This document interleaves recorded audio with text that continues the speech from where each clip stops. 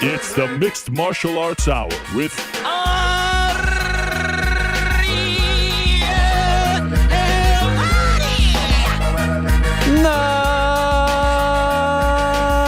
Mixed Martial Arts Hour is back in your life on this Wednesday, February 14th, 2024. Hello and happy Valentine's Day, everybody. It is so great to be here on a lovely, lovely Wednesday afternoon in New York City. Got hit with a major snowstorm yesterday, but it always seems to work out where it doesn't happen on a show day. So we're all good. Road's clear. Good to go. And look at this set. I mean, look at that. It's a little pink. It's a little red. There's a lot of love in the air. Look at that. I mean, no one designs a set or decorates a set, I should say, like GC. This is all him. I mean, get a shot of his location. Who, it's me? even better. Yes. Oh, there he is. Caught in the act. Still got my gum in my mouth. Yeah, what? You weren't expecting this? You have a design like that. I thought we were going to wait, first on the nose question, something like that. No, this is great. Love the glasses.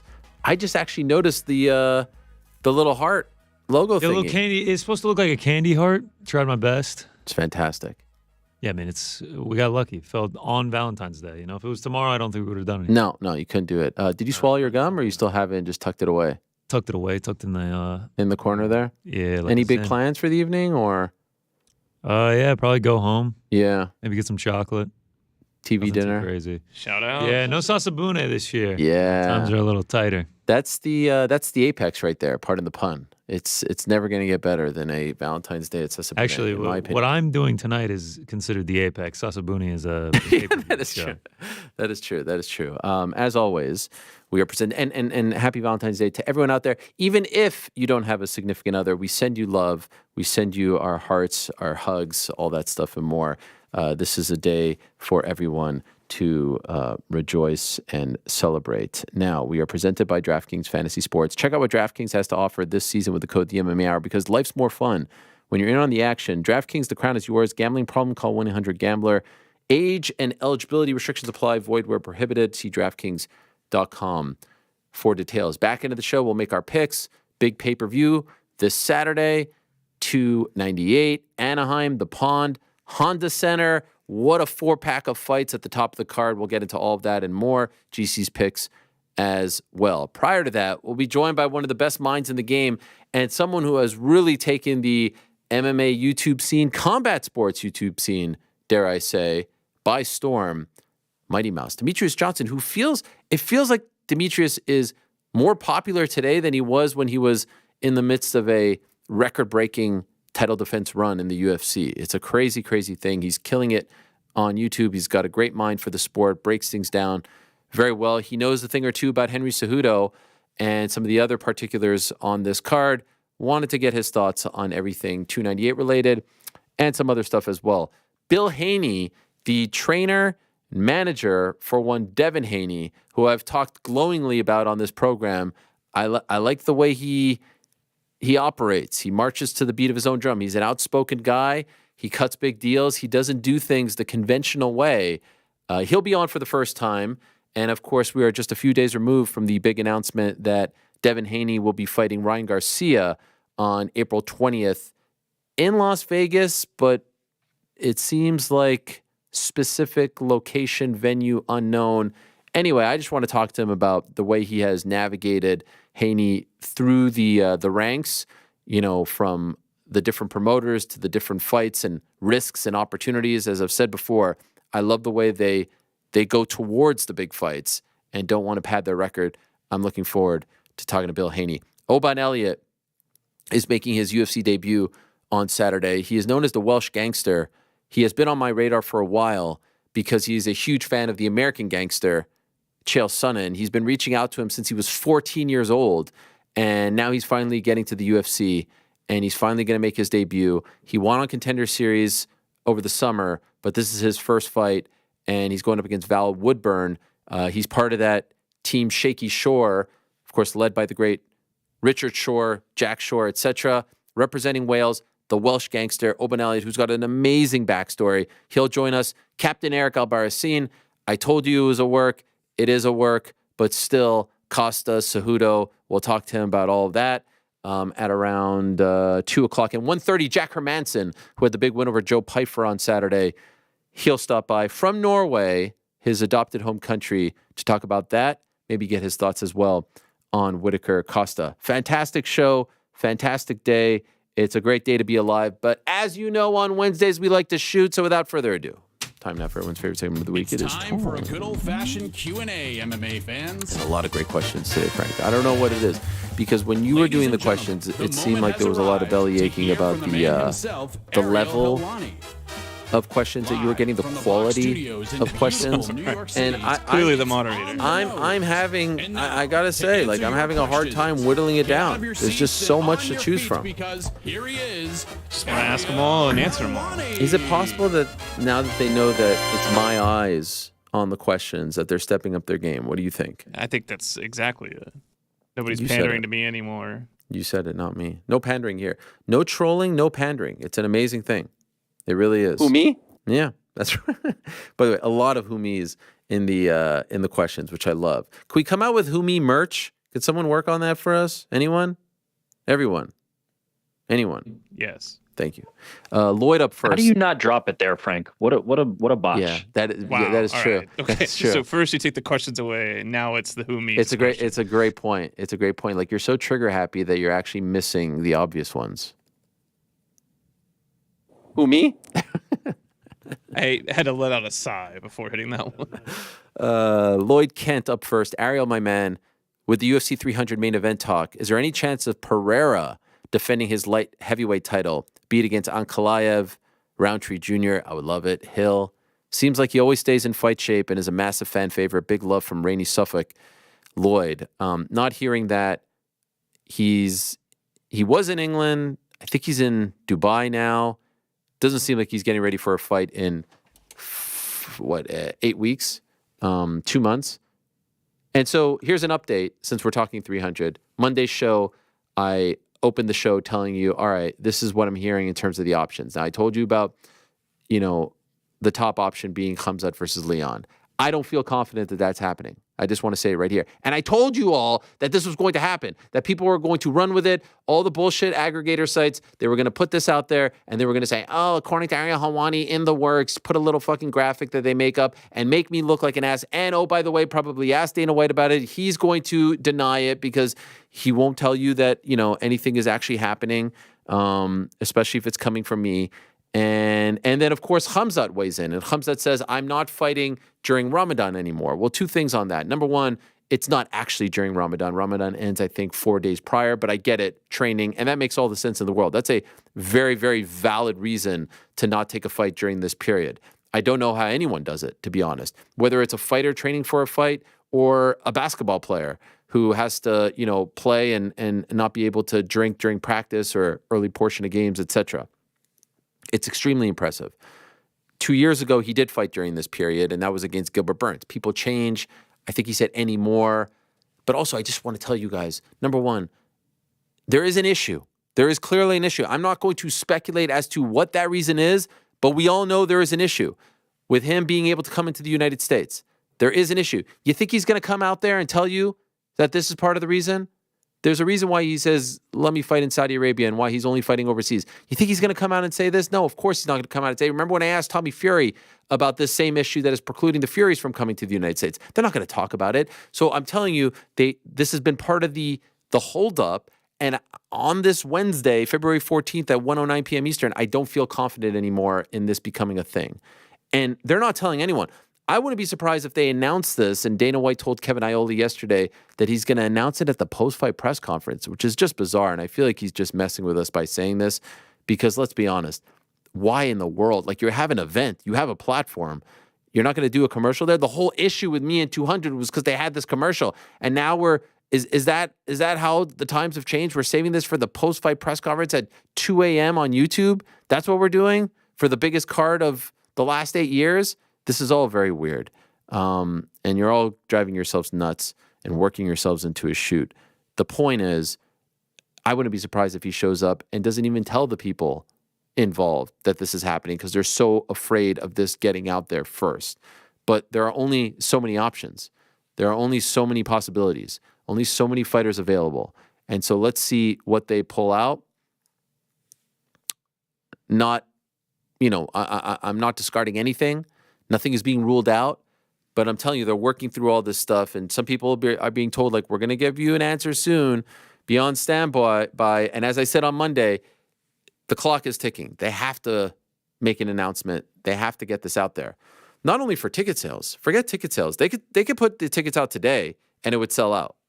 Like I've always said, UFC, WWE, they're the only two that could say, hey, tickets are on sale today at this time. Not a single fight announced or match announced, and the joint sells out. Matchroom can't do that. Top Rank can't do that. PBC can't do that. Bellator can't do it. PFL can't do it. One Championship can't do it. Only them two in the world of sports and entertainment. Well, that sort of Venn diagram. Obviously, entertainment is a little bit different, but you get my point. It's not about the ticket sales. It's about getting those guys ready and giving them enough time to get ready. And we're now less than 2 months away. So they got to announce it. And I predicted by either the end of this week, which would, I guess Saturday is the end of the week as well, even though we kind of view it as the following week. Anyway, Sunday would be the beginning. I think by late Saturday night, we have an answer to this saga, for the love of God. Hopefully it ends soon. And honestly, at this point, I have no real feeling. I think Izzy DDP is right there. I don't understand why they don't do it. If I'm Bilal Muhammad, I'm feeling some sort of way. I'm thinking, why won't you put me in there? Put Izzy DDP, put Leon Bilal. Happy days, 4 title fights, everyone wins. Never been done. It's right there.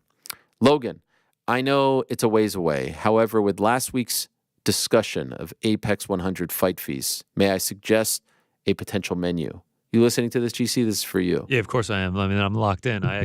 This is great. As he was like teeing up with last week's discussion, I was like, this has to be about Apex 100. Yes. There's a lot of intrigue. Okay. Drink, tap water, appetizer, wheat bread. Love it. Main course, unseasoned chicken with a side of uncooked broccoli. Is there another way to eat chicken? So Dessert, he's going. Wait, dessert, oatmeal raisin cookie. Your okay, what's thoughts? wrong with that? I knew Frank was That's going to like get my mad at favorite that. cookie. I knew he was going to get mad. So he's saying go completely bland, bored. Do we even? I guess we would film it, but like we can't have anyone else around because no one can watch It has to be filmed like on a Nokia flip phone, circa 2002. With Mark Zuckerberg. Maybe a BlackBerry. Is there a BlackBerry that someone can? Did they have? That's actually a good idea, Frank. How Randy Brown was doing the tiny office pics from the Meta office. Maybe I go to the Meta office to do this, and we get Mark Zuckerberg to sit solo in attendance and watch me eat. Right. That'd be incredible. By the way, why didn't Elon Musk show up to the event? Wasn't he supposed to show up? Elon and Zuck at the same time? They were supposed to be there together? Wow. No. No, I think you're making this up right now. No. I had heard a thing that Elon was supposed to come to the Apex show on Saturday. I thought I saw that on the internet. Yes, I saw that this past Saturday. I thought you meant the one that No. Zuck rented it out. Yeah, I don't know. He wasn't there, though. Clearly, yeah. Jelly Roll was. Yeah, Jelly Roll's everywhere, man. You like Can't him? turn on the TV without seeing him. I've actually never heard a song by him. Really? Yeah. I mean, I saw him on the New Year's Eve special. I saw him on the Today Show. Saw him at the Apex. Saw him at the Grammys. I mean, I see him everywhere. A lot of face tattoos. Yeah. I mean, I don't know his story, but I've heard he has a very good story on the rise to fame. I got nothing against him. Luke Combs I enjoy guy? seeing him. Is it Jelly Roll versus Luke Combs? Is that the debate? Are they both country? Yeah. I like Luke Combs. Yeah. Sexual chocolate. Good day, Ariel. 2 questions. What is the best fight you think, if all goes well, UFC can make for the next MSG card? I mean, we can't even get a main event for 300. What are you talking about, MSG? Feels like a ways away. I mean, obviously, if Conor fights in June, maybe. I would like to see Conor versus Diaz at the Sphere. That's the best headliner for a Noche UFC card that I could think of. Might be a little too soon after June 29th, but MSG a little ways away. Do you think Owen Hart will go into the Hall of Fame? And do you think that WWE should remove horrible people from their current Hall of Fame? That's a tough one. Owen Hart, yes, his family has said that they don't want and wouldn't accept the distinction, the honor. So I think they're just trying to respect their wishes. And, maybe with Vince gone, that changes. But his widow, Martha, has said in the past that she would not accept it. And so I think they just want to avoid it and respect her wishes. And I respect her stance as well. Removing people, it's hard to say. If someone does something after the fact, I don't know. Rick, how do you feel about this? Like should O.J. Simpson be out of the Football Hall of Fame? I don't know. Or should Chris Benoit not be? I don't even know if Chris Benoit is in. No, he's not because he was mid. Should bad people be removed from Hall of Fames? Who, me? Yeah. Stop. Frank should definitely be removed from the Hall of Fame, if we're being honest. I don't know. I think honestly, we're all kind of here, right? Like it's this age old, can you separate the art from the artist? And I've never been able to do it myself. I've never been able to kind of arrive at like the objective part of my brain thinks this is about the sport of football. Therefore, O.J. Simpson was an elite football player and therefore should belong in that Hall of Fame. But when you're walking through the Hall of Fame, the conversation about him isn't going to be about football. So is it doing more harm? You know what I mean? Like you'd have to have context created around it. You'd have to explain that to anybody who's there. It just becomes so messy that I think the easiest option is to just keep them out.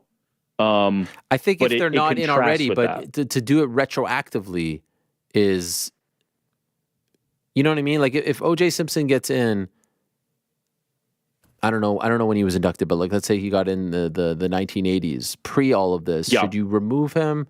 I don't know. It's a slippery slope. Yeah, I don't. The God's honest truth, I don't really have a strong take on this from somebody who typically knows exactly where they stand on everything. I'm really conflicted when it comes to stuff like this. What about when like Cosby the president took his thing away? I think there's precedence there. Cosby?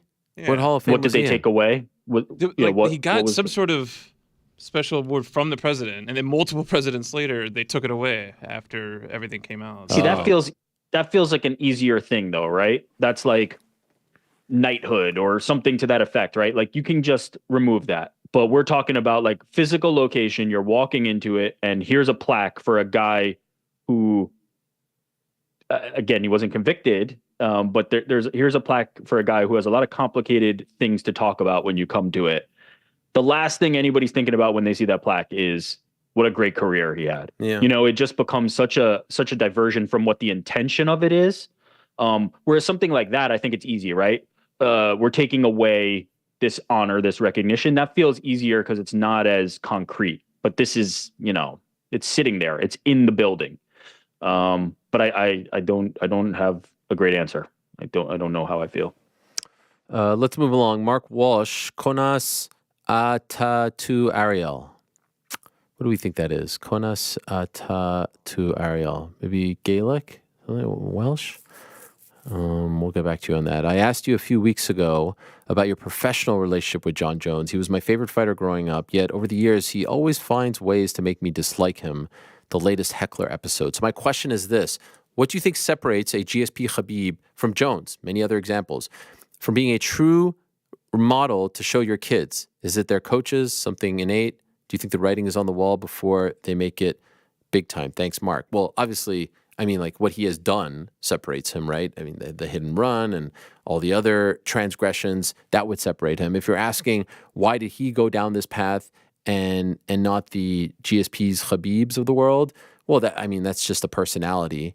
A lot of this happened very early for him at a very young age, and perhaps he wasn't ready for it all. Remember, you go back to that interview that I did with Dana White at UFC 128 in 2011 in Newark, the night that he beat Shogun. The first thing that came to Dana's, mind and out of his mouth was, now comes the tough part. Will he go this path, down this path, or this path? Will he surround himself with hanger-oners, leeches, things like that, or will he surround himself with the right kind of people? And it seemed like while he has had great people surrounding him, Brandon Gibson, Greg Jackson, Mike Winklejohn, etc., there's maybe something deep down inside that has led him astray.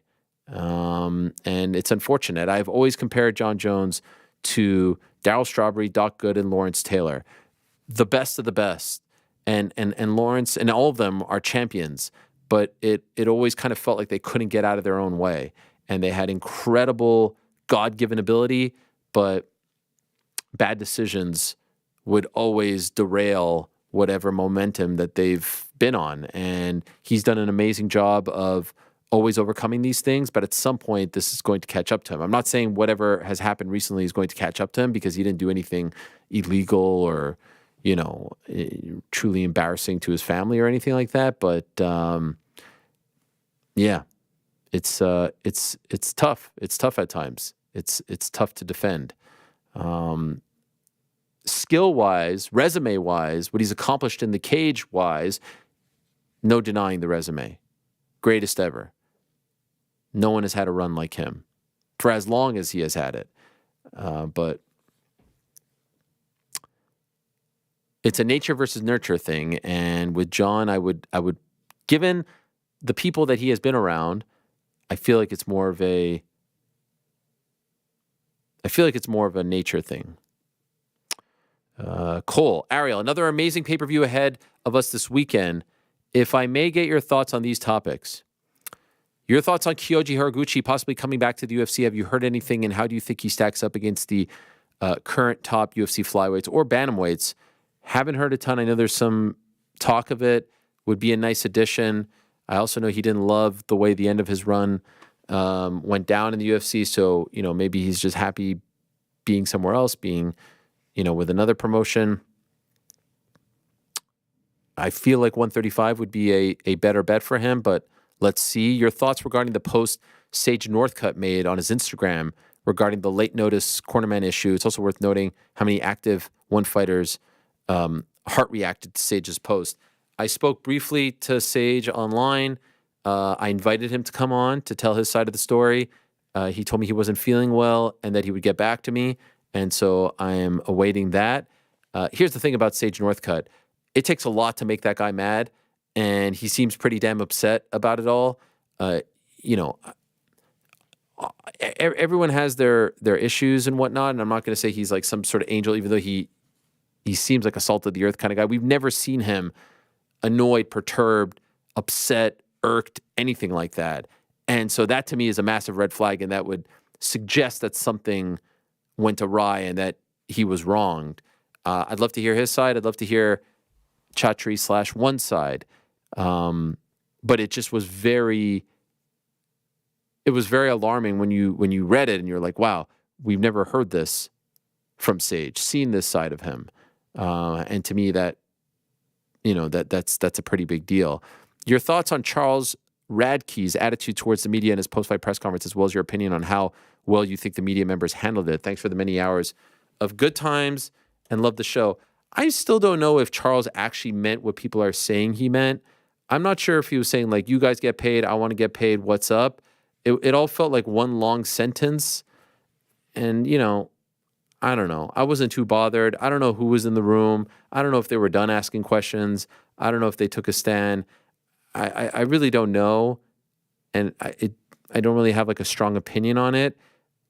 I will say that the first time I saw it, I thought it was just like one long sentence that was missing punctuation, and he didn't necessarily mean like, I need to get paid from you guys. I just, I want to get paid. What's up? Like, let me answer these questions and move on. Do you guys have a different stance on this Radke thing?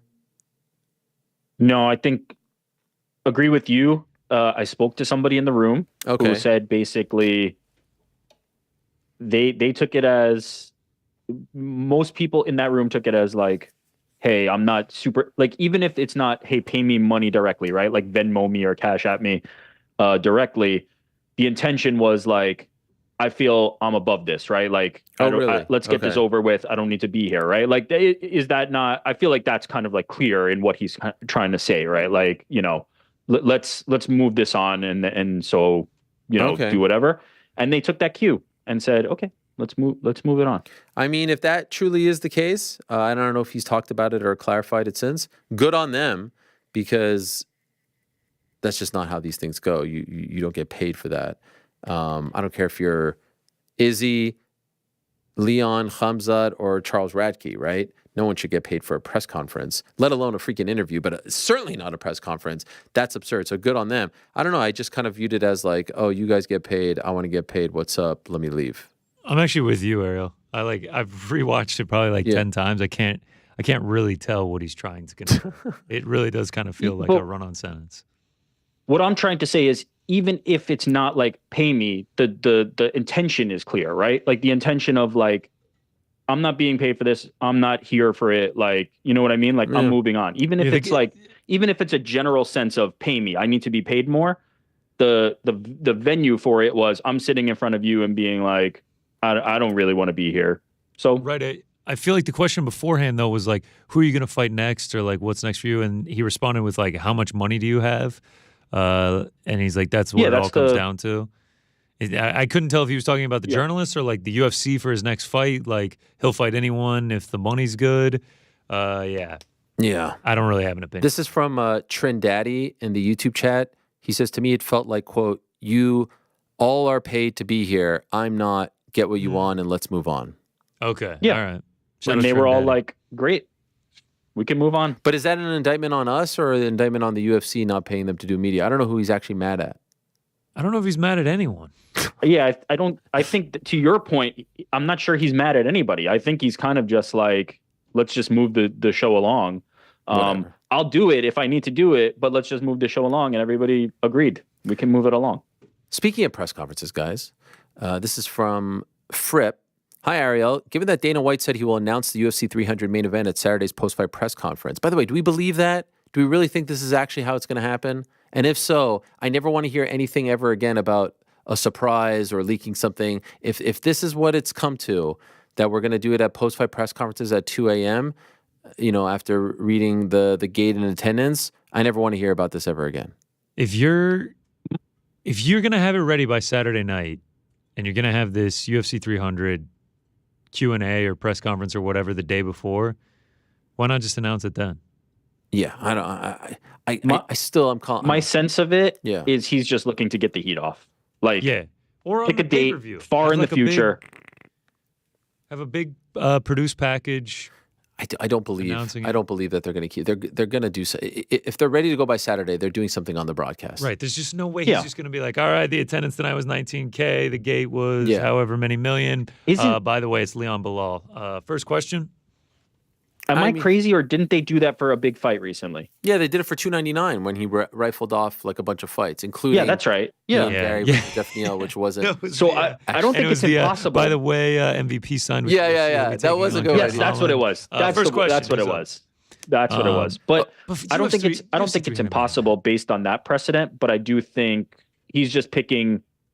I can get them off my ass asking me about this every single time I take a breath until Saturday night into Sunday. I'm going to say that, and then hopefully it all comes together by then.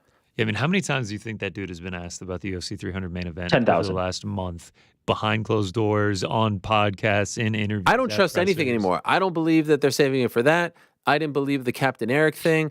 I didn't believe the freaking him walking out of the Howie Mandel podcast. That seems like a that work one too. Was weird. I thought that was at the end of the podcast, and he was just like, "Thanks for having me. I'm done doing podcasts now." But now people are saying that was supposedly at the beginning of the episode, and that's a work too. It's fake. I don't believe that Conor McGregor is too rich to fight. I don't believe that. This. Oh, don't get me started on that one. I saw that one with Ioli. This is crazy to me. This guy doesn't like he is literally begging to fight, and then it's like, is he in a camp? Why should he be in a camp if he doesn't have a fight? The answer to that question blew my mind, and it felt like someone who was holding something back. Right? Did you guys see this? No, oh, I actually don't know what you're talking about. He was like, why doesn't Conor just fight on this card? Or when can you tell us about? This is Dana White to Kevin Ioli? Yeah, this is Ioli's question. Kevin, yeah. Why can't he fight? And then Dana's. I don't know if anyone has it. Does anyone have it transcribed? I don't have it verbatim, but the answer was essentially he's coming off a devastating injury, and he's got more money than God. So, we need to know that he's taking it very seriously. Here's the quote. That's the Cliff Note. Courtesy of the Morning Report on MMA Fighting. Well, first of all, he's coming back from one of the nastiest injuries you can come back from. How long was Anderson Silva out? When he did it, but not 3 years. Same with Chris Weidman when he did it. The guys who break that bone, So that's an issue, right? Number one, okay. And he's kind of like stumbling through this. Number two, Conor McGregor doesn't need the fucking money. So when you don't need the money, it's not as easy. I mean, Khabib doesn't need the money. Khabib retired. Again, Khabib retired because his mom told him to retire because his father passed away. It wasn't about money this, money that. All right? We move along. He asks him about, when he could be right. I don't know that. Only Conor knows that. These are questions for Conor McGregor, not me. I know he's training. I don't know what level of training he's doing. I don't know what level of kicking he's doing right now. I don't know any of that stuff. I need to know the guy's in a full camp and he's ready to go. Why would he be in a full camp? He's been medically cleared. Why would you be in a full camp if you don't have a fight? No one's in a full camp without a fight. Conor McGregor has a movie coming out. Yeah, and he shot the movie a year ago. What does that have to do with the price of tea in China? He's got businesses that he's building. Yeah, and what does that have to do with anything? It's just a completely different dynamic when you're dealing with a guy that has this kind of money. Why don't you have him fight at 300 if he wants to fight? I don't understand this. Sometimes I read this stuff and I look at this stuff and I'm like, am I the crazy one? What is going on? Just give the guy a fight. You ever seen the meme from I Think You Should Leave with the hot dog guy? Oh yeah, we're all trying to figure out who did this. We're all trying to figure out who did this. I mean, all time. Basically, I can tell by Ariel has not seen this. Yo, no, you thought Ariel was ripping through binge watching? I Think You Should Leave? No. Was guy that crashes on before or after Billy Madison on TNT at 2 a.m.? I think you would watch. I Think You Should Leave, and then you text us. This is so stupid. No, wow. No, I think he'd enjoy it. What? I think he'd really I'm not enjoy it. highbrow enough for you guys? No. I actually think it's not too exactly lowbrow highbrow. for you. It's just it's not very highbrow at all. contemporary It's actually comedy. it's ridiculously Okay, lowbrow. then I take it. It's a compliment. He crashes a hot not a dog compliment. car into a store, and then we allegedly we don't see it, and then we just see a guy in a hot dog suit standing around with everybody else going, who could have done this, right? We're all trying to figure out who could have done this. Car. The call's coming from inside the Listen, house. It's way funnier when Tim Robinson does it and he's wearing a hot dog costume and it's a bunch of paid actors. I'm trying to articulate it, but it's basically we know what's happening here. We know that the call is coming from inside the house here. Okay, both. Okay. Sounds good to me.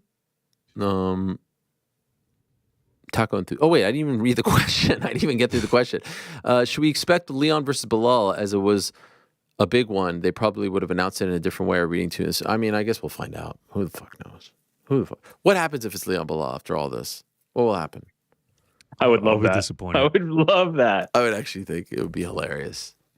Everyone I worked would love that so Everyone's much. just like forgetting about 298, incredible main card, 299, even better. They've been worrying about this for months. I would love to know the first time we actually talked about 300. You remember there was a period people were asking us in this segment, 300 main event. And I was like, it's way too, it's like 10 months away. It's 11 months away. And it ends up being that after all this. That would be a massive disappointment. And I'm actually with you. We're going to get it. We're going to get the main event. I want it bad, but we're going to get it. We just have to be patient. If they had announced this on the heels of Max and Justin, I feel like it would have gone over better. That's my honest opinion. If they had just said, did you see the thing about tickets going on sale and the dude with the flag, the UFC 300 flag? And there was conspiracy. Oh, yes. Some people were saying McGregor. Some people were saying DDP. That was DDP, right? I thought it was DDP. No tattoos on the back. I don't know what. I don't know. I mean, a little bread. Someone made a cool promo where it was 300 and then it turned into 30-0. You saw that? God. That was sick. Some guy on Twitter originally came up with that, and now I've seen people recreate it. But yeah, it's essentially UFC 300. UFC fades away. The zeros split. It becomes 30-0 question mark, and then the maniacal McGregor laugh comes in. Could you imagine if the UFC actually dropped that? I mean, it would be chaos. That would be maybe the coolest promo ever created. And then they announce Khabib Conor too, UFC 300. Dana White, Saturday night, Sunday morning after. No one would be happy. I mean, whoever thought about that is is a Khabib promotional versus Conor's genius. happening. All right, next question. I'm not ruling out. Imagine 19,000 gate Khabib Conor too. Who's got the first question? I'm not ruling out anything. I'm not, I hope they have a massive holy shit rabbit out of their head. It would be great. To me, it doesn't even have to be a holy shit rabbit. If they said DDP Izzy, I wouldn't feel like that was a rabbit, but I would be like, nice. Or the Hamzat ones. Who knows what it could be? I don't even know if it needs to be a rabbit. The fact that they're even trying to do something with Hamzat or try to mix this up, I'm appreciative of that. I think they're trying their hardest. I think there's a reality of the situation though, and it I might think just that's why be it too hasn't late. been announced. To your point, Yeah. Rick, I think that's why we haven't gotten the announcement yet, is because they really are trying to have something crazy be the headliner. But things happen. All right, we go to Taco Enthusiast now. What was your reaction to Dana walking out of Howie Mandel's podcast in the first 30 seconds of the conversation? I think that was a work.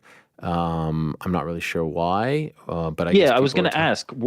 I thought the same thing, but why? What was the intention there? Like maybe Dana didn't have time, and they were just like, "Let's do something that's going to grab a headline." I mean, not dissimilar to this Henry Cejudo and Captain Eric thing, where it didn't really seem to have much of a purpose other than to grab attention. Here's I one don't thing know I what know the about Dana reason would White. be. Dana White loves celebrities. Dana White wants to be a celebrity. Dana White likes being surrounded by celebrities. He ain't doing that to Howie Mandel. Just like that, he didn't even say anything to him. I saw the clip. He didn't say anything to him. Maybe he didn't have time. Who knows? Maybe they're saving this for a different conversation down the line. Oh, next week, here's the real conversation with Dana. Come on, guys. This is, and I think it's like a newish. Howie's a comedian, we should also say, by the way. This is a newish podcast. Hey, Dana, let's do this bit where you walk off, and then next week we follow it up with come on. What are you guys new? What's going on here? Howie also posted it on his TikTok, I'm now seeing. You know, Howie Mandel's like a TikTok superstar. 11 million followers, this guy. Is he really? I've seen him. 1 million on IG, 11 million on TikTok. 11 million? 11 million. TikTok loves Howie Mandel. What does he do on there? I don't know. I mean, like, sometimes he's just like walking around a store. Other times, like, I mean, the Dana White one's doing well, but I mean, it's mostly from his show. A lot of just selfie videos. Good for him. He's quirky. And I think people kind of have latched onto it. The common germophobia between you two? I think he's Canadian too. Wow. Yeah. Wow. Is he? I didn't know that. This is cut from the same cloth here. Yeah. Is he still doing Deal or No Deal or whatever that is? No, I don't think that's been on for a while. Talent? Oh, yeah. Yeah. Howie Mandel, 68. Good for him. Wow, this is in the New York Post. The Dana thing? Yeah. But this is I think, to your point, like it worked to get attention, but I'm still curious, like what was the attention for? Right. Toronto, by the way. Nice. Mandel, yeah. We move along. Bob, hey Ariel, if Taporia pulls off the win on Saturday, what would you be the most interested in seeing next for him? Surely Volk's resume would warrant an immediate rematch, but I think changing of the guard opens up a lot of exciting doors. Do you think the UFC would ever consider going in a different direction? Here's the thing. Max is in the mix, but obviously he's fighting Justin Gaethje, so let's just put him off to the side for a second, because if he wins, he might stay at 55. Who the hell knows? Defend that belt. If Volk loses, he deserves an immediate rematch. I don't think anyone would disagree with that. If he doesn't want the immediate rematch, if he's banged up, if he's, who knows, hurt, if he's needing some time off, there's only one answer, and that's Yair Rodriguez. Now, yes, I know Yair has to get by Brian Ortega, but if Yair wins, I mean, that was some kind of heat from him on Monday. Never heard him speak like that before. Calling him a bitch, calling him this, calling him that. Now, if Ortega wins, then maybe it's him as well. But the thing about Ilya is, if he wins, and especially if he wins in spectacular, dramatic fashion, I mean, he is going to be on a rocket ship. He's got Spain behind him. He's got Georgia behind him. He's got the look. He's got the fighting style. He's got the gift of gab, all that. Much like Sean O'Malley, he hasn't had to go through the entire division to get to this point. And so there's a litany of guys who he hasn't fought. The top three guys in the division, not named Volk or Ilya, he hasn't faced. So there's fresh matchups with Max. There's fresh matchups with Yair Rodriguez, with Brian Ortega. The best guy, probably Josh Emmett. And so there's, just like Sean has, all these dudes who he hasn't fought as well, from Corey to Merab to Henry, etc., etc.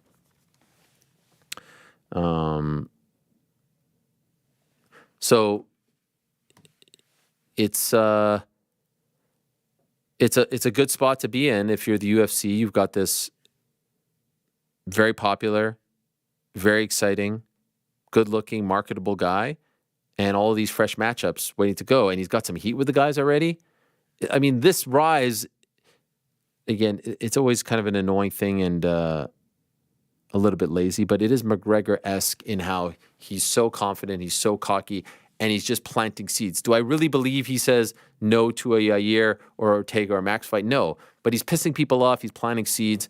I remember that video that Conor did at Fox where he was sitting there and they were just rifling off names in the featherweight division. This is very early days. Like, this is either maybe before the Max fight or right after the Max fight and the injury, and so he was out for a bit. And he was just shitting on everyone. This guy, that guy, this guy, that guy. I was like, whoa, this guy's coming in hot. And so let's see. This main event is so fascinating for so many reasons. You know, all the Volk stuff. Was it truly a mistake? Will the knockout do irreparable damage to his health and legacy and trajectory? Does he still got it over 35? All that stuff, or is Topuria the man? And his brashness and cockiness will prove his predictions to be accurate, prophetic, and now all these other opportunities and amazing stuff. Am I crazy, or does it feel like Topuria's not the champ, but the one with nothing to lose and to prove, and it feels like Alex is coming in with all this pressure and all this stuff and expectations and things to prove? Like, it almost feels like a role reversal from the typical champ versus challenger thing that we're seeing. I don't know. Maybe it's just me, but it just feels like Volk is the one with all the things that he has to show. And it feels like Ilya is almost carrying himself like this is foregone. He's the champ, like a little bit of a reversal. Well, it's an interesting thing because it's very rare that a champion is going into a fight coming off a knockout loss. So the rarity of what you're describing does fit this kind of unique situation that we're in. And yes, there seems to be more questions about the champion. And that's why I said on Monday, what's so fun about this fight is it allows us to fully, like I did an interview today with my guy, JD Bunkus in Toronto, and he was asking about it and about this fight and all the storylines and all that stuff. And he said, was it a mistake to take the Islam fight? We can't answer that question until Sunday morning. We will only know the answer to that question that was first posed to us in October on Sunday. If he wins and looks fantastic, it wasn't a mistake. He shot his shot.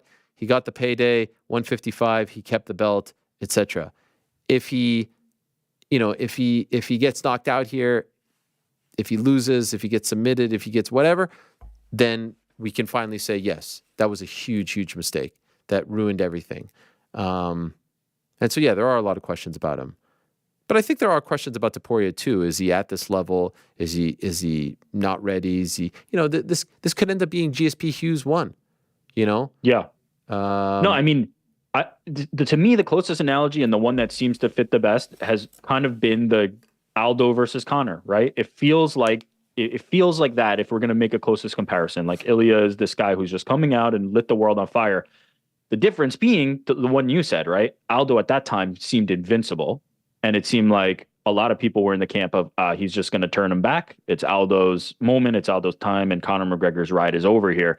But Volkanovski is the one who's now coming off the loss and has those questions that you just alluded to answer. I almost feel like, even though I know there are certainly people who are asking these questions about Ilya, like, is this going to be the stage? Is this going to be his moment? I feel like they're almost like pushed aside for the questions about Alex. Like, that is more of the attention and the focus. And it's an odd dynamic for a champion versus challenger fight. But this fight is amazing. Like, I am so excited for this because of the circumstances, because of the stakes, because of the two fighters involved. It really is a very, it's a perfect fight. The top four, man. I mean, you can't get any better than that. The top four are just rich with intrigue, stories, questions that need to be answered.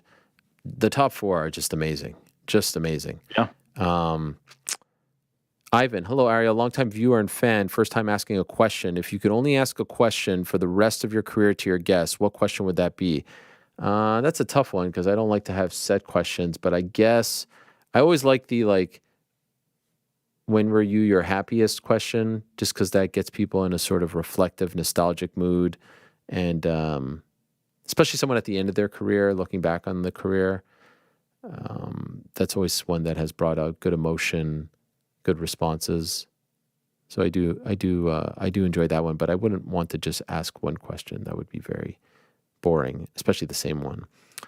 Big thanks and shout out to the crew and you for all the laughs, content. MMA Hours the GOAT. Who, me?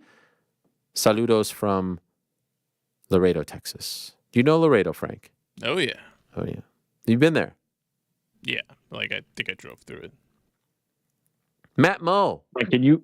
Yes. I was going to say I need a hot Laredo fact from Frank so that we get some wonderful people reaching out It's from on the Laredo smaller and showing side. appreciation. You know, in Texas, we like to go big. Yes. We acknowledge we have smaller towns, but that's it, you know. Shout out to Laredo, all its residents. You're amazing. Yeah. No, we love you. Matt Moe, who's always very active on the Substack, answering all the questions. Much love, Matt Who, me? Moe. Sup, Ariel. I was surprised to hear you say during your recent interview with Teofimo Lopez that you were down to try ayahuasca. Now, I'm down because I'm just curious about this thing that everyone talks about, but I don't know if there's anything I hate more than throwing up. And knowing that I'm going to do That'd be something the least of your concern. that is going to make me throw up, I feel like I got to be out on it. I would like to feel what it does to you in the aftermath, and maybe even in the interim. But the throwing up part is kind of a deal breaker for me. Have you ever tried ayahuasca, Frank? Nope. Any of you guys try it? No. I suspect that's what Connor's doing right now. Is this a thing that is this a thing that you shouldn't say? No, you're fine. No. I think you can literally go to like these Peruvian resorts, shaman. these Yeah. places, and They call it the plant medicine. Yeah. I've never done it, but I am fascinated by it. I am fascinated. Would you do it, Rick? I think I would do it, but the problem is I have too many attachments in life right now, right? Like it's very difficult for me to be like, I've got 3 kids and be like, hey, Holly, I'm off to go take some plant medicine.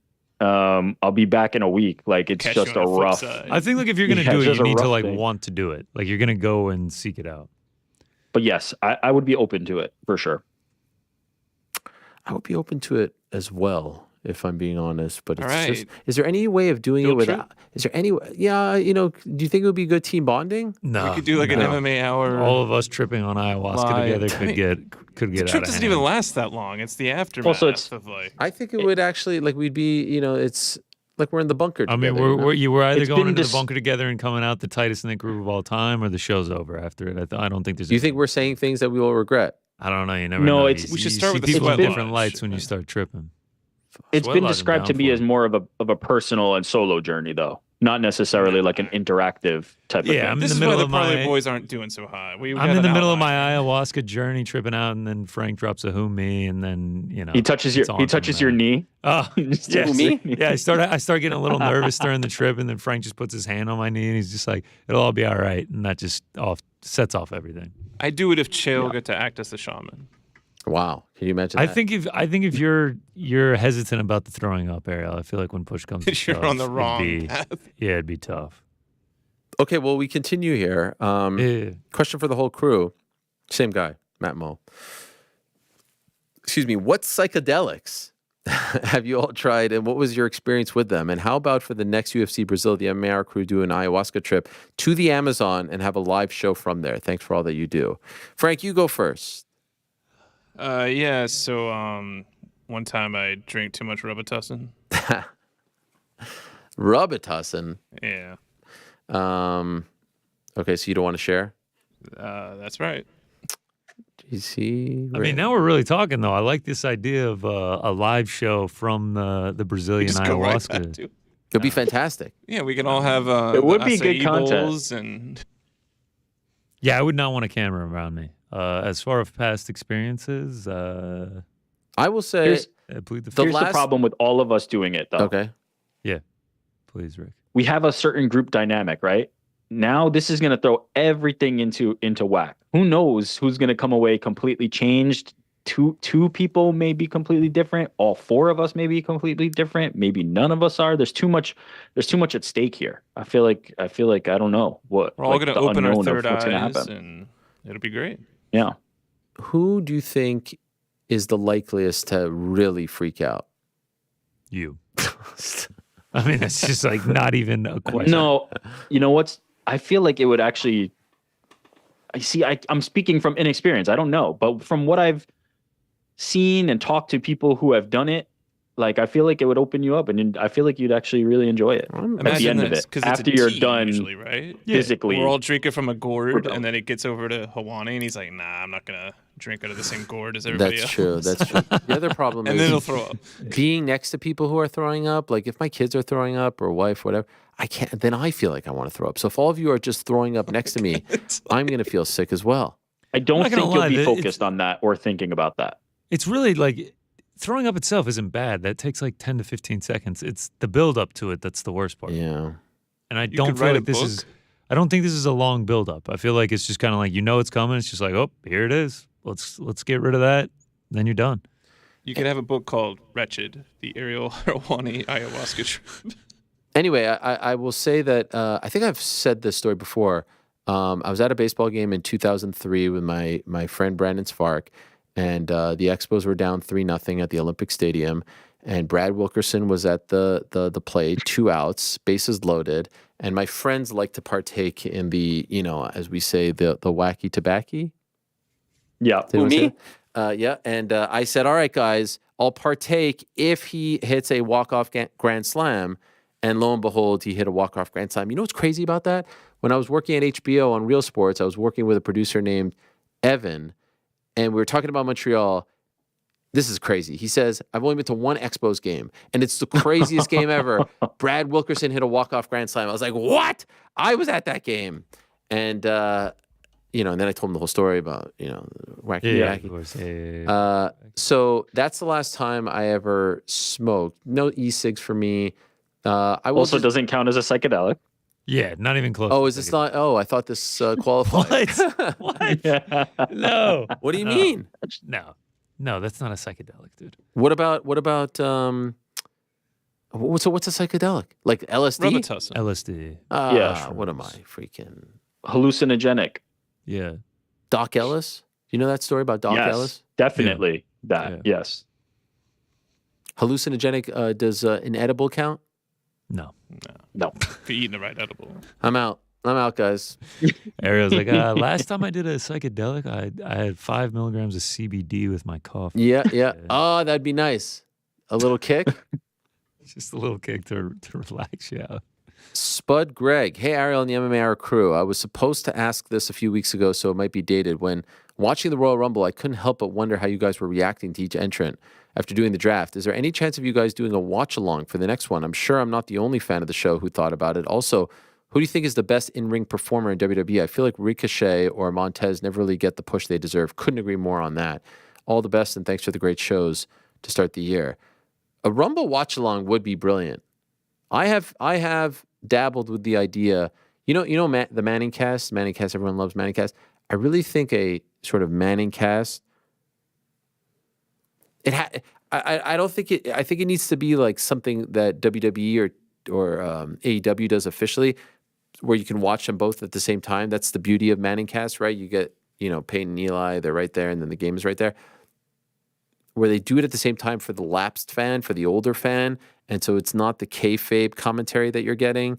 You're getting the, you're getting the grown-up talk. And so it's maybe a host or two, and then a celebrity or a legendary wrestler stops by for a match and starts talking about the psychology. Wouldn't that be brilliant? I would watch that over the official commentary any day. Imagine you watching like Stone Cold shows up or Bret Hart shows up, et cetera, et cetera. I think you're right, and I think it also has to be exactly how you described. It can't be this like second screen experience, which is what we've kind of been hearing about for quite a few years, but I've just never seen it done super successfully. It has to be part of the main product. You have to be able to watch what you're consuming. Although there's some Everybody hates circumstances where it could work.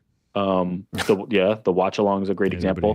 Although I'll say, I imagine there's some people who are not watching and just watching with you guys. You know what I mean? Yeah, sure. And would be watching if we just had it in the same product. But I think that's the best version of it. But yeah, I think it'd be great. All right, we'll pitch it. UFC, WWE.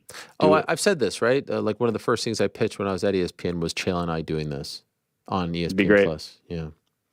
And then they took that and made the Manicast. So once again, you've carried the company right. on your back. They stole our idea. Yes. Brandon, hi Ariel. If Tom Aspinall defends his belt, will that count as an official title defense, or does he not get those until the belt is unified? Yeah, I don't think. Even though I, in my heart and in many people's hearts, it would count as an official defense because that is the real belt, 1,000%. I don't think it counts. But like, what does it all mean? I think it does. Does it not? I don't think so. I think they would start the clock whenever he becomes undisputed champion. Hey, Ariel, this is from Billy Boy. The beautiful game is headed to America for the 2026 FIFA World Cup. Are there any plans for you to cover the event? Maybe coverage of the football at the Summer Olympics to kick things off? Much love from London, England. Yeah, I mean, it's pretty close to where I live. Why not? Let's do it. Let's do it. Do we, I think Jack is going to join us any second. Tell Joe, if you talk to Jack, let me know if he's there. Is he there, guys? He's here. Okay, maybe we'll do him for like 10 minutes and then we could just be a little late. You mean, is Joe here, right? No, Jack. No, Jack is not here. Fuck. What do you mean, is Joe here? Why did you Completely yell in my gets ear when you confused. said that? That's what we all said. Yeah, we can circle back on that later. No, just we'll do it for 10 and then we'll go to Captain Eric 5 minutes late. All right, cool. Okay. Let you know when old Jack's here. They tell me he's there.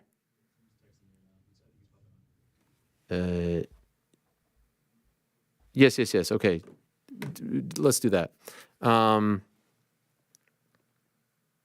Ariel. You and Black Beast good? Yes, we're good. Black Beast loves me. He just doesn't like doing media. And so if you notice, he doesn't really show up anywhere. But we good. He always used to complain about doing the show. And I think he finally got to the point where he doesn't want to do any shows anymore. Also, when is Andy back? Hope maternity is going well for her. Curious to hear about her MMA interest being on the show. Gracias from El Peruano. When is Andy coming back? Anyone know? February 24th. Hey, yo. 10 days from today. 10 Start the days. countdown. Is this the last time or is there another time? I believe this is the last time. Legendary. We'll be going to South by Southwest, though, so we'll, for fuck's sake. Loser again, but. Nick the Dane, greetings and salutations. Keeping it Danny DeVito this week. Short, sweet, and odd. Okay. Will Frank Shamrock ever be placed in the UFC Hall of Fame? Maybe if Dana White is gone. Until then, probably not. Happy Valentine's Day to those out there in Hawani land. Thank you, Dat Dane Nick. All right, we'll put a pin. We'll get back to the questions in a moment. For now, though, we say hello to Jack Hermansson, who had the big win on Saturday. Jack, are you there? I'm here. How are you doing? I'm doing great. I can't see Jack. Do we have the ability? Can't see me. What's going on? It's a comedy of errors today on the program. Gentlemen, talk to me. His internet cut out for a second. We're getting it readjusted. Okay, right now. we're getting it readjusted, but why don't I see him on the screen? Those are related. Look now. There he is. Hello, Jack. How are you? I'm good. Thank you, Ariel. How are you doing? You're the nicest man in the world, so I can't believe for a moment that you forgot about us. I think maybe the time change screwed you up. Yeah, that's it. I'm so jet lagged now, so I can't keep my head straight. And I was falling in and out of sleep, and I'm just okay. 8 p.m. Now it's 7:30. It's okay. Sorry for that. No problem at all. I appreciate you coming on. What a win for you. What a performance. Did you feel, Jack, like because it had been so long since you last fought and won that people were forgetting about you and you had to do something to really remind people that you're still a player at 185? Yeah, definitely. Especially when I had a loss in my back, and Joe was so hyped up, and everybody thought that okay, this is the next big thing. I really felt that like people was counting me out on this one. Did you feel like this was a fight that the UFC put together in order to kind of make him into a star off of your name and back? Did you feel like this was sort of like that stepping stone fight? Yeah, of course, 100%. For me, he was unranked. He was just like having a lot of hype, and he wanted to get my number, and the UFC gave them an opportunity to do that. But I feel like with me coming off the win now I'm in a different situation all of a sudden. And just curious, like, did that bother you, or do you view that as sort of, this is the fight game, this is how it works, the circle of life? Yeah, that definitely didn't bother me at all. Sometimes even I got an opportunity like that once, so it's very natural that when there is a young fighter coming up, he needs to get an opportunity, and you need to defend your spot. That's just how it works. Were you surprised that they offered you Joe? Like, did you, there was a big gap between you and your resume and the guys that he had fought up until that point. When you were first, approached about this fight, were you surprised that they were going in this direction? I didn't think too much about it, but I knew that he had a lot of hype, and everybody was kind of talking about him. So when I got the fight, I was just like, "Hey, why is this good for me?" And you'll get a main event, and I thought that coming off a loss and getting straight into a main event is not a big bad deal. So I thought, let's do it. And also, when it was a lot of eyes on Joe, I thought that they would also give me a chance to show myself. And so obviously now you've been in there with him for 25 minutes, and I tend to believe that guys stumble. This isn't pro boxing. You don't have to go 30-0 to be considered a future contender or whatnot. And so I feel like this is like a learning lesson for him, and that he can regroup and get back on track. Do you feel the same now that you've been in there with him and felt his power and seen his skills in person? Do you feel like he has a future at 185, that he could be a player as well?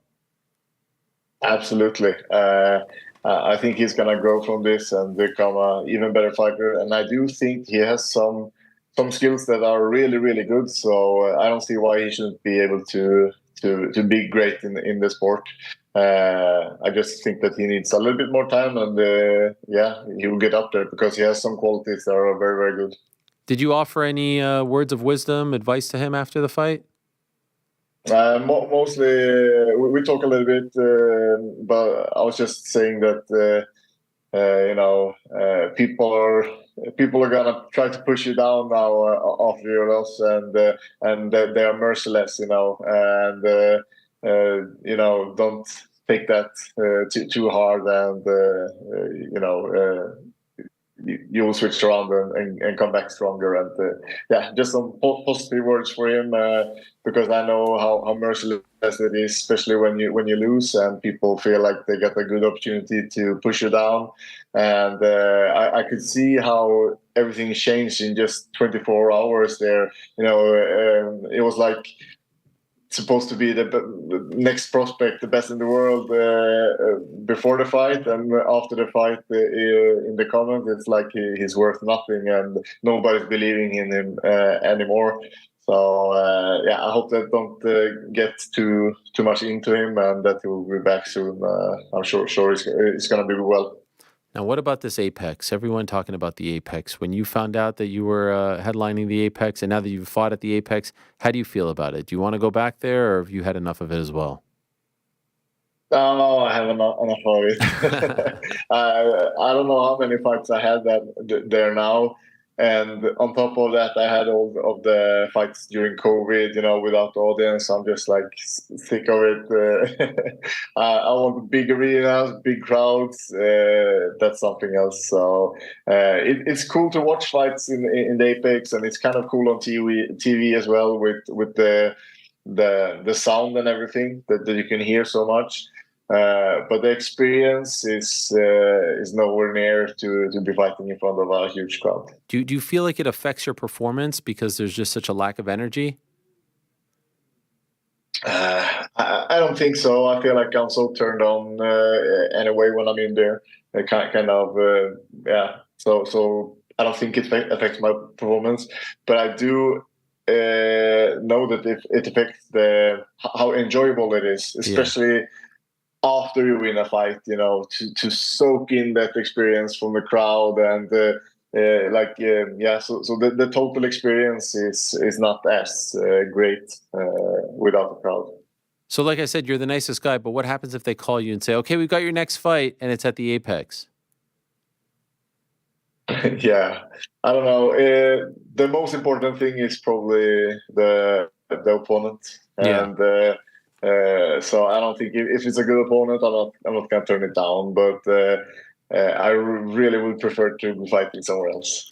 By the way, was it crazy in Vegas because the Super Bowl was on Sunday? And did you stick around for the Super Bowl? I did not, both because like the tickets were like super expensive, and also to fly home after the Super Bowl was also a lot more expensive than to be flying home on the Sunday. So I was just like, it's going to be too costful to stay.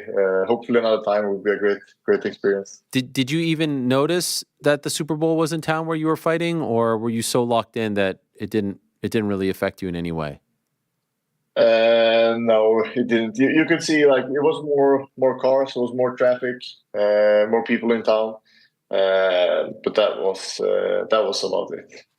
And by the way, for you and given where you're at in your life and in your career, to be out of action for as long as you were out, how difficult was that for you, mentally, physically, for your family? How problematic and how challenging was this? Yeah, definitely not good because 1 year of my career at this point is kind of a big part of my career, of the time that I have left. So it did not feel good to be away for that long, and 1 year without any money, that wasn't good either. It was like barely so I could make it.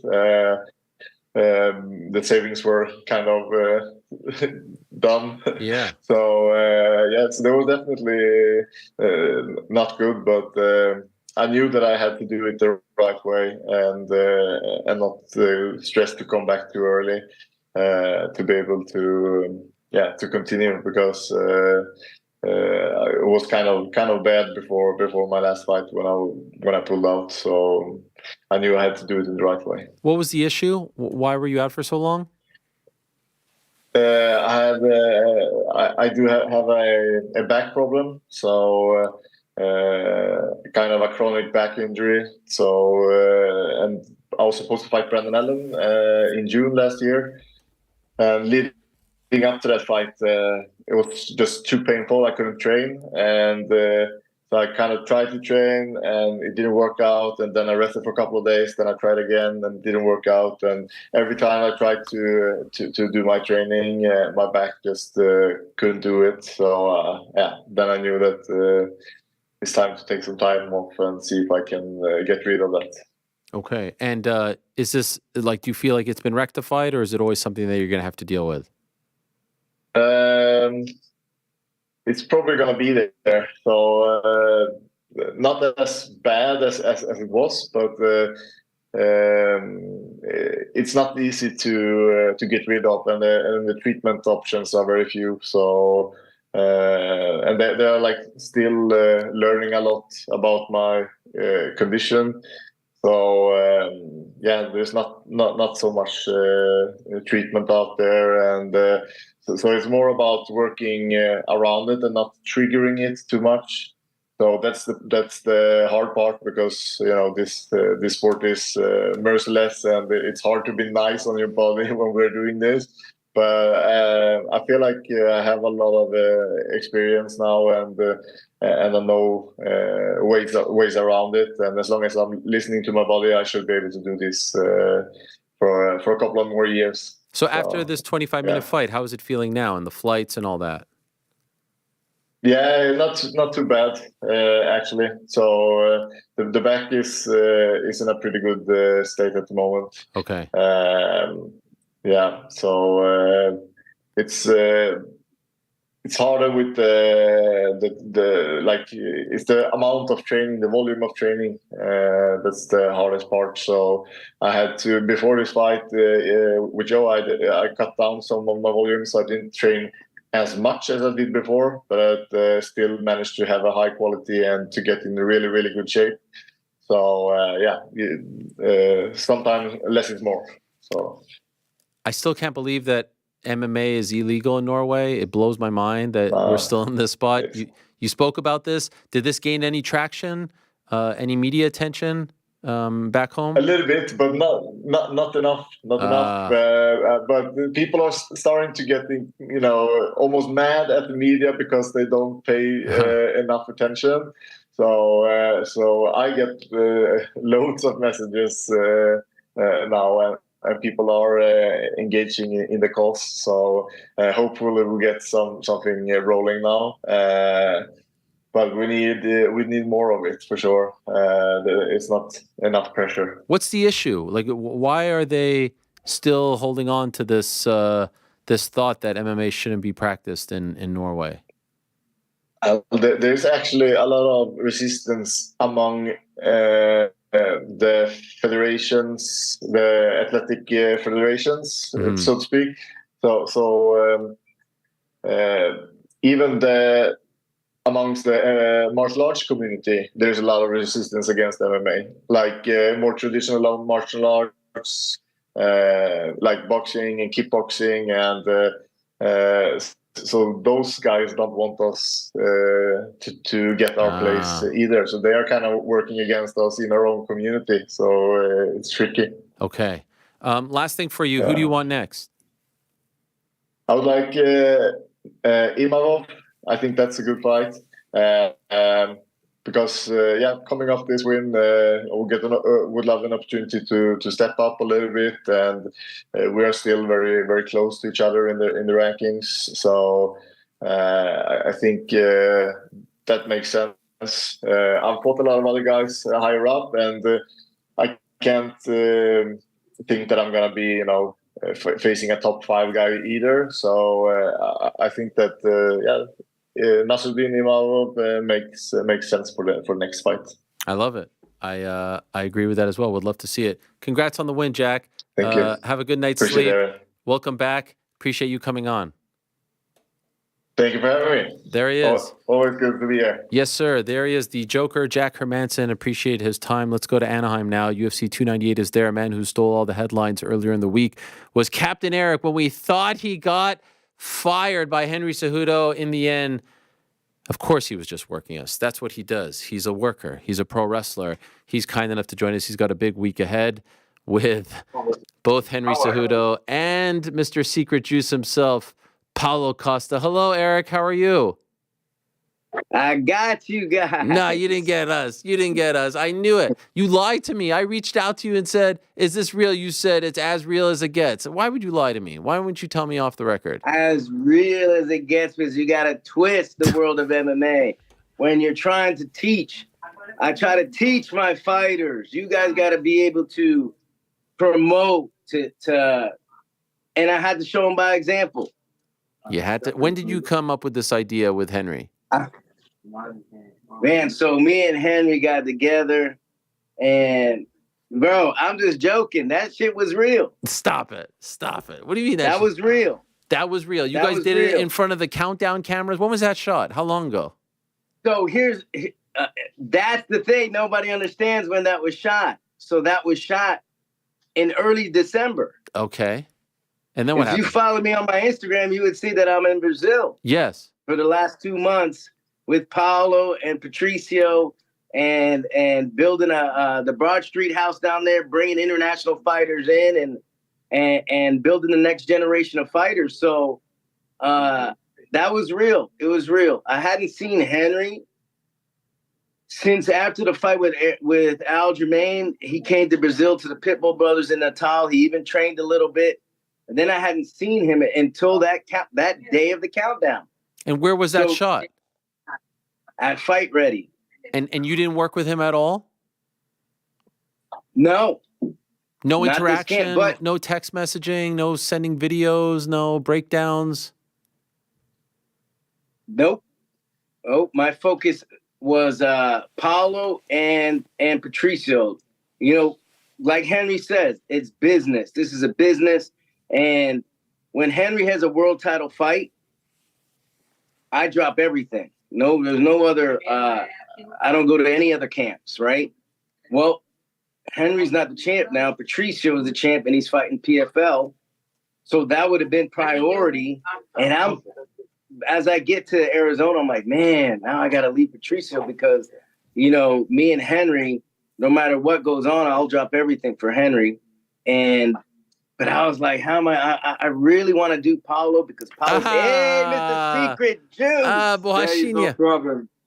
What's up, Ariel? There is no problem. This guy is the best coach of MMA, and he has a spot in every big thing he wants. He is my coach. I saw Merab Dashviv want he coach him against Henry, but this guy is part of Secret Juice team, brother. Oh, that looks Secret fantastic. Juice. When can I try that? When can I try the Secret Juice finally, Paulo? Very soon. Right after fight, I'm gonna fly there and bring. Oh my God, you look fantastic. How's the elbow, Paulo? Paulo, how's the elbow? Show us. It's all good. Oh God, everyone's still worried you're not going to show up. Are you going to show up? Oh my God, of course I will. I'm here. I ever show up. I never, just when the doctor moved me for the fight. But thanks God. Let's see the abs. Let's see the abs. Let's see the abs. How are the abs looking? Let's see them. Let's see them. Oh, you know yourself, pal. I got the best abs. I got you. You know yourself. And then you're going to propose. You're finally going to propose to Tamara in the cage afterwards. But, wow. Oh, she's here? Okay, sorry. She's in the room. Oh, today. Valentine's Day. Yes. This is a great idea. Yeah, so anyway, I'm gonna fight that. I will bring a special for one, my friend. You deserve that. We're gonna give to you. Thank you. Okay. See you guys. Yes. Don't miss Saturday. I'm ready. Prepare. I will test my new elbow on Whitaker face. I See can't you guys wait. there. I can't wait. Thank you, Paulo. Great to see you.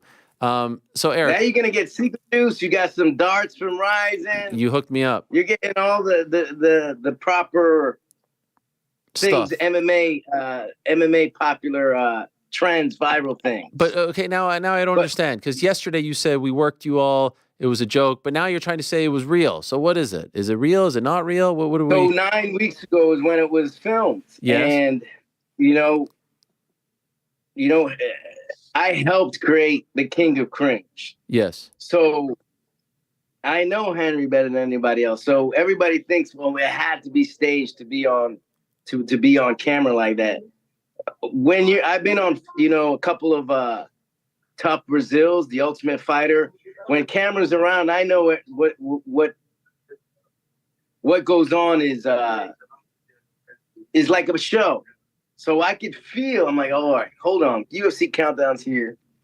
Henry's about to say something to me because he says, hey, Captain, can I have a talk with you? We all know what that, I'm like, wait a minute. Something's about to go down. So I'm like, all right, I need to get in mode to respond to what he's going to say. And the thing was, I've been with Henry for 20 years, which means we're very close. And like he said, I think he might have said it on the Countdown show. He's like, yeah, we butt heads. We have training philosophy differences, and we're very close, like Paulo and his brother. And one thing I saw in Abu Dhabi with Paulo and his brother, for 3 weeks, his brother wasn't there, and when he arrived, they were butting heads. I was like, huh, that's exactly what me and Henry do. Mm. Now I feel better that Henry and I butt heads, but so does Paulo and his brother sometimes. So I know what the relationship is like. And when Henry said that, hey, Captain, we butt heads a lot. I want peace of mind. And I was like, okay, I know you do. We butt heads. So if this is what you want, I said, I'm going to be front row cheering you on. I got Paulo and Patricio in Brazil training for the PFL. Paulo's training for a shot at UFC 300. when he beats Robert Whittaker, Bobby Knuckles, you got the PFL champs with Patricio fighting in Saudi Arabia, biggest MMA pay-per-view in Saudi Arabia history, first MMA event. So I'm a rock. I'm on the path to create the number one team in the world or maintain it. And I need the new generation. So I started building. So I wasn't with Henry for the last 8 weeks. I got a house in Brazil it's called the Broad Street House. We brought in guys from Kazakhstan. We got guys from Dagestan coming, Uzbekistan, Mongolia. And that's what I did. So I stay to the path. I'm always striving to try to get that coach of the year spot. I feel you. Are you going to be in his corner on Saturday? He asked me to be in his corner again. Yeah. So when you saw that, when you saw us at the UFC countdown, that was real. He was coming in. I heard Henry was coming. I go, I haven't seen Henry since December 10th or something. I'm going to go see him. As soon as we saw each other, it was like reunited and it feels so good. So it was real. Okay. And it was real. And he said, Captain, I can't make this. He said, I want you back in the corner. He was like, wow. So there was a moment where you were out, where you weren't talking to each other. You weren't going to corner him. You were on the outs. There was a real moment where there was a divorce here. For 9 weeks. That video was not filmed on Sunday. Of course, I know that. But like, you didn't speak, you didn't text. You were on the outs. In your mind, you were done. It's not that I didn't need some secret juice. Hey, I keep on thinking this is some guy that works for you. Some guy just sent me another $4.20 on Venmo. Anyway. Who's it? Is it Ben Barna? It's Ben Barna. How do you know? He's a friend of mine, and I keep every time you're on, he sends you money. He said it's 420. I don't know what that means, but I think your buddy likes the reefer. That's amazing. But yes, to answer the question, it's like a Shakespeare romantic thing where there's romance, breakup, and then recovery. All and welcome to the world of MMA. And it's drama. And guess what? There was no UFC 300 announcement. And for 2 days, everyone had to say. Everyone was calling you. See Volk calling you a piece of this, and Matt Brown. Every interview everyone was doing was talking about you. You have to understand Henry as a competitor. And Henry wanted to make a change. And he felt, he said, one of the things he said, I could have helped him make weight better. So I wanted him to make weight the night before weigh-ins because, and this was actually on the countdown, but they cut it all out. So I said, he was about 9 or 10 pounds over the night before weigh-ins. So I was like, man, we should get some weight off. He's like, nah, I want to wait till the morning. Well, I've been with Henry for a long time. I was like, man, it's been 4 years off.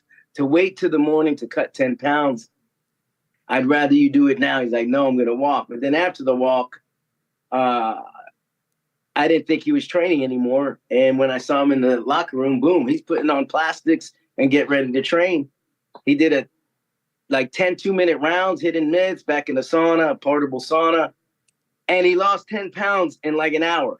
Wow. I thought he was going to lose maybe 5, and then we cut to 5 in the morning. But he lost it all. And he feels that affected him. And he felt that I was panicking to push him to cut that weight the evening before. But as a coach with experience, I would still do the same thing. I would not want a fighter for the body to shut down at between 6 and 9. You don't have time to take a break. If you do it at 10 p.m., you go 2 hours of training, you take a break. If you need more, you can go to sleep. If you more, you can go back at it after a half hour. You don't have that luxury at 6 a.m. to 9. So I'm like, we could lose a title shot if you don't make weight. You could lose.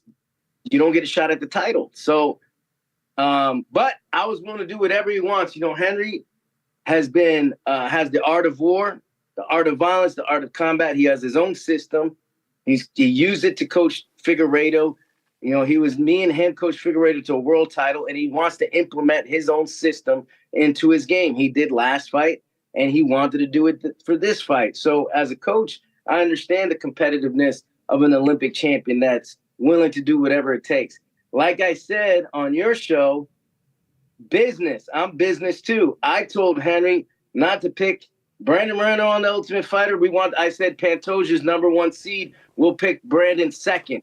It was a business decision, and there was a MMA world, right? Drama. UFC switched it up on us and put Brandon, UFC champ Brandon, as a 16th seed on the Ultimate Fighter, right? So who would have known that he was 16th seed?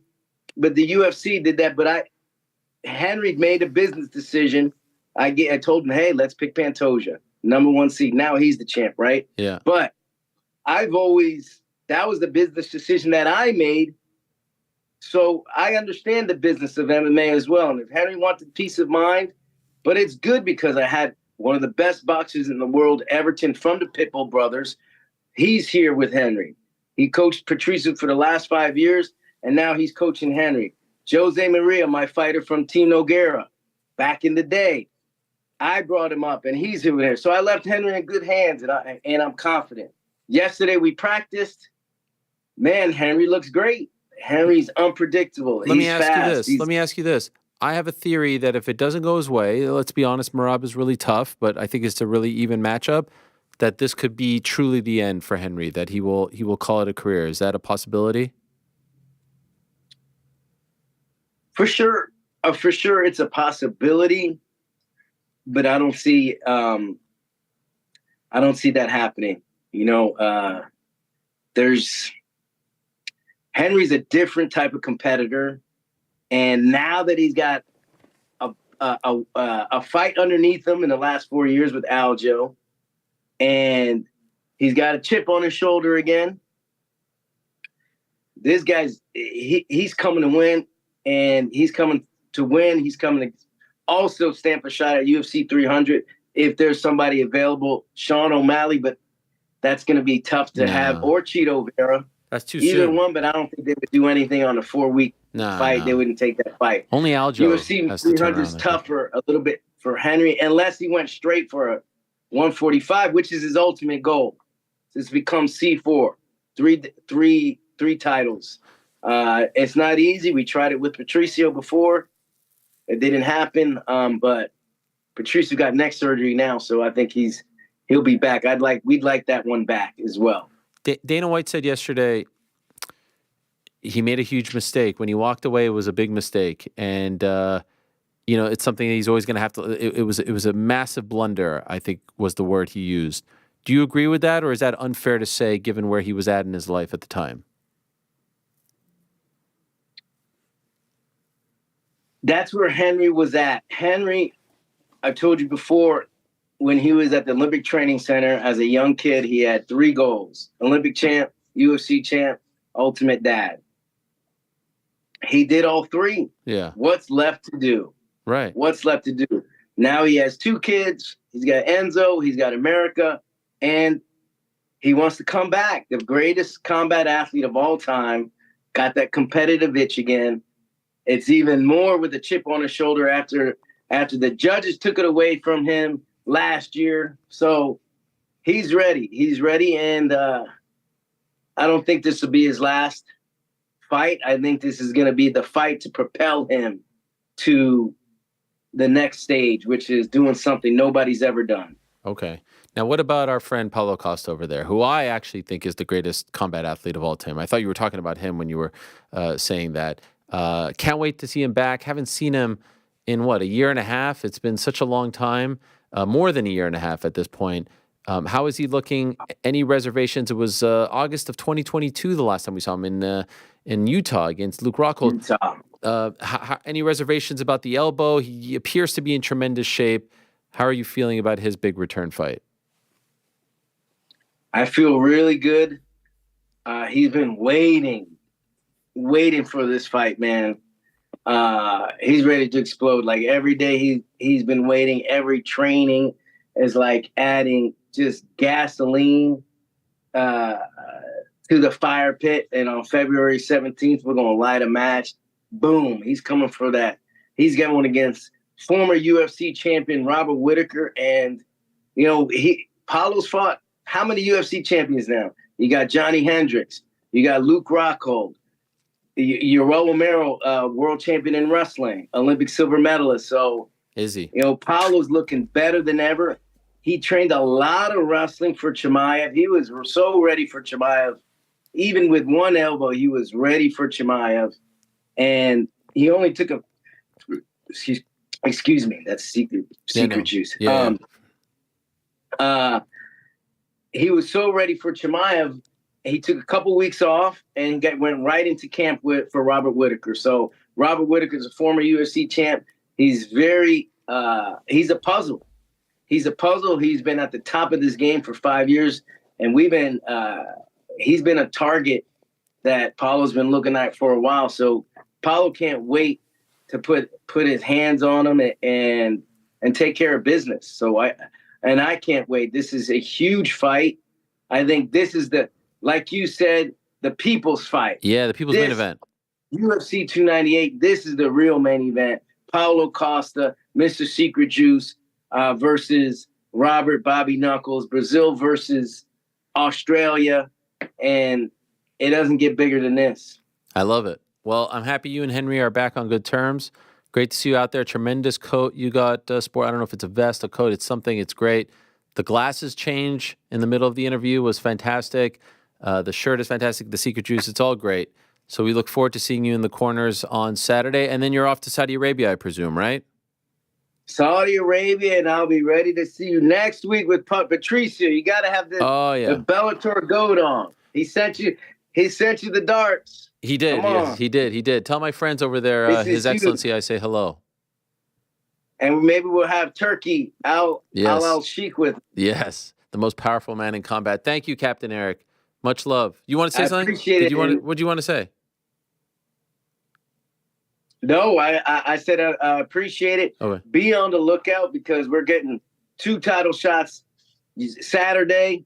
It's going to be UFC 298. Right now, to me, is bigger than UFC 300 with the fireworks that's going to happen on Saturday. And it's possible that some of those fireworks are going to jump over to UFC 200. In particular, I think Paulo Costa, after he gets that KO over Robert Whittaker, I think he's going to grab that mic and you guys are going to be amazed.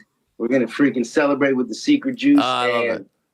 And that's it, man. And then Paulo, I wish I could go to Paulo to be on your show, but I got to head to Saudi Arabia. Never been to Saudi Arabia. Enjoy. Huge fan of them. And they have that line. I don't know if you know, they're building that city. Oh, yeah. It's going to be straight up. It's crazy. And I think that's something I'd be interested in actually being a part of. So Turkey Al-Sheikh is doing huge things out there. Yes. So this is going to be a huge fight for the PFL champs versus the Bellator champs. Much love. Say hello to Henry for me. It's been 5 years since we spoke. No big deal. Say hello to Paulo Costa as well and the whole crew. And good luck to you guys. Thank you. And I wanted to update you. Oh, wow. Okay. Quick update because remember I was talking about the Ukrainian fighters. I have 2 more brothers. Yes. We have our guests standing by. So tell us, what do you have to say? We have brothers coming from Ukraine. Okay. And so it's working out. I'm bringing those guys from Ukraine. It's because of my big donation, right? My big donation when we had the darts. Because of your big donation. And to tell you the truth, there's a little politics in there. A lot of people started sending me messages about Ukraine. So it didn't raise as much.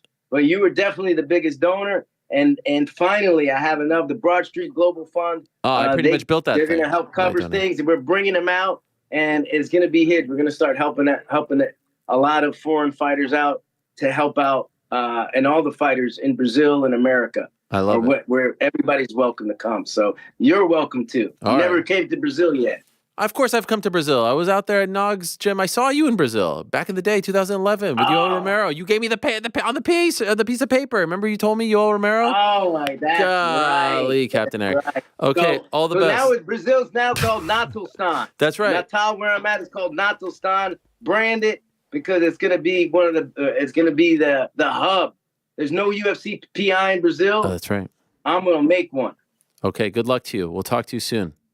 Thank you, Ariel. There he is, Captain Eric Albarracin. Always a great time when he's on the program. Okay, let's not keep our next guest waiting any longer. He is making his long-awaited UFC debut on Saturday. He won the Contender Series fight that he had back in August, got his chance, punched his ticket, and I've been hearing, truth be told, about this young man for quite some time. Who was I hearing about him from? I was hearing about him from the American gangster himself, from your friend and mine, the bad guy, Chael Sonnen. This young man is the biggest Chael Sonnen fan out there on the planet. He has been writing to Chael since he was about 14 years of age. He is 26 now, and he has been looking up to him and asking for advice, and Chael's putting him over on social media. And he climbed the ranks, was successful in Cage Warriors, and now finally representing Wales, he will finally make his debut. He will finally make that walk on Saturday. They call him the Welsh Gangster. He is Oban Elliott. He's kind enough to join us via the Magic Zoo. There he is. My man, Oban. How are you, sir? Ariel, what an introduction that was. My God. I nearly had a tear in my eye then. That was amazing. I love it. Well, how are you? I'm doing great, my friend. I'm on top of the world. How is it? You just came in last night. A bit of a tight squeeze there with the flight on the Tuesday night. Why didn't you come out earlier? They booked us on the Tuesday. They know I didn't need much time to get ready for this. You know what I mean? They know I'll settle in quick. So, yeah, it was a long flight. And then the LA traffic. I should have been there about 4 p.m. local time, Los Angeles time. Pretty spun me out a bit, the time traveling.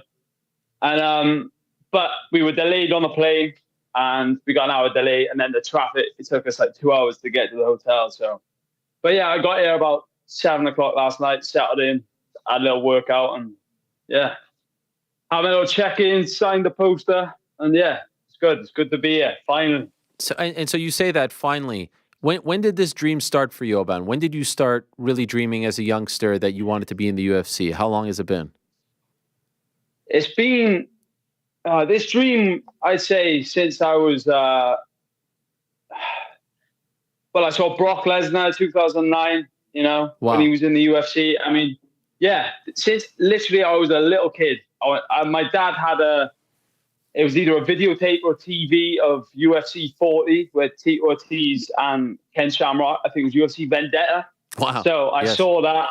And yeah, like I loved Chuck Liddell, and that was the day he knocked out Babalu. Like, I've been a fan of this game, of this company, of this sport for a very long time. And like, obviously, yeah, for the majority of my life. So when I saw old Uncle Chael, who you tip your hat to in the intro, when I saw him feuding with Anderson, when he got on the mic, when he beat Brian Stan, I just thought, so I'm this massive wrestling fan here, WWE fan I was growing up as a kid. And then you've got this guy who's like, he's like a wrestler.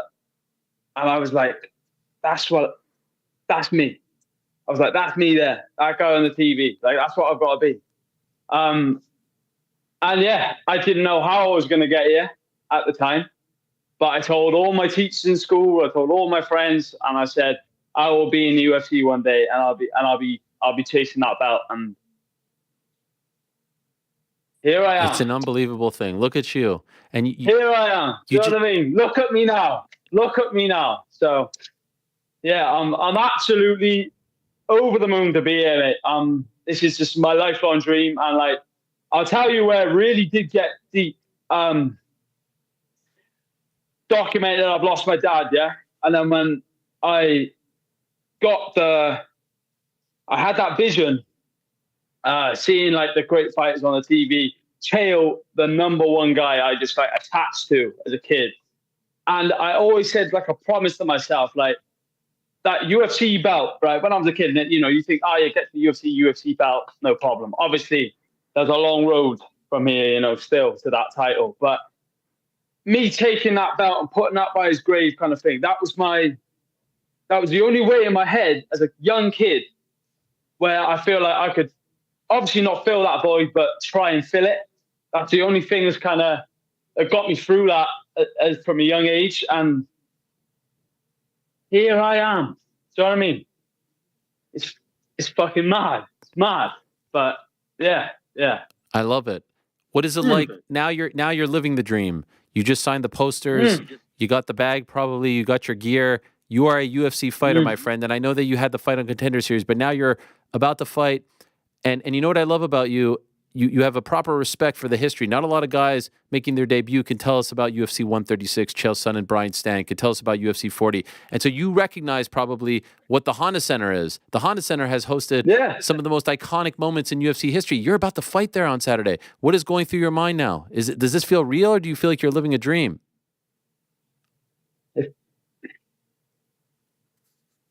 I feel like I'm home.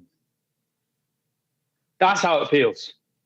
And I felt like I was just like that kid getting held back on every single step of the way when I was a kid kickboxing in these amateur kickboxing shows. I was just like, it just isn't what I want to do it, but I want to be doing these competitions. I want to be fighting in these venues. I have to fight, don't I? I can't just walk into the UFC, but there was more pressure on me back then because I thought, like, if I can't get through this, then I'm not going to be able to get to where I want to be. So now I'm where I want to be. It's like, finally, I'm home. I'm doing what I need. I'm doing what I want to be doing, where I want to be doing it. You know, I'm not risking myself anywhere else. This is it, you know? So it's surreal. Yeah, of course it is. But it's exciting. I'm happy. And I'm ready to go out there and truly announce myself to the world. You know what I mean? And what an opportunity I've got on my hands. So, yeah. I noticed on your arm you have the tattoo 2005. What does that signify? That's the year my dad died. Shoo, fucking hell. Yeah, that's the year my dad died. And I had these shorts made, right? Which were like my dad's, fuck's sake.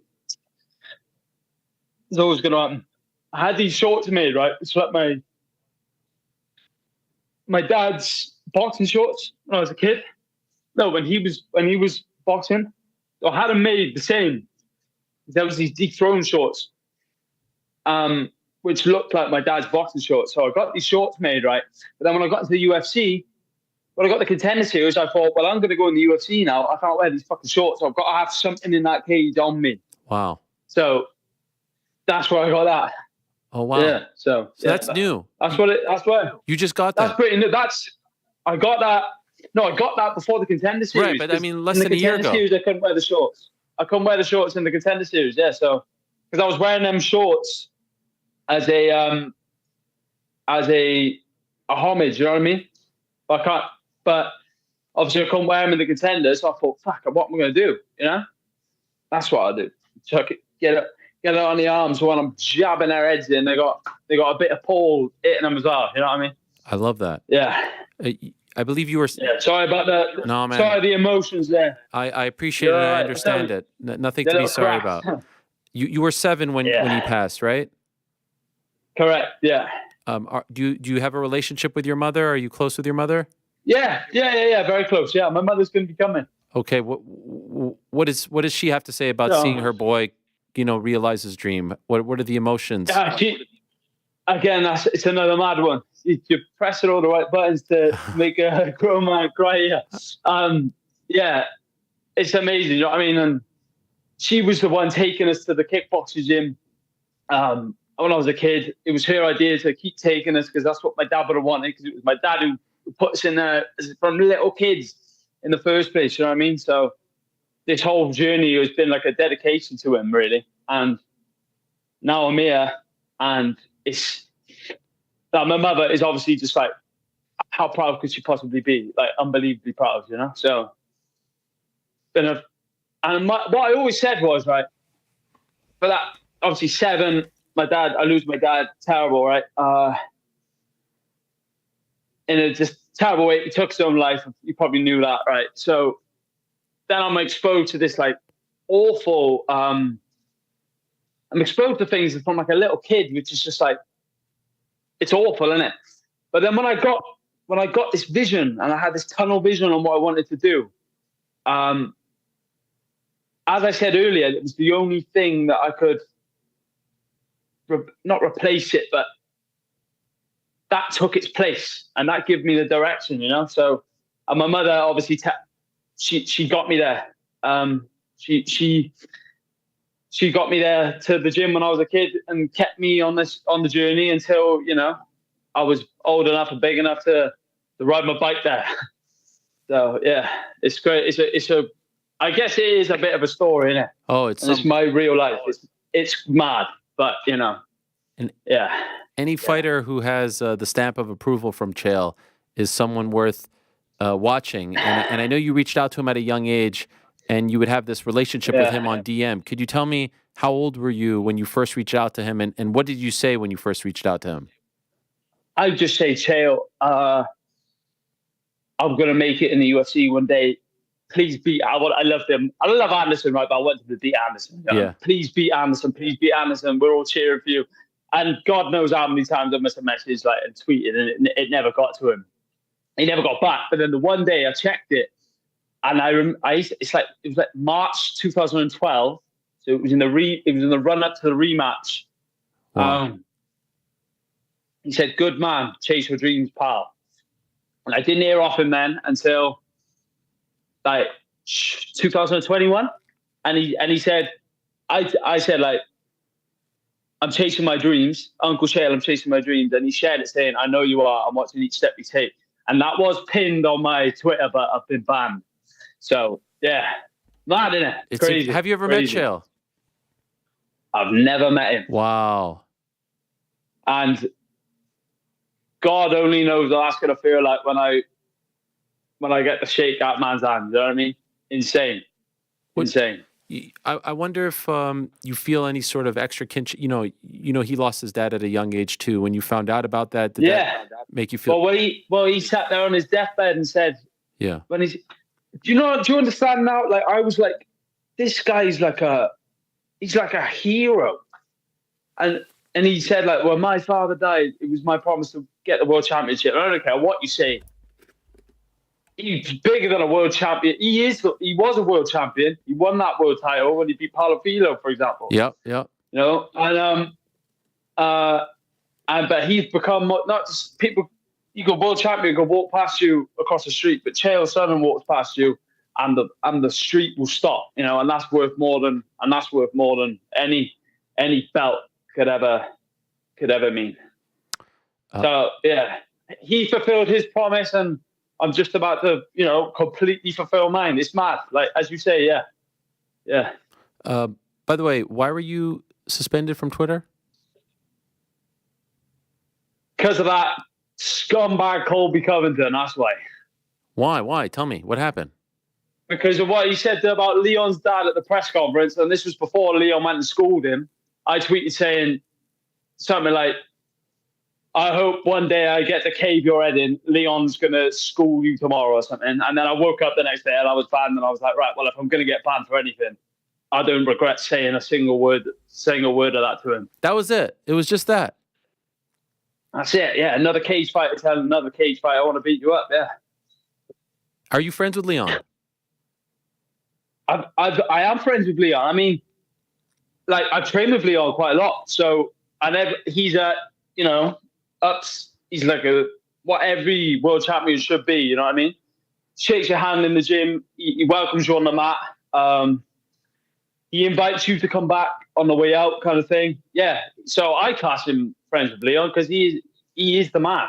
He is fully the man. So yeah. That's a bummer, but at least you still have Instagram. I still have Instagram, yeah, and if you know what I mean, yeah, I guess, yeah, I don't mind. I'm sure they'll let me back on one day. Yeah. Every gangster when they sign up for the life, right? Every gangster when they sign up for the life, they got to be ready to go to jail, haven't they? That's right. So, and you are the Welsh gangster. I'm doing a little stint. Have you always been the Welsh gangster ever since your pro debut? I've always been the Welsh gangster. I'm not sure when they decided to call me in the octagon, but yeah. Okay, I love it. The Welsh gangster. Yeah, it's cool, man. Speaking of which, we were talking about Chael and whatnot, and I would love for you to meet him someday. And imagine. Maybe that day is just in a couple of days. He's not here live, but we do have a message from the American gangster to you. Take a look at this, Oban. My ace. Huh? Congratulations! Making it this far, as I've told you many times, has been no surprise. But what you might not know is I will be there live, cheering you on from one gangster to another. You made all of us very proud, making it this far, but the journey just began. Let's get the win this weekend, stud. Good luck. How about that, my man? How great is that? JLP in attendance on Saturday. Oh, my God. He's going to be there. Wow. My God. I can't put into words what that is, how you have just made me feel. Ariel, thank you. My God. Archeo, thank you. Oh, my God. Wow. That's unbelievable. I'm speechless. I'm speechless. I love it. Thank you so much for getting that across. He's got the message. He had the message. And I will get the job done. And it's a perfect time to quote the man himself. No matter how I'm feeling, happy, sad, scared, fear, not one of those is going to get a judge to mark my name. This is what will mark my name. And I'll make sure I get it done. Action. Just so you know, 100%. I didn't have to explain to him he knew exactly. He sent that to me within 20 seconds. Just so you know. That is insane. And he was happy to do it. And I didn't know when I reached out that he would be there on Saturday, but I love it. Wouldn't it be something? Could he walk you out? Could JLP walk you out? Or is that too much? Well, 100% he could walk me out.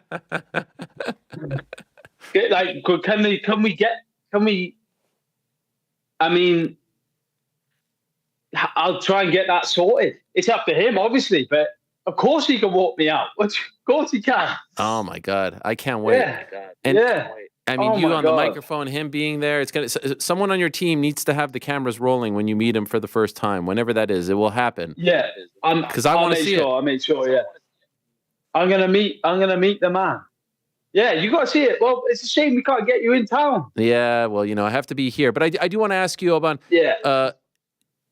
Correct me if I'm wrong. Was all of this almost a never was? Did you not have like a heart problem that almost derailed your entire career?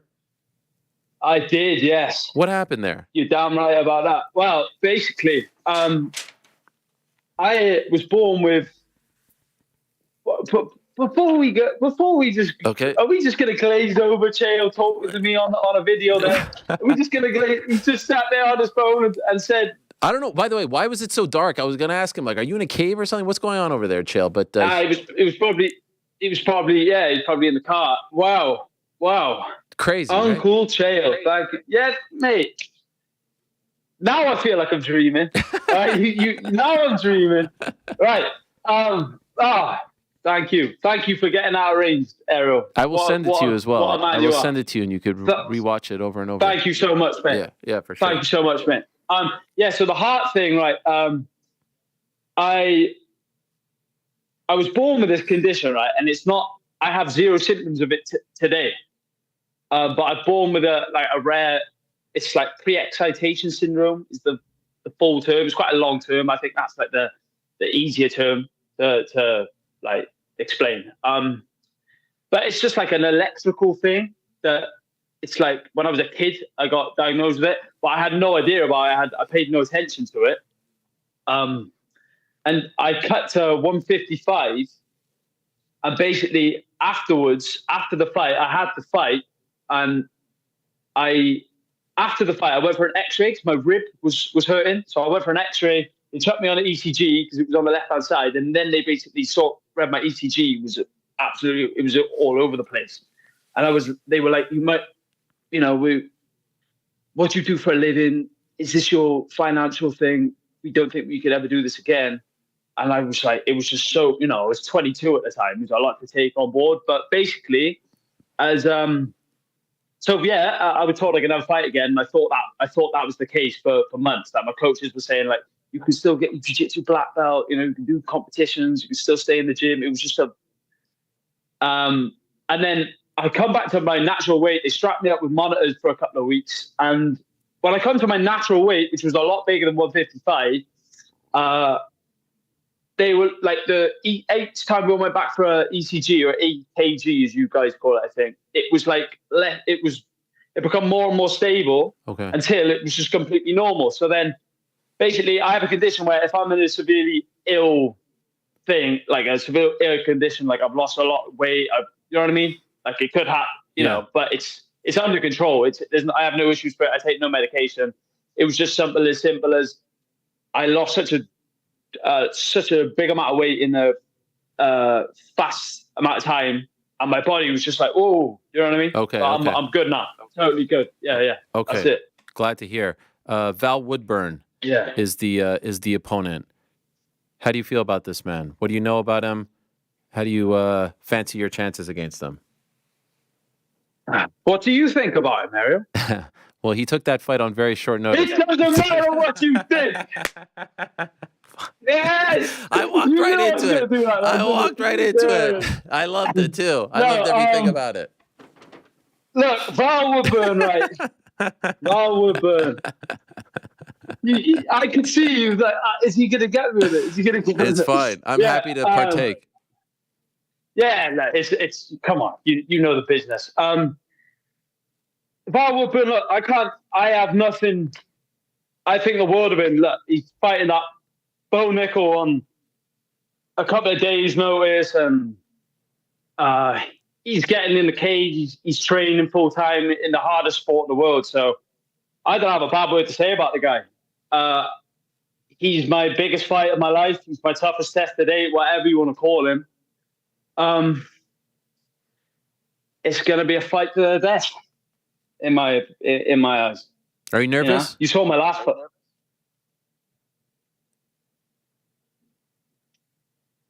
It doesn't matter what I'm feeling because this is what will get me through.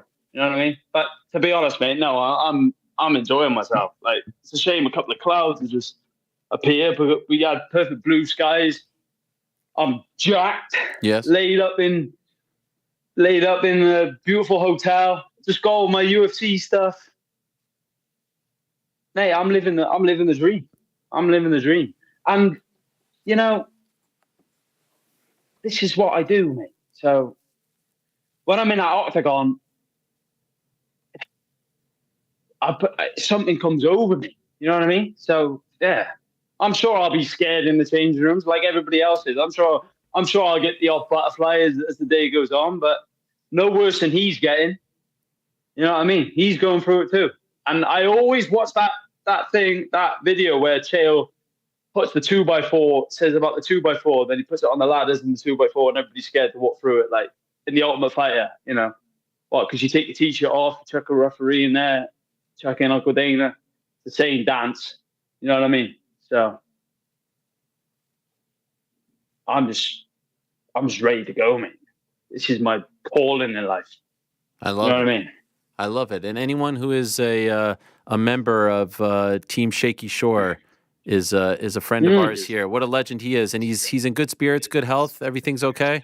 Yeah, he's brand new. He's laid up on the chair there, looking for a new Samsung on eBay. His phone's playing up. Come say hello. Come say hello, man. Come say hello. Come say hello, Shaky. There he is, the legend. How are you, sir? How are we doing? But I can't hear you. He can't hear you. He won't be able to hear you anyway. He's going to see now. Okay. Well, I love it. I'm still here and I'm still alive, Ariel. So life is good. Yeah, he's all good. Amen. I love it. By the way, Rock, Cody Rhodes, Roman Reigns, you watching all of this stuff, or are you done with the wrestling? Oh my God! Can you believe? Am I done with the wrestling? I'm watching it all. Are you watching it? What do you think of it? It's tremendous. It's theater.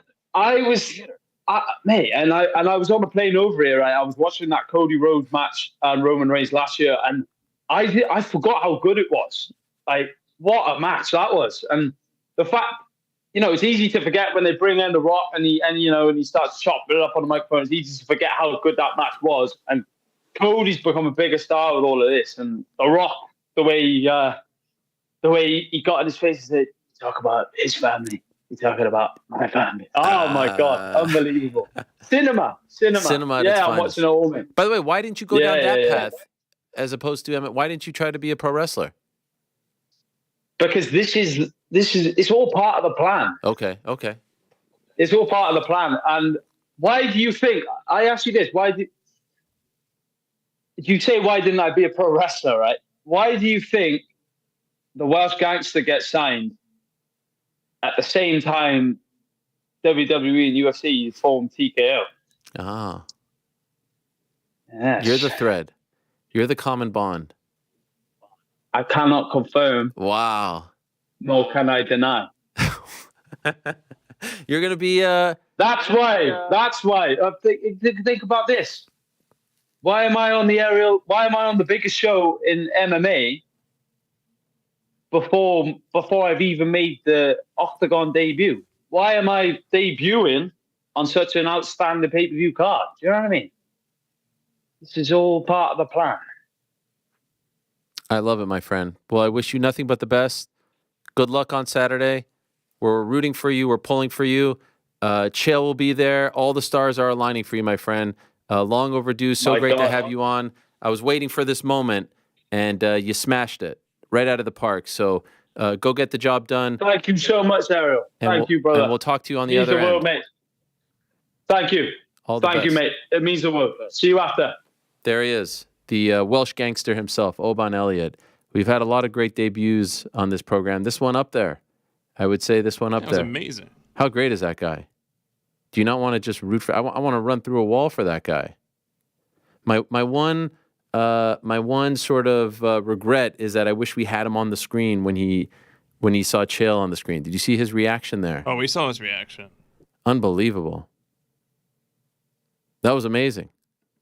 I love the love and admiration that he has for Chael. I just looked down at the screen here and I was like, oh wow, there's pink. I forgot. I kind of like the pink. Am I crazy? No.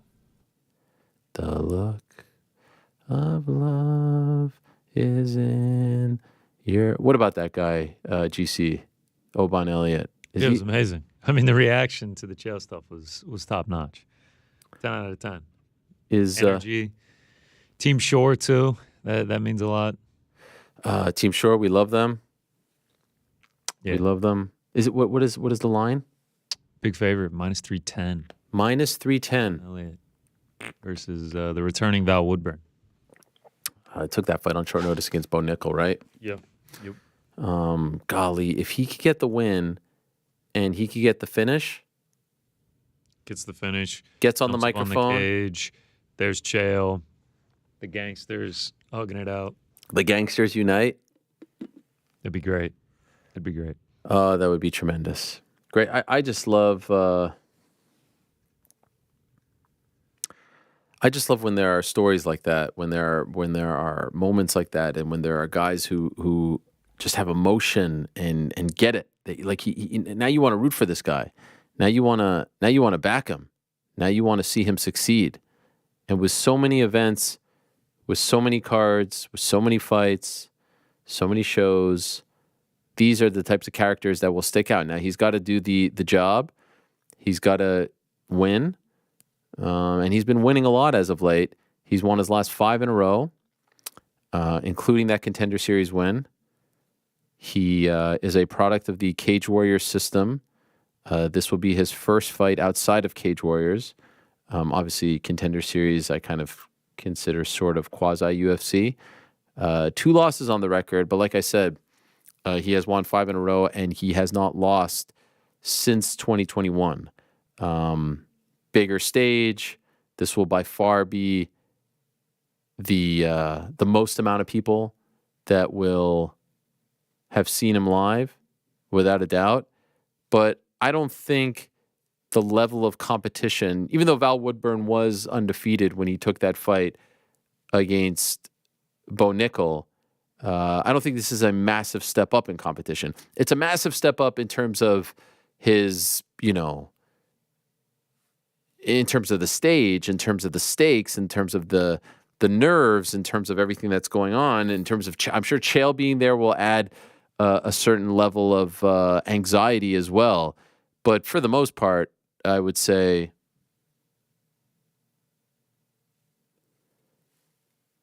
that this, in terms of the test, isn't a massive, massive step up for him.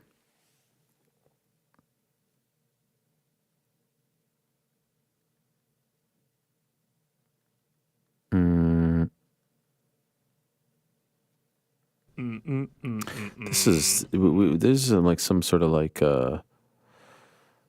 hex on us these days with all the guest nonsense. Oh dear. All right.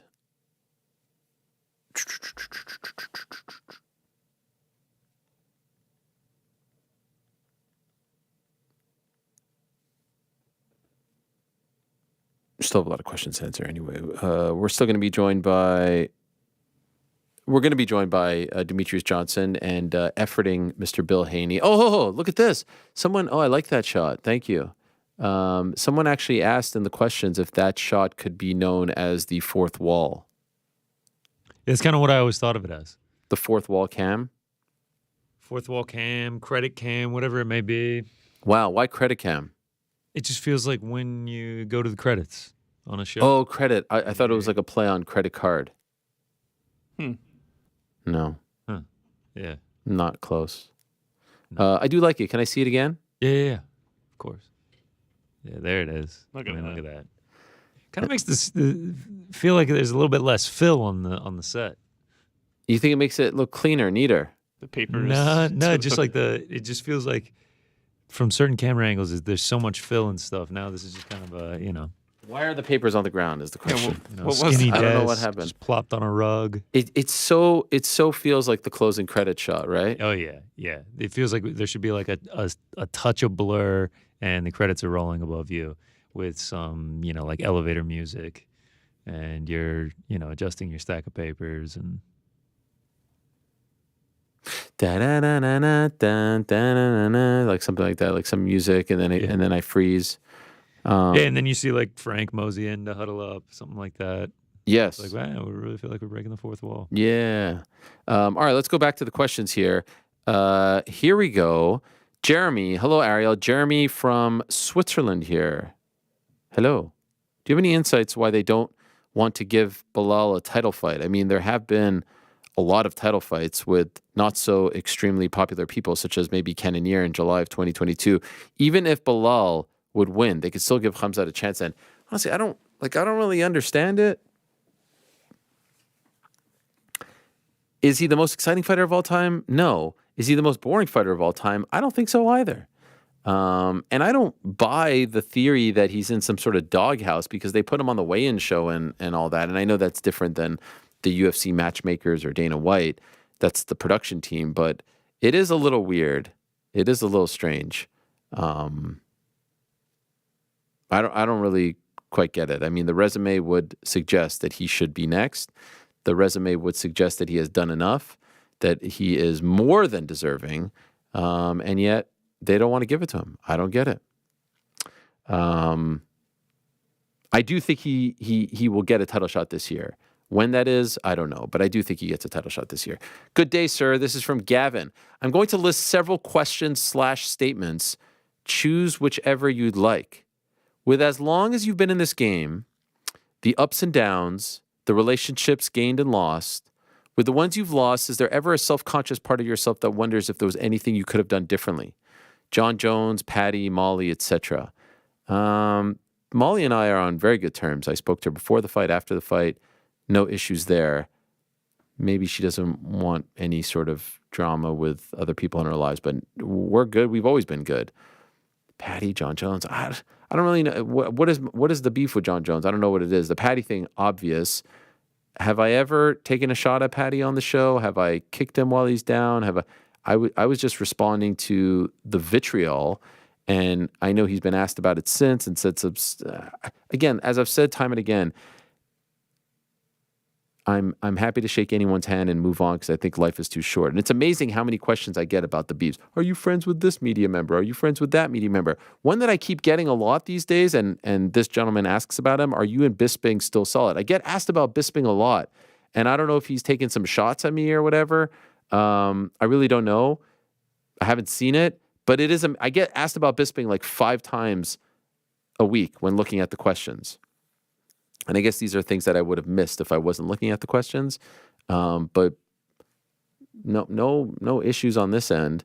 Known him for a very, very long time. I know, he's a UFC employee, and if there's anything somewhat controversial, he'll probably side with them. But like in terms of something specific, I have no idea. I don't know if he's taken a shot. I don't know if he's slagged me off, as they say.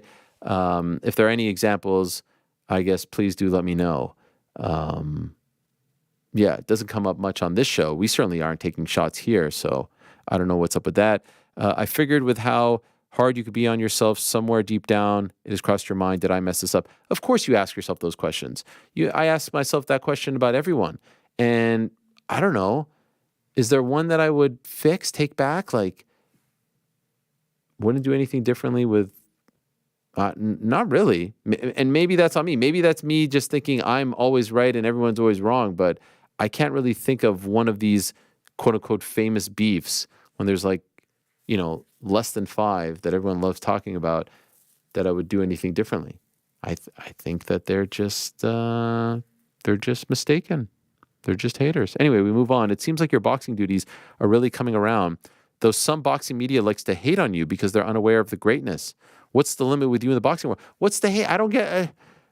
I see them not crediting us, but is that hate? Maybe that's like a direct result, or maybe a byproduct of hate. But I don't see people shitting on us. Maybe I'm wrong. Maybe I'm doing a good job of blocking all this out, and maybe that's for the best.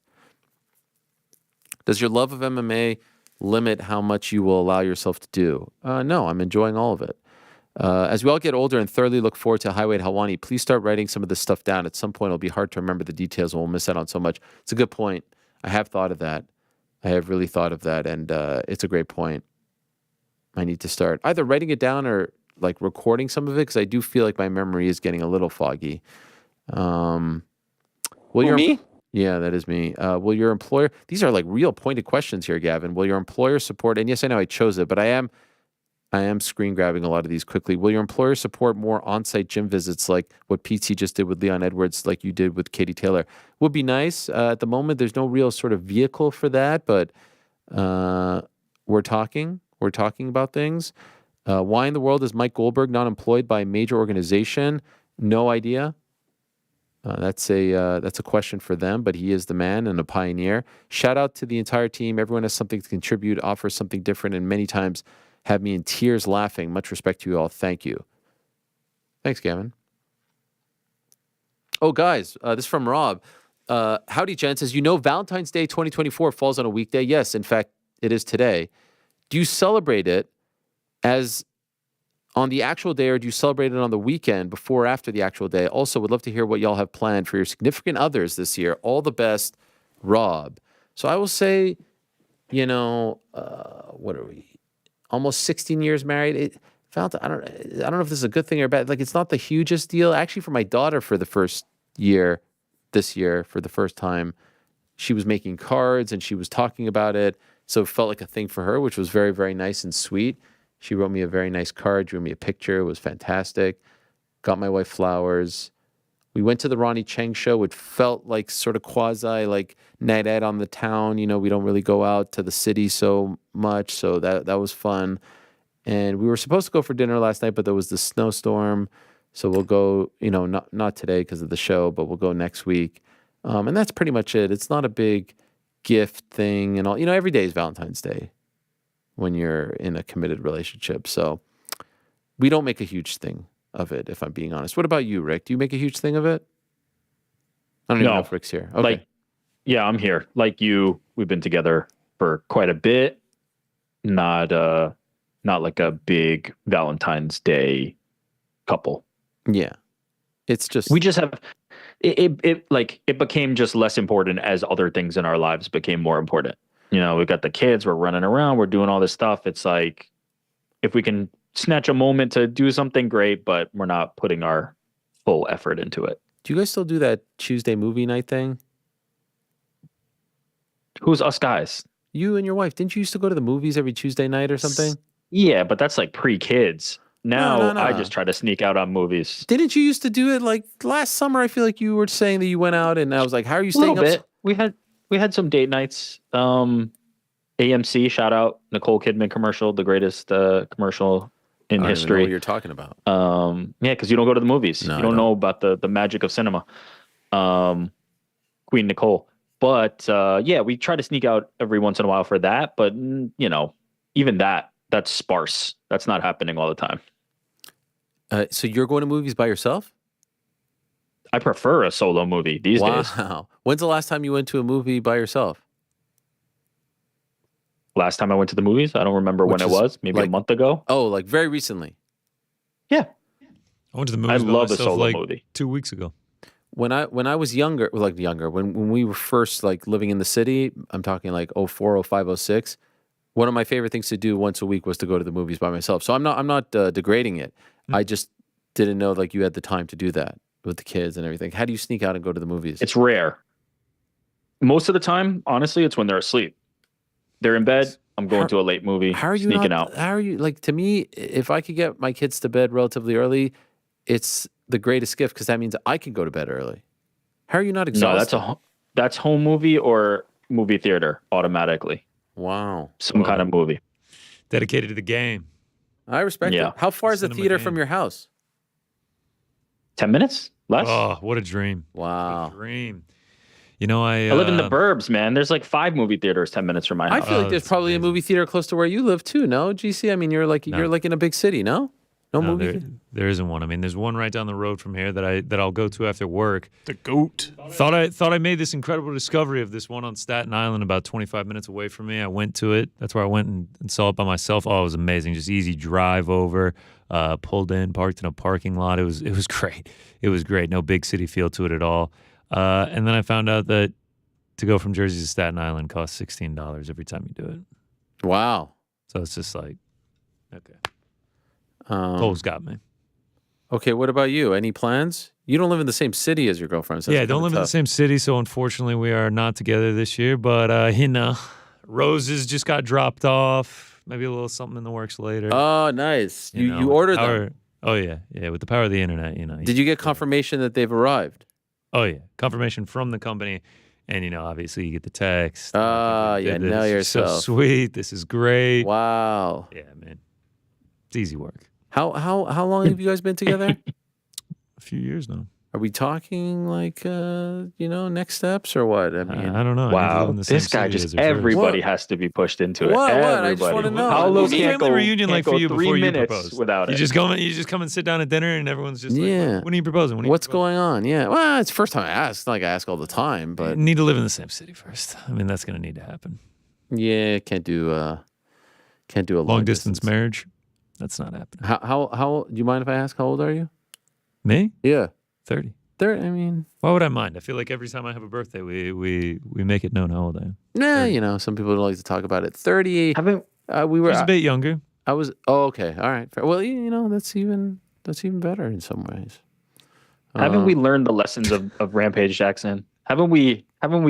Why is this a bad question to ask? I don't understand. If someone wanted to ask me this question, I wouldn't be offended by it. Why is it such a bad question to say? It's easy for you to say. What? You're already. If someone would have asked me this when I was 24, when I was 22, when I had nothing going on, I would say like, no, I got nothing going on, or no plans, and that's it. That's kind of the thing. It's sort of like you either are, and the answer is yes, and like everyone's like, oh, that's so exciting, or you're like, nah, nothing going on. They're like, No, I just want to know: are we on a 5-year plan, a 1-year plan, a 3-year plan? There is no plan. All right, fine. We will play it by ear. Okay, all right. Jeez, Frank, can you help me out here? It's getting real tense. Totally fine to ask. Yeah. You think it's an appropriate question to ask? Yeah, you could ask like, how serious is it? Are you thinking long, forever? I mean, I actually think that's inappropriate. I actually think that's even more of an inappropriate question. What is Frank talking about? To be like, what are you thinking? Have you ever asked? And the other person? I mean, there's also like thousands of people watching this right now. We're not just sitting at the bar. If his girlfriend watches this and he goes, yeah, no plans, like that's a terrible thing to show somebody. She's actually calling me right now. Yeah. Just kidding. And meanwhile, we've got Paolo on, and Tamara's sitting 5 feet away, and we're like, hey, she's making the bed, right? You really think he's proposing today? No shot. I mean, he said no. No chance. No chance. Maybe on the mic on Saturday after a win? I was thinking, what do we think? Travis Kelce, maybe? That I heard a lot of talk about maybe he was going to get on one knee after they won, but then he didn't do that. They've been together for like 10 Paolo. years, these two. Travis Kelce and Taylor have been together for 5 seconds. Yeah, I'm saying maybe this is it. Maybe he can make good on the wrongs that happened with Travis Kelce. He didn't step up to the plate. Paulo can be our champion. What changes? You throw a piece of metal on your finger.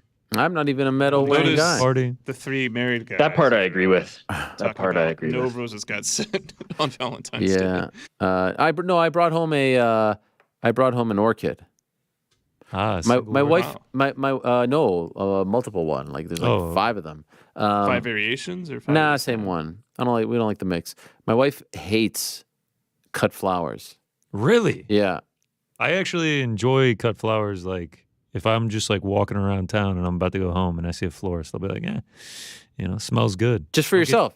Yeah, you don't get too many plants here in New York City. You might as well throw a couple flowers in a vase. Well, the orchids last longer. Maybe a mint plant, maybe some basil. Get some of that real plants Eucalyptus? Here. I mean, there's times I'm walking around. I'm like, is that a tree? I haven't seen a tree in 18 months.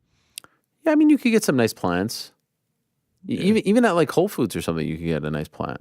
Oh yeah, Whole Foods, Stop and Shop, dillweed, grocery stores. I mean, she just doesn't like them because she says they die in a couple of days, and that is true. She doesn't have a green thumb. But while they're there, I mean, they smell good. It's nice. Yeah, it is nice. Okay, we could say. Oh, by the way, Frank, you actually seem to be the most romantic of the bunch. So, any plans for the holiday? This year? She's out of town on work, so wow. She got a text message first thing in the morning, and now it's smooth sailing to next year. Wow, that's amazing. Wow, that's it. Really just a text nailed message. that one. Yeah. Yeah, I mean, if I were think you, the wife has to have a before 10 a.m. rule, similar to your birthday one. I mean, she had a birthday recently, and I woke her up at 12:02 to let her know that it was her birthday. So, you guys Valentine's chocolate guys? First of all, can I just say, if someone's sleeping, I would not wake them up to tell them happy birthday when it's 12:02. That's you text annoying. people at midnight. Yeah, but I'm not actively waking them up. Well, good thing you're not in the relationship. Chocolate guy. Not really. Wait, hold on. I do want to go back to that. Was she in town? Like, she was in the bed right there, and you woke her up? Oh yeah. Grabbed her, rocked her back and forth. Hey, it's your birthday. I'm actually with Ariel then, yeah. Yeah, it's annoying. In person? I mean, maybe if you're calling and you don't know if they're asleep, and then if they don't answer, then you leave the message that, Maybe if someone that's shook me up back today. to be like, you're 31 years old, I'd be like, if you don't get out of my face right now. Yeah. By the way, if your wife is at a hotel or something, I would have found out the hotel. I would have sent her something, Yeah, so if I were she's you. going to take What is the this? flowers This is the guy onto that the got plane? 5 I mean, they're just orchids? going to die. Yes. Now we're arranging these whole Yes. lavish things at hotels? Yes, because I mean, you're we not get 5 together, so orchids it's a little different. By the way, 5 orchids, that's something to sneeze at. It's a big deal. Frank Unless actually you're just allergic. sneezed at it. Do you have to individually water them with the syringe and all that? Nah, it's part of the same thing. It's part of the same pot or vase or whatever you call those things. Yeah. I'm sure that was appreciated. I like orchids just because they last so long, Yeah, that's a plant. I'm pro plants in the house. Mm-hmm. Okay, this one also. Should I go to the next one, or is our guest here? You should go to the next one. Okay, I was told he was joining. Is there no sign of him? Not yet. Joe stepped out for a second, so. Well, is there someone there on the? No, I can confirm that no one is there. All right. Vicky. Hey, Ariel and team. I wanted to know all of your thoughts on female UFC/MMA fans. Are your wives, girlfriends fans as well? Do they watch the fights? Is Andy a fan? By the way, 2 Andy questions. Shout out to Andy. Hope her mat leave is going well, by the way. Vicky must be Canadian if she said mat leave. I'm a huge UFC fan. I'm in an all-guys group chat. I train jiu-jitsu, but sometimes I get a bit embarrassed explaining what I do with my Saturday nights to other women. Do you have to be a macho woman to enjoy the UFC? By the way, you sound like 99% of the people watching this show right now. You sound like they're a dream woman. You're probably watching Apex events and getting fired up over Jack Hermansson versus Joe Pyfer. You regularly have female fighters on the show, which is awesome, but I rarely hear questions from women. Love the show. Much love to the team, Vicky. I wouldn't say my wife is anti-MMA, but she's certainly not going out of her way to watch it. And we used to watch a lot of the fights when we lived in a tiny apartment and there was nowhere to run, nowhere to hide. But now I just kind of go up in a room and watch it by myself. Sometimes she'll say, oh, is this person fighting or what happened? But Not so into it. Not because she's against it, but just because she's not a big sports fan. Any of you guys have significant others who are fans? At the beginning of starting like working on the show, my girlfriend was much more into it. I think because it was like new and fresh. Then she kind of sees the slog of the Apex week in and week out, and she's become less interested. But it's not like I put it on and she's like, turn it off. Right. But like, you know, I mean, she was talking about how she loved Roxanne Modafferi. I mean, back in the fall of 2021. Now it's more so, oh, this is a crazy fight. You know, kind of just like casually. When is this over already? Yeah, sometimes some of these Apex cards, she's just like, how many more fights? I'm like, 9. Yes. 1 a.m. Enjoy. Frank, what about you? Frank's wife pulls up for the watch parties. Oh, that's right. All of them. She likes it. She enjoys it. That is Frank's right. busy because we do have Bill Haney on the line now. Oh, okay. We're ready or not yet? Looks like we're just confirming. Okay. All right. Thank you. Maybe we'll squeeze in a couple more. What are we at? 19? It's not a bad number. So many good ones. I mean, I have like 30 more in front of me here. But alas, let us get to our next guest. Very excited to talk to this man. I've been singing his praises on the program and talking all about, obviously, the work that he and his son are doing. On Friday, we got some pretty big news regarding their next step, April 20th. It's going to be Ryan Garcia against Devin Haney. Kind enough to be joined right now by Devin's father, trainer, manager, the great Bill Haney is here. Hello, Bill. How are you? Hey. Hello, brother. How are you, Ariel? My Thank you, man. man. It's an honor. It's an honor, pleasure, and privilege to be on your show today, man. Thank you, brother. Keep cooking. You're doing a wonderful job. Wow, this means a lot to me. I didn't even know if you knew who I was. I'm a big fan of yours and your son's, and I appreciate those words very much. Absolutely. Listen, you are doing a tremendous job with pushing our sport forward. I'm very conscientious of who you are, and thank you. You're doing a tremendous job. Did you wear a suit just to be on my show today? Hey, man, listen. When I come over here for the first time, I had to come right. And listen, we got the big announcement. That's right. We got the fight. We got Devin Haney versus Ryan Garcia, and the ultimate grudge match. Not only just a grudge match, but the rubber match, because they're notoriously have been 3-3 as an amateur and the amateurs, but now it's the pros. It's going to be decided on 420. Ariel, it's smoke. It's real smoke. Okay, I love everything about what you just said, and I want to ask you about the past in a moment. But first, can I ask you about getting this fight done? How difficult was it to get it done with Golden Boy, who I presume was involved because of the fact that they are Ryan's promoters, although we know there's some issues between Ryan and Oscar De La Hoya with all the politics involved there. How difficult was it to get this done? Hey, let's push all the politics to the side and know that Golden Boy Oscar De La Hoya has been a pillar in the community representing boxing, representing the big events.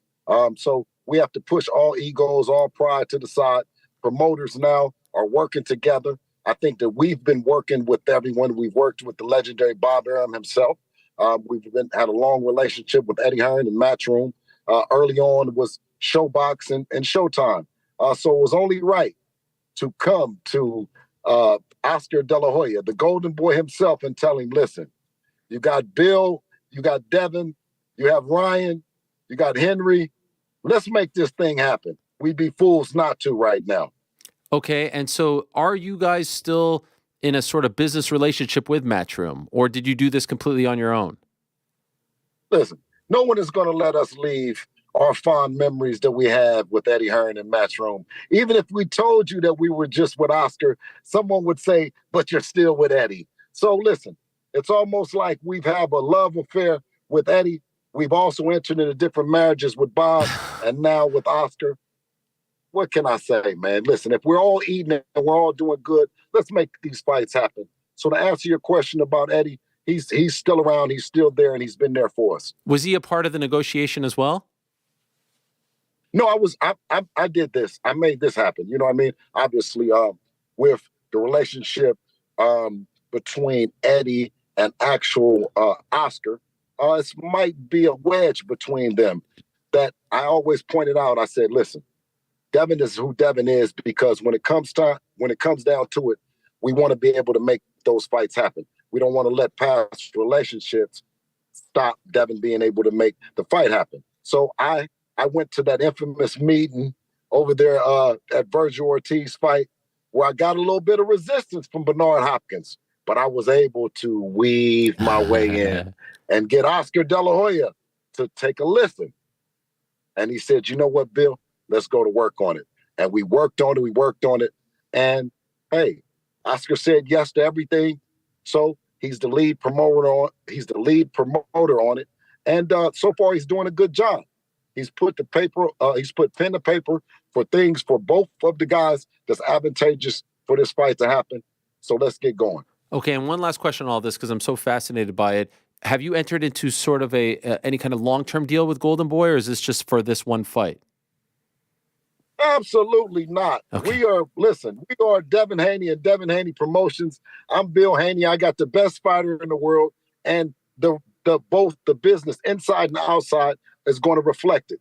I said that he's the face of boxing because the way that he's making fights, the way that, Ariel, you have got a chance to see us, born right here on YouTube in the digital community. We got a little bit of resistance early on because they said it was all about linear television. But Devin, as the entrepreneur he is, he believed in himself. He believed in this telephone right here, right now, being the new information highway, the new way of entertainment. He stood on it, Ariel. For those reasons, he's a real boss. I love it. I love everything that you guys do because it seems like consistently you always say, okay, what's the biggest fight? What's the toughest test? Let's go for that one. And you've done that consistently with the deal with Top Rank prior to that Matchroom, coming back and fighting Regis, and now this fight. Could I ask, though, was this the top choice after Regis, or would you have preferred someone else? There was obviously the talk of Tank. Did you have a top choice that fell through and thus you looked at Ryan? Well, I love the way, Ariel, you're pushing pieces. You know, you're pushing pieces without saying you're pushing pieces. And one of the main pieces that they said that we weren't able to push was for a big fight. They said that we would be blocked out. They said that the belts didn't matter, but he's not in the big fight. So we went and got the belts. We did the hometown performance where everyone came out in the Bay Area, from the Bay Area, and supported Devin. So we checked that one off the box. I think this was one of the big pieces and big components on the chessboard of being the face of boxing, the face for the millennials, the person that's carrying boxing into the 20th century. Did it ever get close with Tank? Well, it got close enough that His Excellency, Turki Al-Sheikh, came on board to dispel any narrative that money would be a problem, because the brothers over there were willing to make it happen and to kill any narratives. So with that saying, it came that close. But of course, I think you heard that Tank suggested that he be given or sent a couple Ferraris. Yes. You know, I didn't want to get in the way because I didn't want him to offend His Excellency. So I asked, what color would you want, right? But before I could get a reply back, Turki Al-Sheikh himself said that he would only be sending gloves to Tank Davis' team. And I think negotiation and talks fell off after that. But, you know, shout out to His Excellency himself, because he's doing the job that I ultimately have been doing for the last 3, 4, 5 years, is trying to make that fight happen because the people want to see it. Why do you think that you guys are, it feels to me like you're so different than everyone else in boxing, where you're not trying to get into long-term deals, you have no problem working with all kinds of different promoters, when everyone else is offering up roadblocks as to why these fights can't happen? You guys are doing everything in your power and defying old school boxing politics in order to make these fights happen, going from different platform to different platform. Why do you guys march to a different beat than everyone else, it seems? Well, I don't know if this is just a different beat, but we believe in God. We believe in Allah. And we don't believe in a crystal ball. So I'm not able to predict, nor can someone predict to us. And if you can predict, would you over-project or would you under-project? You know, and then I think that's where the difficulty when you talk about long-term agreements. When you talk about something short-term and we can get to it and it makes sense, I'm all for it. But when you talk about let's look in the crystal ball and let's predict a future that's unpredictable, while you see Devin climb into the top fast with the trajectory of an all-time great. So why would we take a paper that's less than that? So when you talk about the actual negotiations and stuff like that, you have to have a belief in your partner that he believes that he's an all-time great, and you'll put a paper on it that's reflective. If not, if you still want the trial run, we'll keep coming with these one and dones. What do you make of Ryan at this point? I see you guys going back and forth. I saw the little fracas in Vegas on. Listen. Oh, Ariel, listen. By all means, you know what I make of him? He is on high alert right now. I know. Listen, what he should have did was he should have kept all that energy to himself, right? But he came in fired up, and he has a reason to be fired up because he has no hydration issues. He has no, restrictions with the weight restrictions. So he's going to be healthy and hungry. And I know a healthy, hungry, dangerous fighter. A healthy, hungry fighter makes for a dangerous fighter. He has no other than Derek James, a number one trainer of the year. Mm-hmm. And hopefully he's a Hall of Fame trainer. I want to wish him all the best in that. But I know it's a very skilled corner over there. So he has a lot to be confident about, right? And he threw us off, Ariel. I'm going to tell you, he threw us off when he walked in, because I'm normally used to seeing, Ryan more cool, calm, and collective. But he came in there like Fonzie from Happy Days, and he was all business, right? You remember that? Yeah, Happy Days. He came on there, guess what, Ariel? And he had that black leather coat on with that black T-shirt. He was all business like the Fonz. You dig? Yes. So when I say take him serious, you know how you got to take the Fonz serious when the Fonz come on. But I don't know if it's the leather coat or it's his new approach and his new confidence. But he's on alert. I'm watching him. Did he cross the line? He had some things to say about you. Do you feel like he made this personal? No, by no means. What he says to me will not help him on 420 when he enters into that square circle. He will pay for it, Ariel. He will pay for it. Sticks and stones. I love it. By the way, speaking of 420, where specifically will this fight take place? Which venue? I don't know. But listen, it's going to be a place it's going to be a massacre. That's what it's going to be. It's going to be the site of a massacre, because that's what Devin is going to do. And you, like I say, you only add fuel to the fire when you reiterate things that he's saying about Devin's old man. You know that Devin is not going to take that. I know. I point him out, and he goes and gets him, Ariel. And by the way, I say this with the utmost respect because I have a tremendous amount of respect for you and the way you conduct business. And I hope you understand, I don't believe that you don't know where the fight is taking place, just for the record. I understand you can't tell me, but I don't believe. I think you know. You just, for whatever reason, don't want to say it. Is that accurate? No. Honestly, right now, like I said, I'm coming on here for the first time. I got to give it to you real. I can't hold anything back. Maybe the second time I would have reserved the right to not tell you about the venue. But today, I don't know. And although that's not my job, of course, to announce it for the first time. But I would have told you, that I know, but I'm not able to announce. Right now, I don't. Is Vegas? I know that the press conference. It's going to be in Vegas. Okay. For all intent purpose, I've heard that it's going to be in Vegas. We just don't know which venue. You were going to say something about a press conference. Are they going to be face-to-face soon? I know that it's a press conference. Yeah, it's going to be a press conference. It's coming up next week, and that'll be announced. I know that I'm getting ready to travel for that, so I know that that's for certain. Okay. A couple cities, New York, LA, and I believe Vegas. Okay. Do you like Devin at 140? Is this the best weight for him, or is this just a pit stop en route to 147? You know what? He was very healthy. You know what I mean? The speed was there. The timing was there. Of course, we like that a whole lot better than 135. It took a minute to cement our legacy in 135, so we're just happy. He's a healthy, happy fighter right now. Do you think in the future, though, in the near future, we'll see him at 47? Oh, absolutely. He's growing. You might even see him at maybe 54 later on in his career. Wow. When do you want him to stop fighting? He's so young, but he's been doing this for a very long time. In your mind, do you have an age as to when you want him to stop so that the game doesn't beat him, you guys beat the game, if you get what I'm saying? Well, fortunately for him, he's been dedicated enough and a craft that he's the boss, right? Devin Haney Promotions is him. And ultimately, my goal, as a coach or and trainer and manager was to get him a life-changing payday. You can't, there's not 2 life-changing paydays, 3 once you get 1 life-changing payday, it's up to you to do that, right, Ariel? And you to decide, okay, how long that you're going to fight. I would be doing him a disservice, and I wouldn't be his best friend if that depended on me. I'm just listening to him. I'm a soundboard for him, but we're running our way to the Mount Rushmore of boxing right now. His face being one of those faces.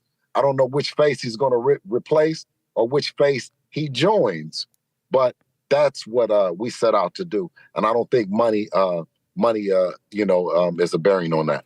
Are you the kind of person, and I'll let you go in a minute, Bill. I understand you're in the car, and so I don't want to keep you, you away from your day for too long. No, we're cool. Okay, we're cool. Cool. I really appreciate it. It's great talking to you. I love your insight.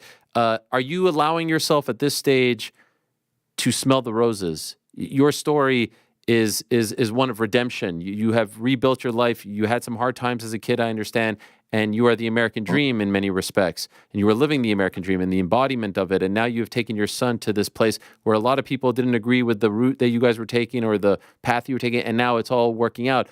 Are you the kind of person that allows yourself to smell the roses and say, like, man, look at what me and my son are doing right now. We're changing the game. We're putting everyone on notice. Or are you so focused and business-oriented where you don't allow yourself to enjoy these little milestones that you guys are achieving? No. Every time that a kid or a dad walks up and say, you know what, your story has inspired us to work harder together, that's the roses right there. Any of the real ones saying, you know what, if I would have done different, so maybe I'm going to try a different approach with my grandkids, so on and so forth. I'm constantly smelling roses, but it's through the people that I'm up around every day, brother. And I appreciate my job, tremendously, working for my son, Has he exceeded your expectations as to what you thought he could become when he was a youngster, when you got him into boxing all those years ago? Well, I mean, yeah, if you said that he's one of the best that ever put on a pair of gloves, because that's our expectation, that's our drive right there, is to one day sit down with the grandbabies and his kids and everything and say, that Devin Haney is one of the best that ever put on a pair of gloves. What did you think was going to happen when you got him into boxing? Like, what was your ultimate goal when you introduced him to boxing as a youngster? Well, I was trying to get him knocked off, Ariel. You didn't know the story? He was acting up in school. And I thought, because we were playing football, that once he went to the gym and there was another kid over there, that he would have more respect, for his willingness to fight. And the total opposite happened. I found out that he was a natural, and he had something that was special that was only given from God. So that became part of my story as well, is that how many other fathers have kids that are being misdescribed as being, badasses with no future, and might be the next Devin Haney's, might be the next Sugar Rays, might be the next Floyd Mayweather's, Mike Tyson's, so I was amazed. And it changed my life and my family's life forever. Just that one trip to the boxing gym. Wow. What is your dream fight for him? What's the fight before it's all said and done that you'd love to see him in? Like a dream fight, I don't necessarily have a dream fight. I think a dream situation is when everyone comes out, and they're cheering and they're going against him, and you know what I mean, and he prevails.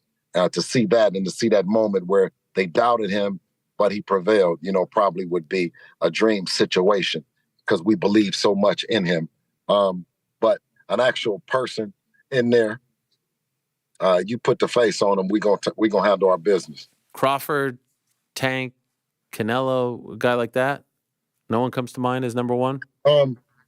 Well, I mean, the ultimate grudge match is Tank himself. Yeah. You know what I mean? The Tank, that fight, that's the ultimate grudge match that I don't see them being really quick to take. I know that, you guys and the leading professionals in the industry have now started to say, okay, well, what's the problem then? And I love it. I love, because now we can get down to the bottom of it. They're running out of excuses about the money and the popularity and all these other things. And I told him, I said, listen, you got to deal with him now or you're going to deal with him later. And look, my suits are getting more nicer. I'm smiling more better. And I don't look like I'm going nowhere. All because of Devin the Dream Haney. And why don't you think they want it? Did you see his jab? He has the best jab in the business, right? Yeah. That's what they say, right? Yeah. They say he has the best jab. So that's his left hand. His right hand had the knockout of the year with Antonio Moran. So you got to expect it over there on that side. He goes inside and outside, right? Which means he can be on the outside or he can work on the inside. You just seen the body work that he put on Lomachenko on the biggest stage in front of the most people and the most critics. So when you talk about from a skill set, who all is doing that same thing, Ariel? I mean, just tell me one person. No, I think I was saying before the first Kambosos fight and then the second Kambosos fight, he needs to be in the pound for pound discussion when no one was saying he was in the pound for pound. And now all of a sudden, I think he should be top 5 and maybe even in the top 3. Like what he's done is incredible. That performance against Regis Prograis was a systematic beatdown. I mean, that was like a master class. So credit to you and him for doing that. Speaking of last performances, can I ask you about Ryan Garcia's last performance? He was very much criticized for that performance, but there was a lot going on. First fight with Derek James, coming off the loss, his first loss to Tank Davis. What was your assessment of his performance? Shit, he got the job done, and he got it did with one of those vicious left hooks. It's almost like either you're going to beat him up or you're going to get knocked out. You know what I'm saying? And that's all the drama built up in a Devin Haney fight. Either you're going to knock him out or you're going to beat you up. So it's like, which one do you want to pick? Because if we picked a person that it was going to be that we had to knock out, they might not like it. So I said, well, why don't you, every time we get in there, you pick that person. And the public genuinely always picks someone that they want to knock Devin out. So Ryan Garcia, I'm sure, is coming to do that. You mentioned that they fought 6 times before, right? They're 3-3. Yes. As far as amateurs, what could you tell us about I'm those not happy matchups? to say that. I'm not happy. I'm not happy to say 3-3, but yes, it was 3-3. And how with us winning the last ones, we won the last ones. how hotly contested were these matchups? What do you remember from them? Vicious. I mean, everybody came around the ring, and their team, our team, both Henry Garcia, the dad, we would always share pleasantries after the fight. So it's been the ultimate grudge match. The Garcias are professionals. They've raised quite a professional in Ryan Garcia, a successful fighter. So the rubber has now met the road. It's time to get it on. I love it. And final thing, prediction, what do you think? Obviously, you know that your guy's going to win, but how about the path to victory? What are you foreseeing? What are you feeling? Devin, victory by vicious, hellacious ass whipping. Tremendous stuff. What a pleasure this was, Bill. Really appreciate it. Congratulations on getting the deal done. Congrats on all the success that you guys have had together. It's a pleasure to watch. And I hope to be there on April 20th. Perhaps I can see it in person myself. Hey, it would be a great honor. Ain't no hope, brother. If you want to be there, listen, you're there. Front row. We need you. I appreciate it. Thank you, sir. I appreciate it. Good luck to you. Bless you. There he is, Bill Haney. What a great character he is, and what a great job he is doing with his son, young Devin Haney. In a moment, we're going to be joined by Demetrious Johnson, top of the hour. But first, let me tell you about our good friends over at DraftKings Sportsbook. Get in on the UFC 298 action with DraftKings Sportsbook, the official sports betting partner of UFC. New customers who deposit $5 or more can get a no-sweat bet up to $1,000 back in a bonus bet. Can I slam it all on Oban Elliott? Can I do that? Can I get in on the Parlay Boys? You guys definitely. Wow, you really want back in, huh? I mean, that's my guy. It's done and done. That performance might have been wall-worthy. You know what I'm saying? You know what I'm saying. In any event, download the DraftKings Sportsbook app now and use code TheMMAHour. New customers can get a no-sweat bet up to $1,000 if your first bet loses. Only on DraftKings Sportsbook with the code TheMMAHour. The crown is yours. Gambling problem, call 1-800-GAMBLER. Or if you're in New York, call 877-8-HOPE-NY or text HOPE-NY. That's 467-369-er. Yeah, please play responsibly on behalf of Boot Hill Casino Resorts in Kansas. 21 plus, age varies by jurisdiction. One no-sweat bet per new customer issued as one bonus bet based on amount of initial losing bet. Bonus bets expire 168 hours after issuance. See dkng.com/promos for deposit wagering and eligibility restrictions. Terms and responsible gaming research. All right, guys, got a little time here. What about the picks for 298? What are we feeling as far as the Parlay Boys are concerned? Yeah. We already got Juliana's pick. Juliana going with a dog. Oh, yeah? What do we got? Sure is. She's going with... By the way, did we ever find out why she didn't send in her pick last week?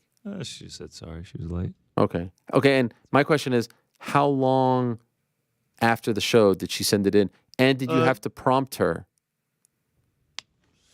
to send really it getting in? into the nitty-gritty. Yes, I did prompt, but I prompted quickly after the discovery of no message being sent. Followed up. She answered the next morning. Okay. Really no way. I just wanted to know, like, how... this week she was as prompt gets. Just wanted to know, like... Before the show even started. Just wanted to know, like, how, invested she was, that's all. Is there a fall off from us constantly losing? You think she's losing her zest, her interest? Her interest, her fire for the parlay. I mean, she's trying to get it all back this week, taking plus 205 Roman Kopylov. Mm-hmm. But yeah, no, I mean, she's right back on the horse. Okay. All right, I'll throw the names in the generator. We got Rick on the line now.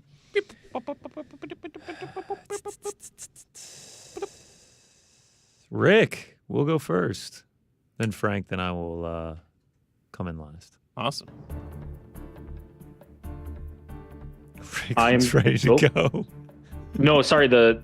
This happens every time, and maybe I've never said it because one time this pointed out the music. Like I hear it pop at the beginning, and then I never hear it again. Like if there's music playing right now, it's dead air to me. Oh wow, we hear it. Yeah, we hear it loud and clear. Okay, just making sure because this happened another time, and everybody thought I was asleep at the wheel. But it's like I hear din, din, din, and then Rick, are you there? Now nothing. So I thought the music cut out. Anyway, sorry, minutia, but just worth knowing. I'm gonna go with Merab Dvalishvili. Wow, the machine. Yeah, confident. The machine gets it done this weekend. Merab Dvalishvili. My Georgian brother, I love it. By the way, I have two thoughts on that. Number one, I'm seeing that Henry Cejudo at Media Day said, quote, "It's either gold or bust. I either win it all or I'm not going to have it all and I'm out, I'm done." So it sounds like what I said to Captain Eric is somewhat true. I feel like if he loses, he's done.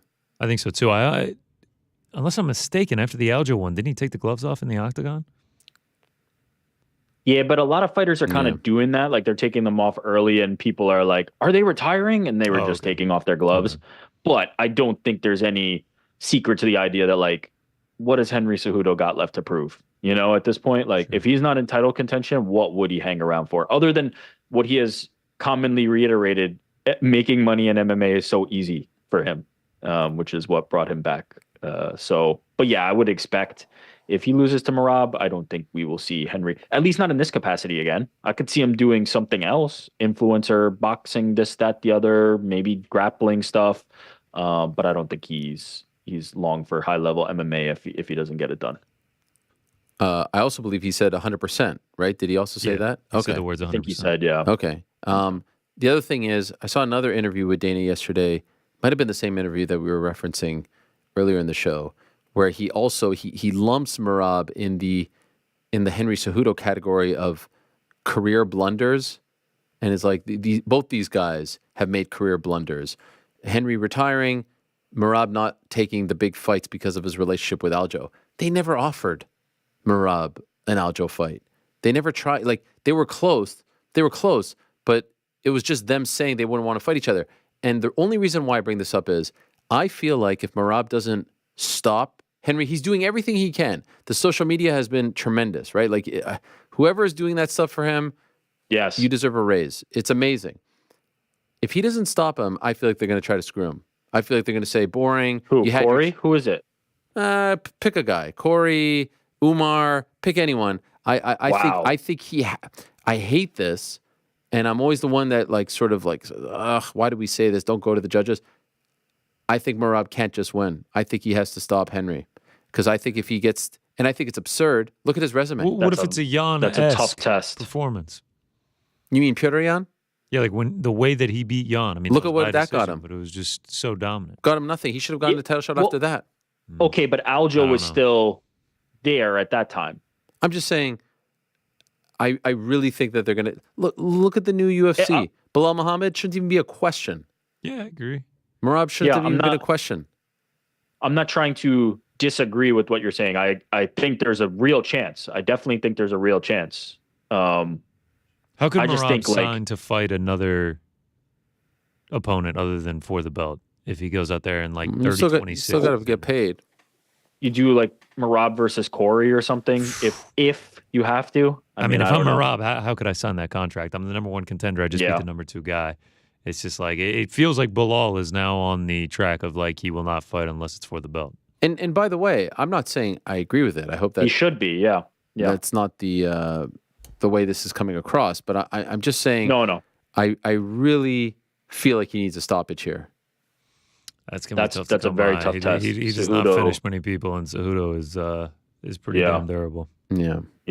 Sorry, I didn't mean to hijack that. No. No. I mean, making good points. That brings us to Frankie, though.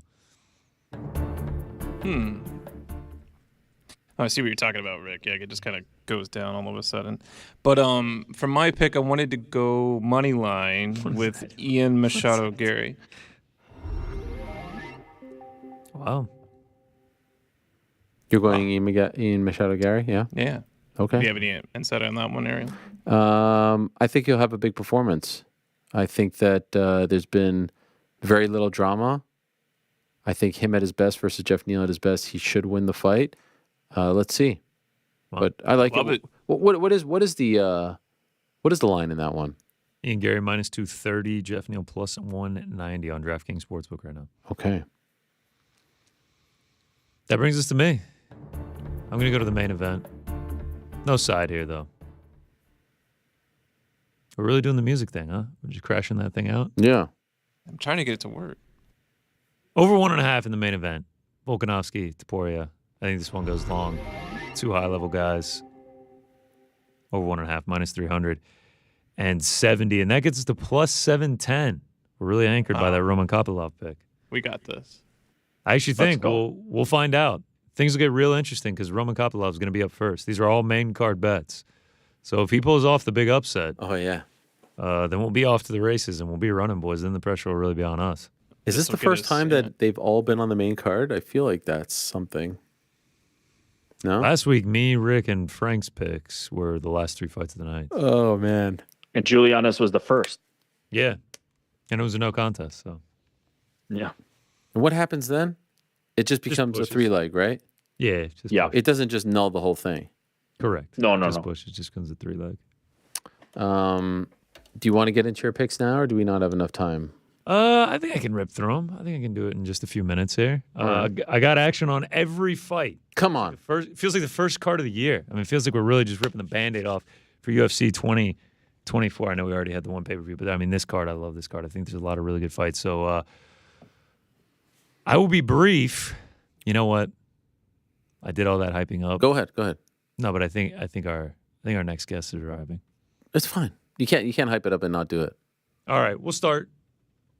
First fight of the night, Miranda Maverick. I will not be taking the money line. I'll be taking inside the distance. I think she's going to be able to get the takedowns. 3 of her 5 UFC wins have come by finish. So I think at this line, it's worth a little play there.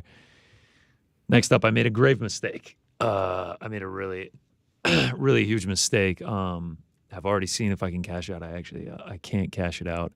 I had a whole gimmick. Didn't really look into the story of Oban Elliott. Didn't really look into everything right. Oh no, a whole gimmick. Are you shitting me? Today being Wednesday, February 14th, which means it is Valentine's Day.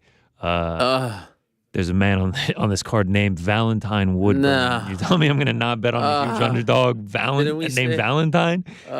I didn't know Oban was going to be on the show at this point. I saw Valentine. I knew it was the week of Valentine's Day. How am I going to not take this man at plus 260? I mean, serious. I mean, it's a loser now. I bet against someone that came on the show the day of the picks. And, after hearing that, I mean, how's the guy going to lose? So, Oban, I apologize. It's Valentine's Day week. I had a whole gimmick. I had a whole bit built up. Now I just feel bad doing it. Oh, this is horrible. I mean, after that amazing. After all that. The moment with Chael, I mean, it was unbelievable. Let's just move on past it. Let's move to the next one. Danny Barlow, Josh Quinlan. I'm going to take the fight ends by KO. Barlow, 4 of his last 5 wins by KO. Same thing with Quinlan. I think someone's going to get got here. I think this is going to be a really exciting fight. Next up, I will do the same thing in Zhang versus Ribeiro. I mean, these dudes, two giant light heavyweights. Ribeiro, 21 fights, 20 have not seen the scorecard. Zhang, 22 fights, 21 have not seen the scorecards. 13 straight in round one for this guy. And then Zhang, 6 straight by KO. Ribeiro, 5 straight. I think someone is going out here. I have high confidence in that. And because of that, coin flip fight. Both these dudes are just like huge knockout punches. I think they're just going to come in, stand, and bang until someone gets dropped. So Ribeiro, I took him by KO round one plus 600. Zhang on the other side was like plus 275. I'm taking the number at that one. I mean, I think someone's going to get got here in round one. So at this price, I really liked it. Next up, Rinya Nakamura taking on tough contestant Carlos Vera. Massive favorite. Can't play the line. Minus 1,300. But what I am going to do is play the under 2.5. I think Rinya Nakamura, very, very high-level wrestler. Gold medalist at the Wrestling World Cup. Or, I mean, a bronze medalist at the Wrestling World Cup. I think he's going to get the takedowns and either get a ground and pound or a submission finish. Next up, got to keep playing them if you're going to hit one eventually. And I'll be playing a submission prop. I'm going to zig one other zag. Marcos Rogério de Lima, not by KO, but by submission. If you look at his fights, Justin Tafa doesn't really have a ton to offer in terms of the groundwork. And when fights get extended, which de Lima, I know he got knocked out last time out, but before that fight in 16 UFC fights, had never been knocked down or knocked out in the UFC. I think this one gets extended, and I think he takes this one to the ground. And from there, I think he's able to lock up a submission. I don't think Tafa is going to have much to offer off the back. And when fights go to a decision with de Lima, he has 3 takedowns in each of those fights. So I think that's how he's going to go. Next up, Amanda Lemos. I think she bounces back here. Going against 2 guests this week. Listen, it's become sort of a tradition on No Bets Barred. Jed bets on Mackenzie Dern. I bet against her. It's nothing personal. It's just, it's business. Kind of a thing. I mean, it's just business. I shouldn't I shouldn't even have had these picks on the show. I'm just jinxing them right now. To the main card. Second time in the last 3 weeks, I'm actually fading Juliana Pena's pick. Wow. In the Parlay Boys. I'm actually going to be going with Anthony Hernandez. Played this one on Sunday. I think the wrestling's going to work for him. I know Kopylov has an insane takedown defense, like 92%, but I don't think he's ever fought someone like Fluffy Hernandez. He's like the middleweight Merab. He actually averages more takedowns per 15 minutes than Merab Dvalishvili. I think he's going to get the grappling going, and once he's down there, I mean, he's just a nasty, nasty man on the mat. I think he gets it done. We continue, just a couple more here. Merab Dvalishvili, I am not betting from the man from Georgia. Not betting against the man from Georgia ever again. Tried it against Petr Yan. He embarrassed me. Ian Gary, Jeff Neal. I just got a feeling about this one. Just feels like this one's going to be contentious, going to be heated. Both these guys have finishing capabilities. I think someone gets got here. Jeff Neal, huge power. We've seen Gary drop before. On the flip side, Ian Gary, I mean, the Daniel Rodriguez fight, we have seen that he can get finishes at the UFC level. I think this is going to be a great one. To the co-main event, I'm going Bobby Knuckles by KO or decision. That's third guess. Yeah, I'm really just, wow. I didn't know that Paulo Costa was going to show up during Eric. I mean, a lot of these fights, I love all these people on this card. I mean, especially the co-main and main. I don't want anybody to lose in those. But yeah, Bobby Knuckles, KO decision. No wins by submission in the UFC, so you're essentially just chopping this line down from minus 250 or whatever to minus 180. I think these are really the only 2 realistic paths to victory for him. And then the main event, I talked about it on Monday. Fight goes to a decision. Volk, 6 of his last 9 have been to a decision, 5 of those being 5-rounders. He's tough. He's durable. I don't care what happened on 10 days' notice against one of the best fighters in the world in Islam Makhachev. I think his durability shows here at Topuria as well. Obviously never been finished, never lost before. And I think this one goes long. I think this is high-level warfare. I think this is a fantastic fight. And I think it goes to a decision. Plus 150, I like that. Last but not least, a prop parlay. Zhang Ribeiro under 2.5. The Lima Tafa under 2.5. Merab Cejudo over 1.5. Volk Topuria over 1.5. And those are the picks. UFC 298. Wow. So nothing on the actual winner of the main event? No. Can't. I can't choose. Too tight. You've merged from both. I also, I like both the guys too much. Yeah. No, I get it. All right. Them's the picks. Thank you very much. Check out No Bets Barred. And we move along now to our final guest of the day. And what a treat it is when you are able to talk to one of the greatest of all time who is not only one of the greatest of all time in terms of fighting in the cage, but now turning into one of the greatest minds in the game. What he's doing on his YouTube channel, nothing short of amazing. He has teamed up with our good friend Michael Wansover, and they are leveling things up. They are taking things to a whole other stratosphere. We'll get into that and more with the great Demetrious Johnson, a.k.a. Mighty Mouse. I mean, look at this. The setup is primo, the camera quality, the belts, the blurry. I mean, it's just tremendous. Hello, DJ. How are you? What's going on, Ariel? Thanks for having me on, man. It's so nice. You know, there was once a time where you didn't like to come on camera. Do you remember those days? You would just do it via the phone. Now here you are looking like you have a more professional setup than I do in my studio.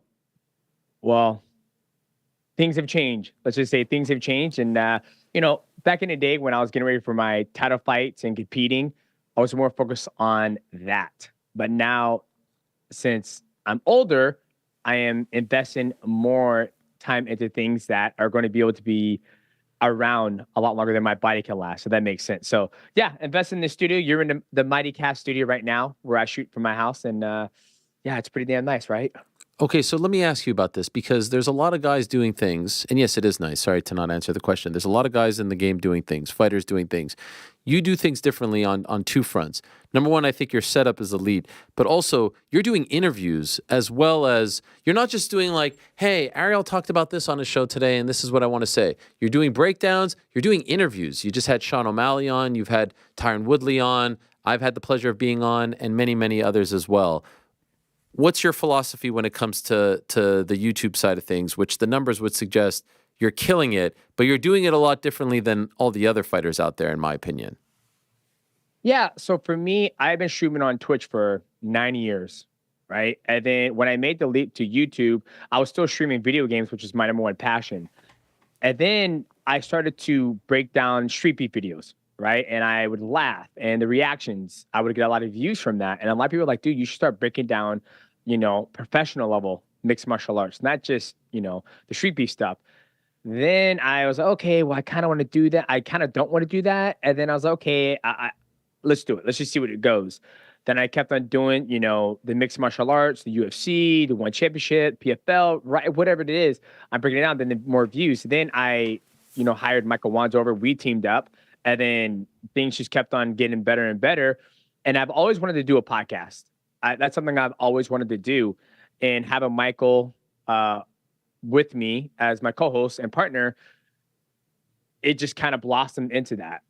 And for me, when I interview each of these guests, like Sean O'Malley, Tyron Woodley, we got a couple other people that we just did, I'm actually genuinely curious about their careers. Like, what's their mindset?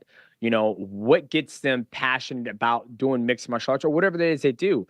And I feel people are like, oh, you should make a reaction channel. You should make a gaming channel. You should make a podcast channel. I want it under one umbrella. I want the Mighty channel, the Mighty gaming, the Mighty podcast, the Mighty cast. I want all that stuff under one umbrella.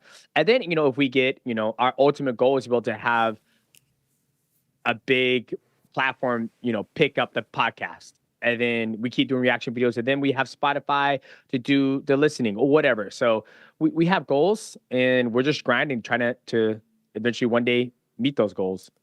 You have been a guest on a lot of shows. What is it like for you to be the one asking questions? Do you find that challenging? Do you find that? No. No, okay.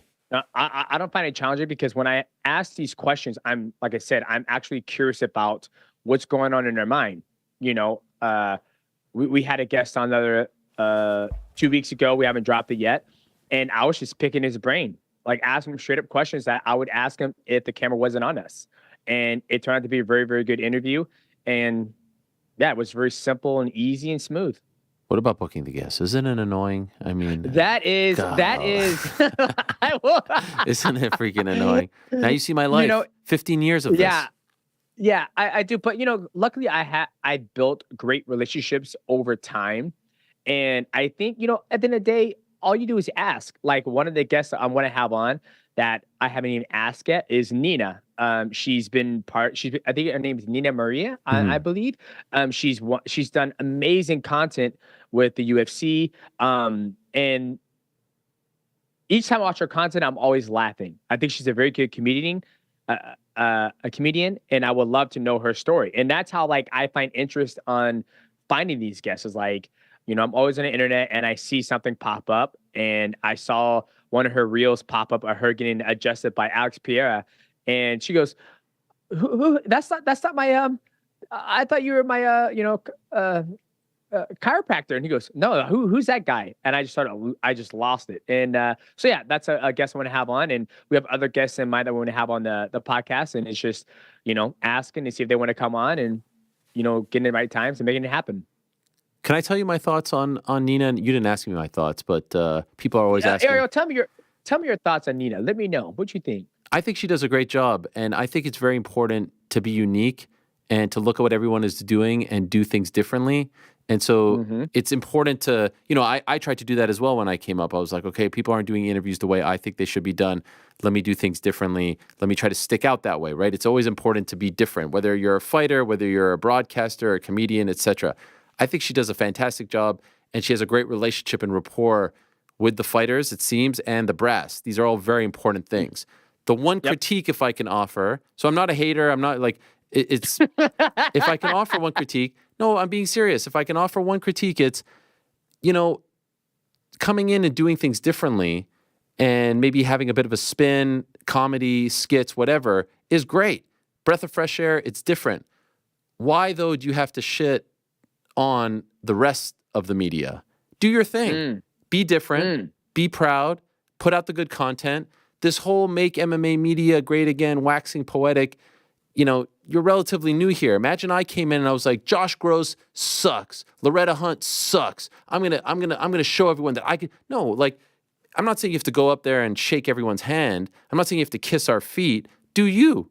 And I just believe in like trying to be positive, do your thing, work on your craft. But this whole thing of like, you all suck and I'm gonna make MMA media great again, which I don't really consider her MMA media per se. It's a different type of content. I just don't understand why you have to put people down who are also trying to do good stuff, good work, and get by. You may not be a fan of theirs, great. You may not like their content, great. But why the constant putting down? That's the part that I don't understand. Yeah, I think that's something you're gonna have to ask her. I can't speak for her, but as I'll speak for myself, is I always believe I want to see everybody eat. I want to see everybody be positive, and I'm always positive about everybody else's content they put on YouTube. I like to be different. I like to not just break down professional mixed martial arts, but all the other stuff that actually makes me laugh, like the Andrew Tates, the Jake Paul, you name it, we break it down on the YouTube channel. And I feel for her, maybe it's just her trying to stand out. Like I said, I haven't even seen the drama. I would agree with you. I don't see her as an MMA journalist. I see her as a content creator who's very good in comedy. And she brings out the fighters' personalities, right? Like when I watch it, I see more of the fighter's personality and hers instead of like, all right, Ilya Tuporia, you're getting ready to take on Alex Volkanovski. How's training camp? She's like, if you were to rate me, what would you rate me? Yeah. So it's different type of stuff. But it's different type of stuff. Yeah, there's different strokes for different folks. But you did bring up something that I definitely wanted to ask you about. I do see a lot of Tate Brothers content, influencer stuff. In fact, I may have learned what a sneako is via your channel as well, or who a sneako is. Sorry if I botched it. Point is, you definitely are leaning into this world. Is that because you are a fan of this world, or is it, to be as blunt as possible, you see these guys do numbers, so let me do this type of content? So I didn't know who Sneeko was until the Bradley Martin thing where he was doing stuff with him. When I decided to go down this route and trying to build the best quality content on YouTube, I hired pretty much the best in the business. Me, Michael, we have an amazing thumbnail artist, Med. We have two gentlemen who do our social clips editing, Nick and Sammy. So when I do this, me and Michael, I believe we are equal. We look at things and like we saw Sean Strickland versus Sneeko and they sparred. And the biggest thing we try to do is listen to the community. If you do not listen to your community and you don't have a community, you ain't shit. Essentially, right? Like if I just ignore what the community wanted, then the channel would be as good as it is. So we saw the community wanted it. Michael was like, I think this dude very good. I watched it, and when I watch it as an analyst standpoint. Like, okay, these are the things that Steve can do well. These are the things that Sean Strickland does so well. But Sean Strickland does make mistakes, and so does Sneeko. And I just try to bring those to light to the people who aren't as trained as I am. And that's how we do it. There's some things that do very well. And we're like, nah, I'm not interested in doing it. Right. And, even the Andrew Tate stuff, like that stuff did very well. And our community asked for it. Like I have a Discord where people literally post stuff and they want me to break down. And one of them was the Super Lake versus, I might get his name wrong, Takara. And I couldn't do it because there was some, stuff that I had to wait to do it. So I look at the community page on my Discord and on YouTube, and I basically go through and me and Michael pick out what's going to be the best one and that we're going to enjoy breaking down, and we just do it. Is there any part of you as a pro MMA fighter and you hold great, power and skill, considering the skill that you possess, that feels a little funny about a UFC fighter in a cage at the PI against obviously a non-fighter? Or do you kind of see like the entertainment here and think, no harm, no foul? No, I think there's two things. I think there's no harm, no foul. I think they could have did it behind, camera. Like I'm a big proponent of not like, if me and Henry Cejudo were to train, I'm not going to leave the room like, whoo, man, I tore Henry Cejudo's ass up. That time I need him in the face. I was up. I don't kiss and tell. Right. But obviously Sneeko or these influencers, they are influencers. That's how they make their money, by streaming to the world and showing what happened essentially. And, I just, I think a lot of these guys, I want to see if they can actually go a couple rounds with professionals. And, that's one way to find out. It's just doing it. So, Forrest Griffin was there. Nobody died. Okay. He might have got a couple concussions, but, I was already thinking about this. I was like, the reason why we have medical checks is to make sure we have no aneurysms or anything wrong with our brain, anything like that. So, I mean, honestly, he could have fucking died if he had a blood clot in his head. I don't know, but either way you look at it, I don't know. It is what it is. As you know, I have been flying the DJ flag for quite some time, long before, you were doing any of this. And I said at the top of the show, and I'm wondering if you agree, I feel like you are more popular now than when you were in the midst of your title reign in the UFC. Is that accurate? Do you agree with this statement? And if so, why? I think so. Honestly, I don't know why. I feel like I've never changed. I'm more open and I speak more and I do a lot more content than usual. But I think, you know me since the very beginning. So do my friends. And, and a lot of my friends don't follow the mixed martial arts scene. So, but for me, yes, I do see I'm more popular now. I don't understand why. It could be because, when we made that trade and I went to one championship, I was a workhorse. Like that's one thing you cannot take away from me is that I am a fucking workhorse. Like I show up to my fights. I cover all my bases, the grappling, Muay Thai, kickboxing, whatever it may be. And I always go out there and perform. And I think when the trade happened, they got Ben Askren and they got me, and I won a world title at 135, amazing knockout against Adriano, then go run it back for the third, and then obviously get knocked out the first one. I guess, to be able to get knocked out and then come back and fight Rodtang and then fight Adriano, win the belt, and then defend it. It's kind of like, hey, this guy's legit. Like he just, I don't know, but I don't know. That's a good thing. We should ask a poll. Maybe I'll do a community poll on YouTube and ask people, why am I more popular now? I have a theory. If I may, I think you're allowing people to see the real you, and the real you is pretty damn entertaining. And I think that there was a time where you were not giving us the real you. I remember some of those interviews, and you weren't offering up much. You were never. We've talked about the evolution of your vocabulary. Now you drop F-bombs left, right, and center. But it's not just that. You're so relaxed. There's no nerves here whatsoever. You're just you doing your thing. It feels like people are really getting to know the true, authentic you, and they'll always connect with that. As opposed to in the past, you seemed a little bit reserved, or I don't know if you were nervous. I don't know if you felt like there was too much pressure. I don't know what it was, but this is a totally different guy than the guy I was talking to in Montreal before Kyoji Horiguchi, for example. Yeah, I can agree with that. I was more reserved when I was doing my interviews, and I think that just comes from you never know who you're going to, I guess, upset. I mean, I don't know the right word to use. And I would say over the years, being 37 and maturing, being more mature, I believe in my brand. I believe in my skill set. I believe when I speak on camera and the words I say, I mean what I say.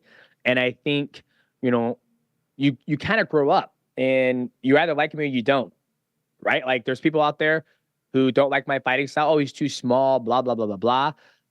Dog, this is 5'3". This is what God made me as, and it is what it is. So I think for me, having that mindset, and even when I talk to Michael, I'm like, Michael, don't worry about that. Like, just we keep making great content.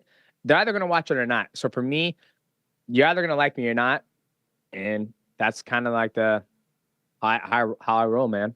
Do you have any desire to be, you know, in the booth, at the desk, like one of these TV jobs wearing the suit, or is this perfectly suited for you? See, the thing I love about YouTube is that I am my own boss, right? I hold no allegiance to no one, right? Like if you're, you know, Chael Sonnen, he does what he wants, you know, but DC, he can't go cover, you know, PFL Rise One Championship or whatever. I could talk about whatever the hell I want, however the hell I want, and nobody can say, hey, you can't say that. I'm like, you paying my bills? Because last time I checked, it's the viewers who are paying my bills until you start paying me a fatter check. But that's the thing. That's one thing I love about like where I'm at in my career is that I can cover whatever I want because it's a passion of mine. And I don't know. I think I would love to do an analyst job and like commentate on the fights, what I see, what's going on, like Dominic Cruz does. And I plan on doing that for one championship when they come back to the States. But I truly love to have, you know, I look at Joe Rogan as an inspiration where he can talk about whatever the hell he wants. Yeah. And you can't do anything about it. Like you can't, like if you were to talk about something, right? And then you have a guy who's like, don't say that, don't say that. You can't, you know, you have to live along those lines. And for me, you know, I had a conversation with Michael and he goes, dog, I don't know how I feel about that. I was like, Michael, who gives a shit? I was like, it's how I feel. It's how I tell my kids. And it's how I tell another person. And he goes, all right, we were about to get canceled. I was like, don't worry about it. I was like, we get canceled, we get fucking canceled. But it's the truth. And by the way, you can't get canceled if you don't work for anyone. Yeah, exactly. So that's what were you saying? Can I ask you what this conversation was about? It was basically about the genders. Like, okay. Somebody says, "Oh, how you feel about two genders?" Like, dog, there's only two genders. Yeah, they got a penis or you got a vagina. I don't care how you cut it. You know, no other way you look at it. It's like Dr. Phil said this. It doesn't matter how you look at it. It doesn't know how thin the pancake is. There's always going to be two sides to it. So that's what I was talking to Michael about on the podcast. And I tell my children the same thing. My kids came home. And they're like, Dad, there's a furry. And I was like, what the hell is a furry? He goes, it's when somebody identifies as an animal. And I was like, well, son, I don't care if he identifies as a goddamn dinosaur or a fucking cat. If that dinosaur's got a penis, that's a male dinosaur. If dinosaur's got a vagina, that's a female. And that's how I told my kids. And my kids were like, all right, Dad, sounds good. Now, a lot of people out there might be like, oh, you can't say that, blah, blah, blah, blah. And I was like, why? Somebody told me when I was 12 years old, I turned out just fine. Don't see what the problem is. So it's stuff like that I feel that you should be able to speak that way. And that's what I believe. And that's what I pass on my children. And when my kids have kids in 2045 and 2065, I'm still here. I'm going to tell them the same damn thing. So forth and so forth and so forth. Is this your full-time job? No, God, no. What is your full-time job? I don't know. I kind of don't know. Building my brand, I guess. What is your brand? You looking at it, baby. Yeah, but this feels like it. Like I see you pump out a lot of freaking content. You know? Yeah, you know, I still train. I still train, work out every single day, prepping for what's next. And yeah, man, like it's kind of weird. I'm self-employed. I'm always building my brand to a point where I never have to fight again. What is next? I don't know. We'll have to see. You said, and I'm not going to pry, but you said when one championship comes, I'll be on the mic, you know? So that would suggest not in the cage if you're on the mic. Unless you're doing No, we talked to, I talked to one, me and Chacha, we talked and they're asking me, you know, how do you feel about doing, you know, a potential super fight with Mikey Misimichi? And I told him, I was like, honestly, that doesn't interest me. We were trying to get the Mikey Misimichi grappling match done, but we just couldn't come to terms. And now I'm just sitting here honestly waiting. I'm going to continue to do Brazilian Jiu-Jitsu in the gi. That's my passion right now. I've actually had offers to go to 80XC, the Abu Dhabi Championship, and compete in the gi there. But unfortunately, one championship has a grappling under their umbrella, so that would be a conflict of interest. So right now, like I said, I'm just training. I train almost every single day and just sitting back and enjoying making content. I mean, that's the biggest thing. I saw a fighter, Umar Magomedov. He said the worst thing being a professional athlete is sitting there waiting by the phone for an opportunity. And in this time of me creating this content, I've started taking acting classes because I wanted to try to, do the acting thing. And I still want to. But when you go and audition for a role, you're basically asking the director, do I fit the description of what you want for me to play this movie? Now, for me, that flips back to being an athlete, once again, waiting for a promoter or organization to give you an opportunity to go make something. And for me, my wife told me the other day, we're having dinner. She goes, you're not the type of personality where you wait for opportunities. You like to create your opportunities because you believe in yourself and you will work hard to succeed at the opportunity. And I was like, I never looked at it that way, honey. She goes, yeah, like you hate being told that, oh, you can't do this because X, Y, and Z. So for me, I'm like, and Umar Nurmagomedov, I saw his post. He was like, it sucks waiting for an opportunity to go do something. And I'm like, I refuse to be an athlete like that. Like, I'm not going to sit back and wait for an opportunity. That's why I'm going hard in the paint with the YouTube, the Mighty Cast, the reaction videos. And then I have things down the line working, talking with video game producers. I got some dropping next week. I mean, I am just grinding while still, staying in shape, training. I'm just a busy bee. I'm just always busy. Like when I got the phone with you, I'm going back in the studio and creating more content. When's the last time you've been to a UFC event? Oh God. Probably when I fought Henry Cejudo. That's the last time. You've never been as a fan, as a spectator? No, not at all. Why not? I don't know. I'd rather stay home and create content and make money off it. Have you been invited?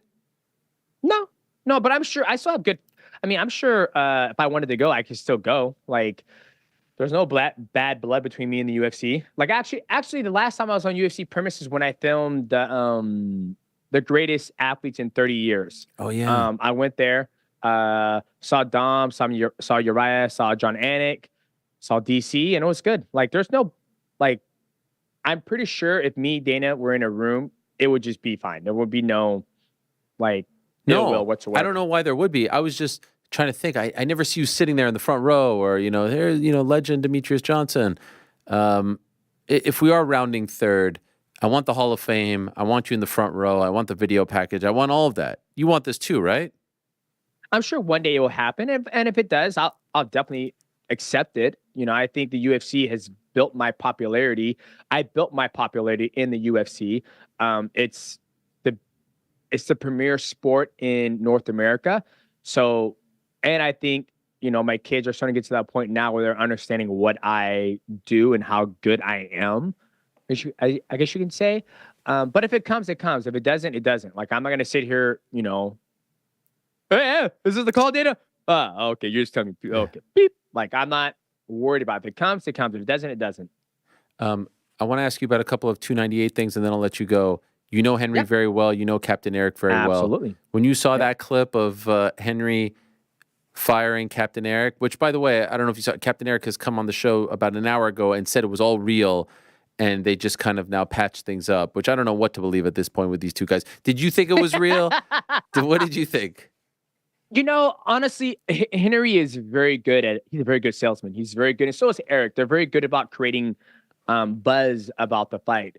I think the biggest thing, and one, to be honest, I've only been in one of Henry's camp. I've only trained with Henry a couple times. And honestly, I think it could have been a good thing if it was true, which, this is my opinion. I don't care if it's true or not. Sometimes I think we have too many cooks in the kitchen. You don't know who to listen to, right? Like, Henry has an amazing coaches, amazing. But sometimes I think he has too many, my personal opinion. Like for me, it's just me and Matt, and then I have Professor Yan, and Professor Yan kills it with the grappling. I spend way more time in the gi now, and then when it comes to like the MMA, I will listen to Matt, and then when it's time for me to go fight, I don't have either in my corner. I have Tony and James. So I feel like with Henry, he has, I don't know all his coaches name by heart, but he has Eddie, he has Eric, then he has I think his name's Santino, I believe. He has so many coaches in there. And then I remember when I think he was about to fight me. You have Eric, we're about to storm that castle. We're going to burn it down, Henry. And I'm like, what the fuck does that even mean? Like what? So he has so many ears. So I think, him having just one master chef who doesn't, I think that's the best thing. My personal opinion. But Henry's a different animal than I am. So it is what it is. He has said today he doesn't win this fight, he retires. Do you believe him? Yeah, I think so. I think the type of personality Henry is, he wants gold. That's all he wants to fight for, and I don't blame him. Like, he's at this point in his career, he's 37, I believe. Real quick, all those people out there, like, what's that ratio to winning a belt past 35? I can't remember what it is. Something. It's like, yeah. A lot of people are talking about this now.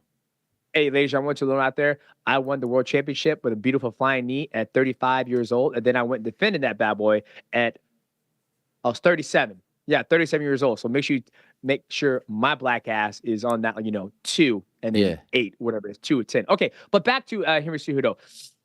I think he does, just because, if he loses this fight, obviously I think Merab is the number 1 contender in the bantamweight division because, he's beaten everybody. He's had 1 loss. He's on the longest win streak, but that's not what wins. That's not what gives you opportunities to fight for a championship in mixed martial arts nowadays.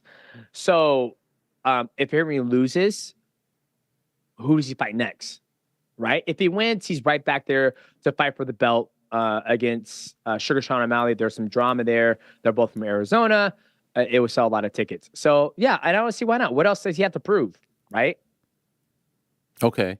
I'm not going to ask for your pick because I know you're going to give your pick later on in the week on the YouTube channel. So everyone go check that out.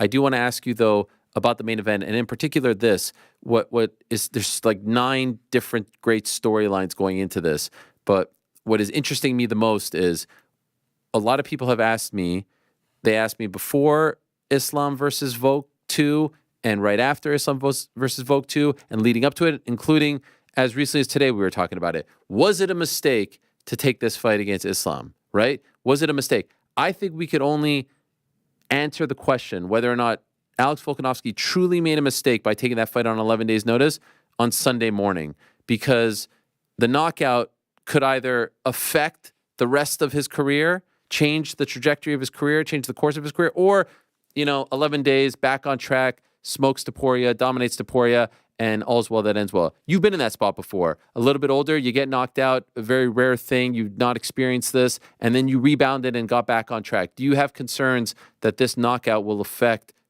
what Alex does on Saturday? I think the only way it affects him is just his brain, the shut-off switch. After somebody gets knocked out, like Chuck Liddell, a lot of athletes have gone through it. Once they get touched in the chin, they just go to sleep, That's the only way I can see it could affect him. I think mentally, I think he's going to be there ready to go. I think, one of the things about Volkanovski that's always impressed me is that his IQ, he outstrikes everybody that he's smaller than. So I don't think that knockout will affect him. I think the biggest thing is just him going out there fighting Ilia Topuria, who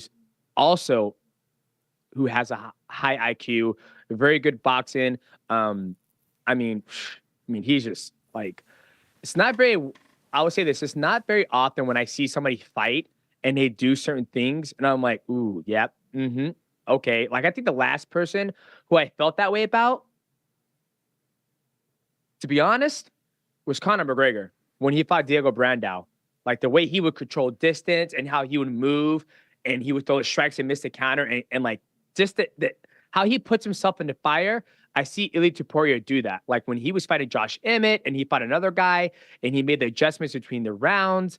And his head movement, the X and Y axis, like I was like, okay, he knows what he's doing. Same thing with Alex Volkanovski. Now, Alex Volkanovski, he kind of, don't want to get too much now. Okay. Don't want to get too much. Y'all got to come back for the final predictions on the Micacast on the YouTube channel. So, but it's going to be a sick fight because those two are so good that the way they move, the way they approach the game, how they make the adjustments between the rounds, it's like, this is why I love doing what I do. This brings out the passion for me in mixed martial arts.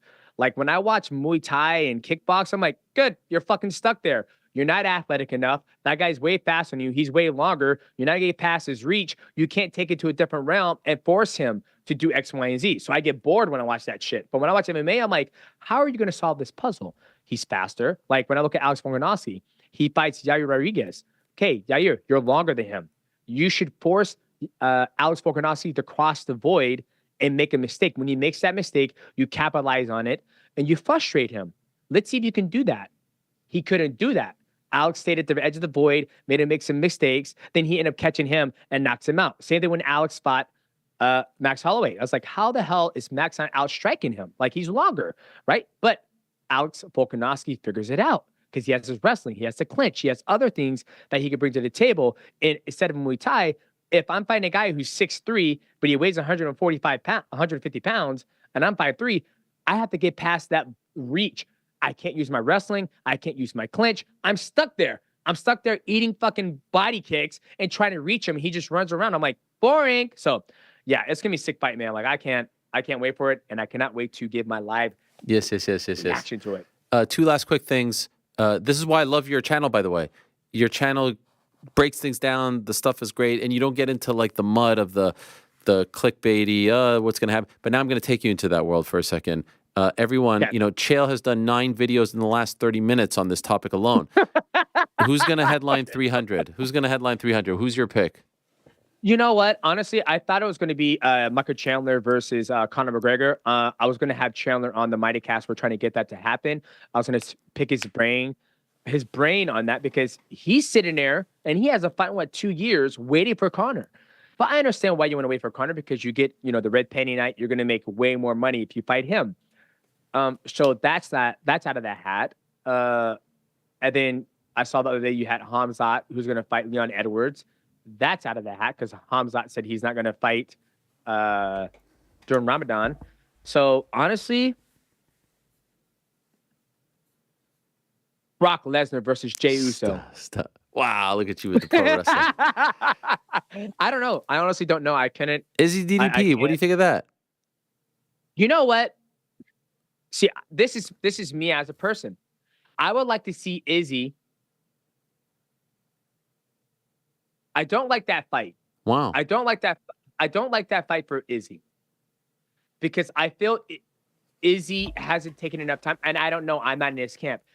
My question would be to Izzy is, Izzy, have you taken the time to add more tools to your tool set?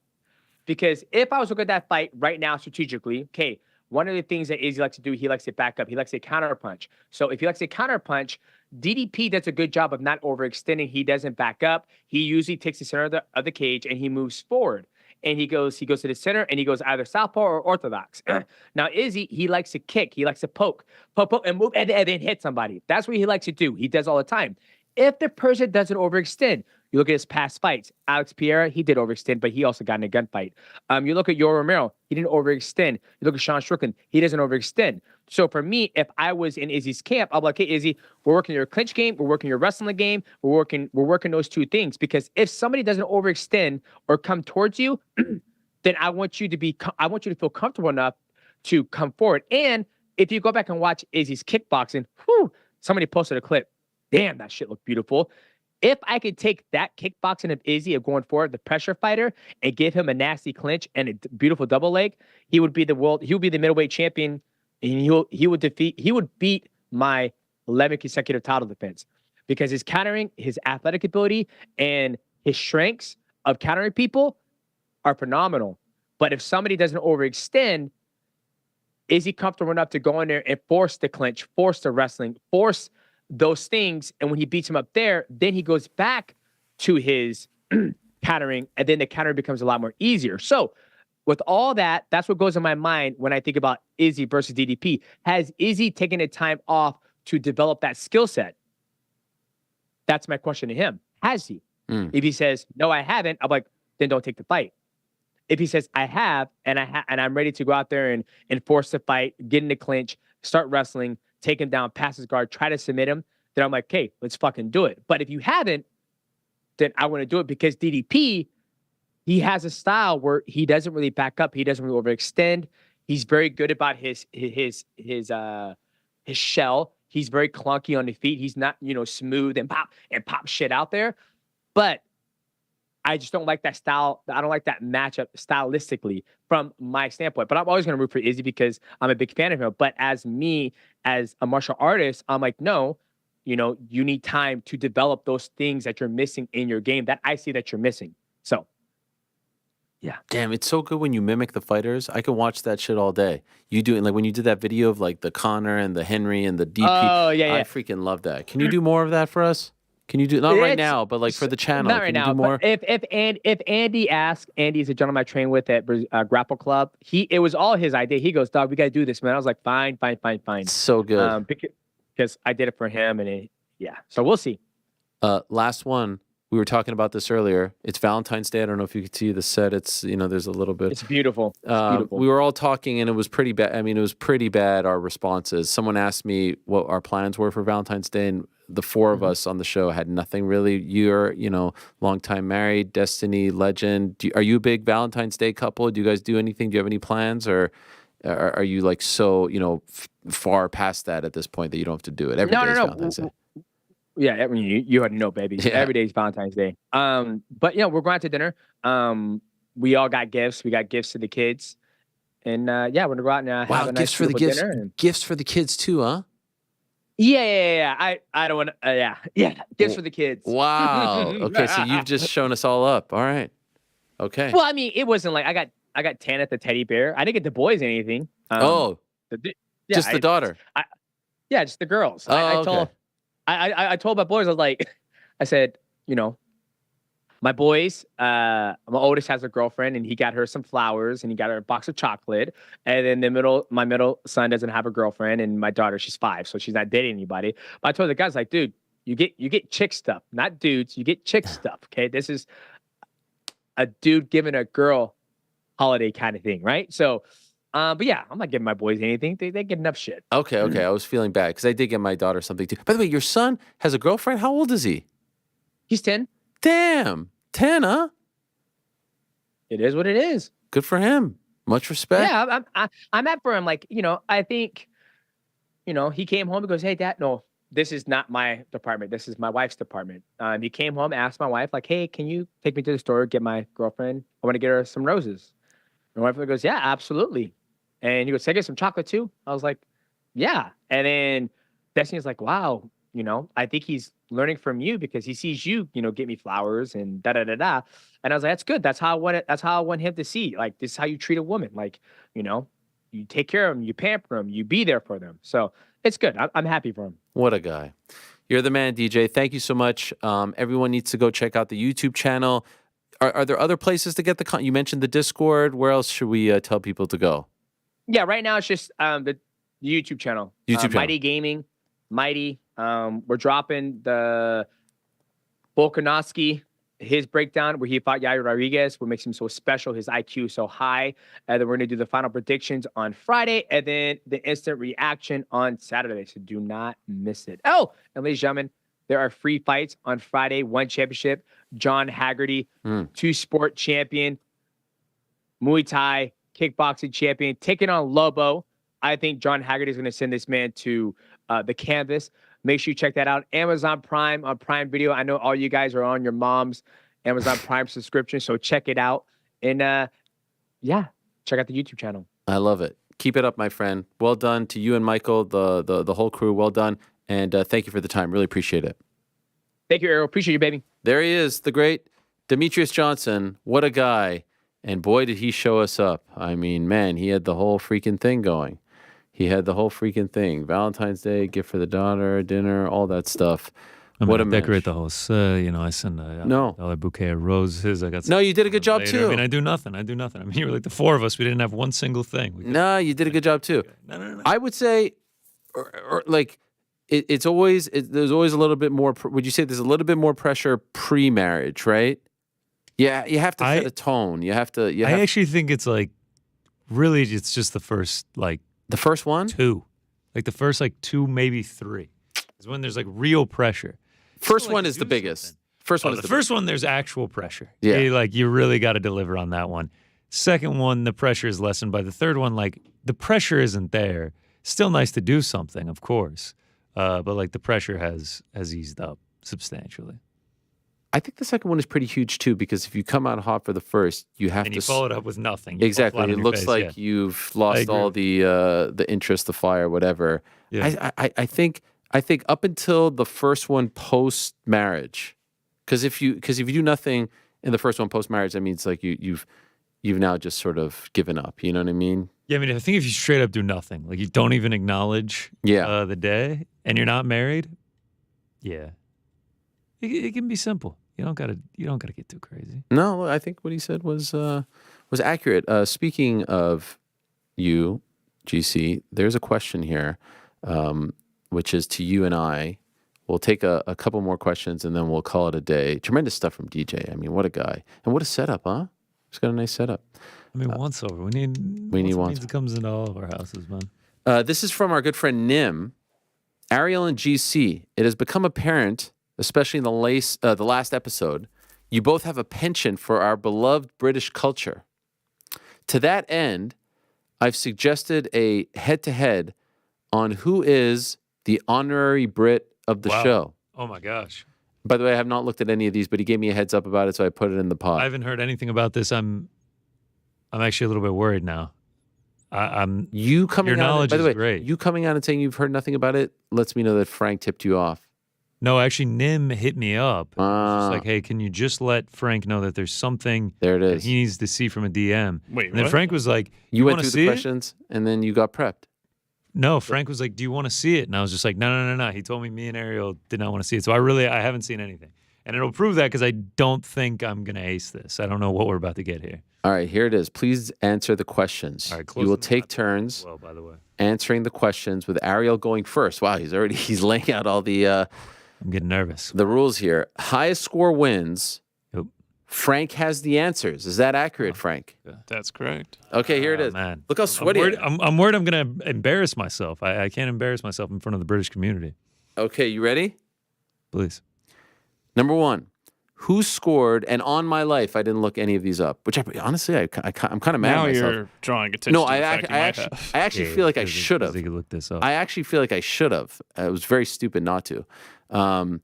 Who scored the first Liverpool goal in their incredible 2005 Champions League final comeback? Bonus question, who is the opponent? 2005. I can't even sit here and act like I know this. I'll go. Let's hear an answer from Ariel first. I'll go Steven Gerrard. And Connor, what do you got? Steven Gerrard as well. That'll be my. You can't say the same thing as me. I'm going tit for tat. What if you're right? Then we both knew it. And okay, tell us if we're right there. So the answer is Steven Gerrard. Hey! I looked up everything. Did you look it up? I looked up everything. No, I'm saying you looked. I swear. Nailed the 05. 05 champion. I mean, Steven Gerrard is the most famous. Okay, all right. Who do they play? But who do they play? Do I go first? I'll go first this time so I don't steal your answer. They played. I'm not looking. I think you should just be the first one to say the right answer. They played AC Milan. Bayern Munich. Wow, good job. He nailed it? It's AC Milan. Wow. Seriously. I pulled that out of my ass. Let's go. 2-1. Okay. 2-1. All right. That's you copied mine. That was a bonus. Okay, okay, by the way, how much is the bonus? Should this be first one to come out? So. The first okay, one yeah, all right. Moving on now. We'll do first one to come out. Okay, so let's just say it's 1-1. Fair? 1-1 fair, sure. All right. When going for a Nando's, what adjective is used in the commonly used British phrase, mate, fancy a blank Nando's, cheeky? Great call. Wow. Great call. Cheeky Nando's. There you go. Shout out to my friend Sandu, who always says cheeky Nando's. Would you have known that? Do you get a bit of a benefit by being reading? able to read the Yeah, question. let me. I mean, Can we have Frank read these? Okay, I mean, it's right in front of me too, but fine, I won't look. Oh wow! All right. Should I pull it up in front? of No. I Well, just, keep it feels like this isn't. no. Go ahead. This needs to be Jeopardy. No. I'm looking here. Okay. All right. I may have deleted them. Frank. You know, All right. Just continue. the next time I am laid to rest, call Frank. Was there a first time you were laid to rest? No, but I always say, I want Frank to. Okay, what reality TV show do the participants often say, "Can I pull you over for a chat?" Hint: this reality TV show is linked to combat sports. Love Island. There we go. We are still 2-2 right now. Okay, that's Killed it. Honestly, that's messed up. That's messed up. I was going to say Love Island. If I'm being honest, I was going to say Big Brother. So Let's go. Yeah. Which one is it? We're going tit for tat here. This is a heavyweight bout right now. 2-2. Okay, number 4. British rap phenomenon Dave released a song named after a famous footballer. Name that song. Famous footballer. Dave. Famous footballer. Dave. Dave is with Central C on Sprinter. Famous footballer. Is it about Rio Ferdinand? Is it about Rio Ferdinand? That is incorrect. Fuck. Wow. What is it? What is it? Man. Beckham? Just name one footballer. Kylian Mbappe. It's Thiago Silva. I wouldn't have gotten. First of all, it's Thiago. Okay, Frank. All right. You know what? Chelsea Focus on great. getting the right answer. Brazil great. I really thought I knew something knowing Waitrose. Now I'm showing my ass here. 2-2. The Arnold Allen tiebreaker. Oh, that was the last one? This is the last one. Let's go. Let's go. Okay, the Arnold Allen tiebreaker. He says this one will take longer, so skip if out of time. Not out of time. Rank these supermarkets in order of luxury. Sainsbury's, Tesco's, Lidl's, or Waitrose. Well, I mean, Waitrose is one. Waitrose is one. Arnold Allen told us that. I'm gonna go Waitrose, Sainsbury's, Lidl's, Tesco's. I'm gonna go Waitrose, Lidl's, Yeah, I think Sainsbury's, Tesco. I think you might be right. I think You're both wrong. Wow, really? It's Waitrose. Waitrose, Sainsbury, Tesco, Lidl. Wait, Tesco, Lidl's. Wow. Yeah, Lidl's last. What's the meatball Molly double tiebreaker here? That's it. I guess we're on the same level. Wow, that was fun though. That was fun. I'd love to do that again. I mean, that was deep there. Wow. I guess I always thought because of Arnold Allen that Tesco's was really low rent. That's where I was Lidl's. thrown off. I was going with the theory that because I hadn't heard of Lidl's, that it was maybe a little more posh, to take a British term. Is it Lidl? Isn't it Lidl or Lidl? I think it's Lidl. Lidl? That's what we're doing here? Are we kidding? Yeah. I shop at Lidl. This is ridiculous. I mean, we need a redo. We need this. This needs to be reviewed. This was a board error. Of course, I know Lidl. It's like a European Aldi. Who me? They're both from the same part, but yeah, they're akin. They're similar. Yeah. Oh, Aldi is European Frankie as well. with the botch, with the botch. Wow. Well, he botched every name in that game. Yeah. Shout out to Rough. Nindo. Guys, speaking of Frank, this from TJ. Don't Mysterious Frank, have you ever gotten recognized outside of the MMA hour in public? For the MMA hour? Just in general. Has anyone ever? People have generally recognized. No, not from the show. No. Even while standing next to Connor. Rick, are all of your opinions legit, yours, or do you just like playing devil's advocate? 100% legit. I would never put forth something that I did not believe. Can I turn up the volume on things a little bit? Play the game, sure, but nothing is from out of nowhere. I would never base an argument or put forth an opinion that did not have the kernel of truth that I did not believe. GC, what has been your biggest gambling win and loss? What was the bet? How much did you win, lose? Understandable if it's TMI. Biggest win was probably that Kansas National Championship back in New Orleans 2022 that I was at in person. That was plus 1,800 to win like 1,300. That was fantastic. Biggest loss? I don't know. I don't know my biggest loss, but one time I was on a pretty big heater in like 2017. the Columbus Blue Jackets were going to tie they were attempting to tie the NHL record for most wins in a row. I believe I have this correctly. They were playing the Washington Capitals. They were like -1-something favorites. So yeah, me and all my friends put a ridiculous amount on the Blue Jackets. I want to say in college, I put like $250 on them, which was a massive amount of money for me back then. We all got together. We were drinking beers. We were going to watch them either tie or break this record. I can't remember what it was. It was a great night. And the Blue Jackets lost 5-0. Damn, to who? Didn't score a single goal. To the Capitals. Yep.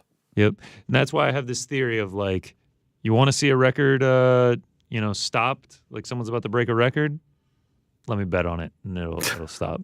I bet on the Knicks, and then the streak ended. That was you. Yeah, that was me. I mean, it always happens. Did you guys see that foul called on Jalen Brunson on Monday? I haven't watched the Knicks since the Lakers game. Rick, you saw it. Yes, I did. I did. One of the worst calls in the history of calls. In fact, they have now announced that they are protesting it, which never works. But this is no, not true. It has worked before, I know there was I one. imagine it will work in this scenario. You know why it's not going to work? If they were playing each other later in the year, they would have said, "All right, we'll tack on an extra 5 minutes of overtime." It's going to make it way too difficult to have them play a 5-minute game when they aren't scheduled to play each other the rest of the year. It's just going to. The seeding is so important, though, and they're in the thick of it. I think they will. They're going to fly in and play each other for 5 minutes? I think so. That would be insane. So. I suggested do it. Well, it was in Houston, but do it All-Star Saturday night. So much. There's a lot of attention around this ref now, so I think they will rectify things. They're going to sell tickets to this? I don't know. A 5-minute game? No, I don't think they sell tickets. I think they do this, close set, And they're going to have 5 minutes, and it's going to count as much as a normal game? It's overtime. It should have been overtime. He didn't foul him, and then they called a foul on a 3, and he hit the foul shots. It's crazy. It's a bad call. You just move on with your life. I suggested call them up. They're playing in Orlando. Say, all right, you guys play All-Star Saturday night. Whoever wants to show up, Jalen's going to be there, whatever, and play the 5 minutes. How great would that be? Wait. You say to the teams, whoever wants to show up, shows up? Yes. You guys want this badly? What is this? The recess? The blacktop on recess? Knicks go to another Texas city on their schedule, roll into Houston, knock it out. That'd be cool. James, hi, Ariel and crew. I have some great news for New York Rick. This week, Warner Brothers Movie World Theme Park on the Gold Coast, Australia, announced they are building 2 new roller coasters, and they are going to be the Wizard of Oz themed. When can we expect the Jackman's family to follow the Yellow Brick Road and visit? Hopefully there will be a Charlie Chaplin ride in future stages. and he included a link. Can we talk about how Charlie up Rick Chaplin has line's been great. since this? I mean, not only is he getting a theme park in Australia built for him, but then they also announced Wicked is coming out during the Super Bowl. Let's go, baby. It's just like W after W for the Wizard of Oz fan. It's turning up. It's turning up for me. Yeah, I'll be there.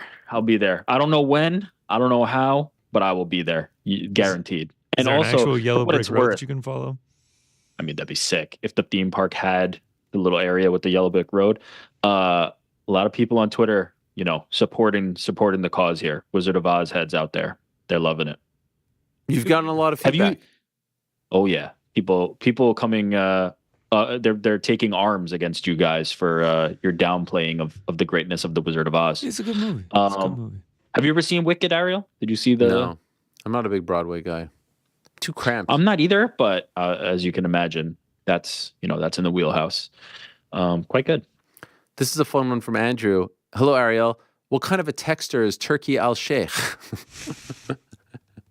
I can't divulge. I'm sorry. You working right now, man? Who, me?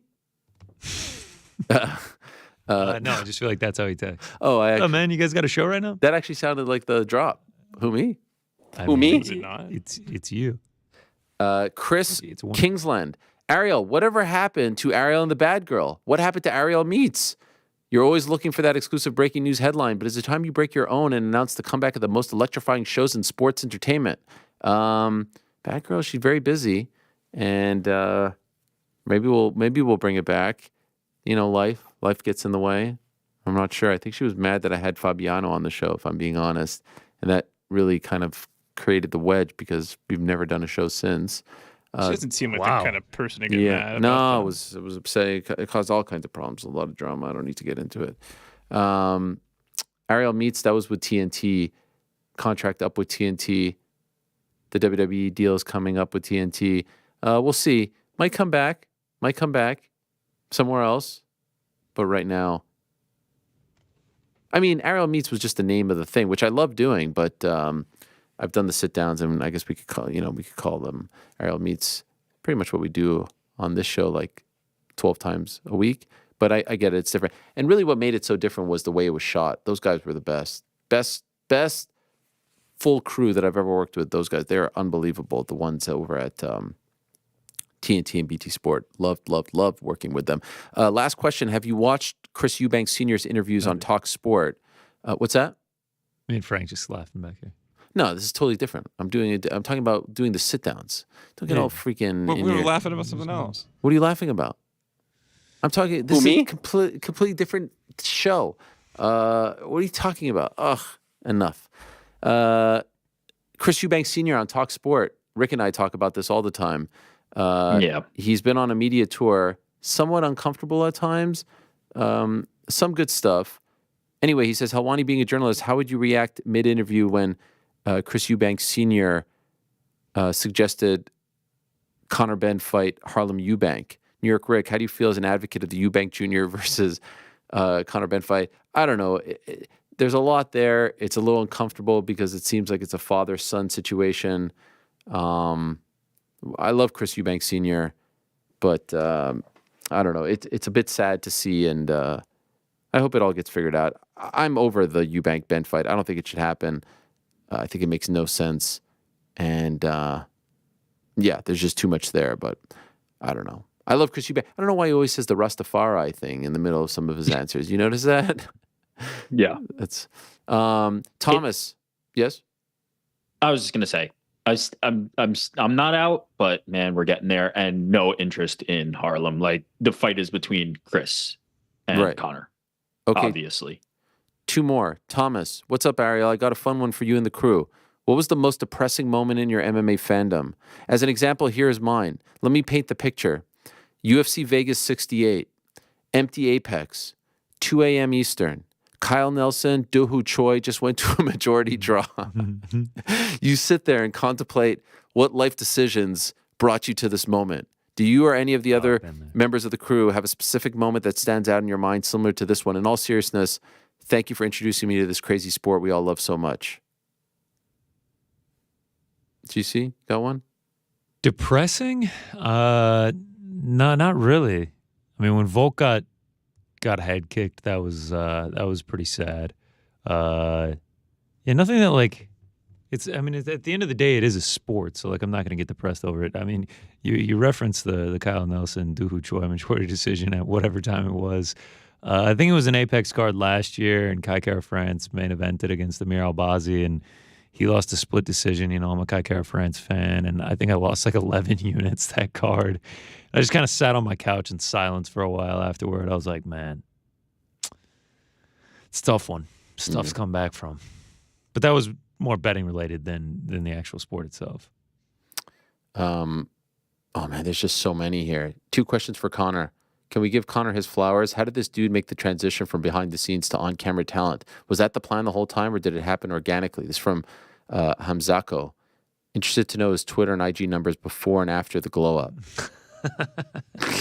Ariel asks me this every once in a while. I mean, it was not anything.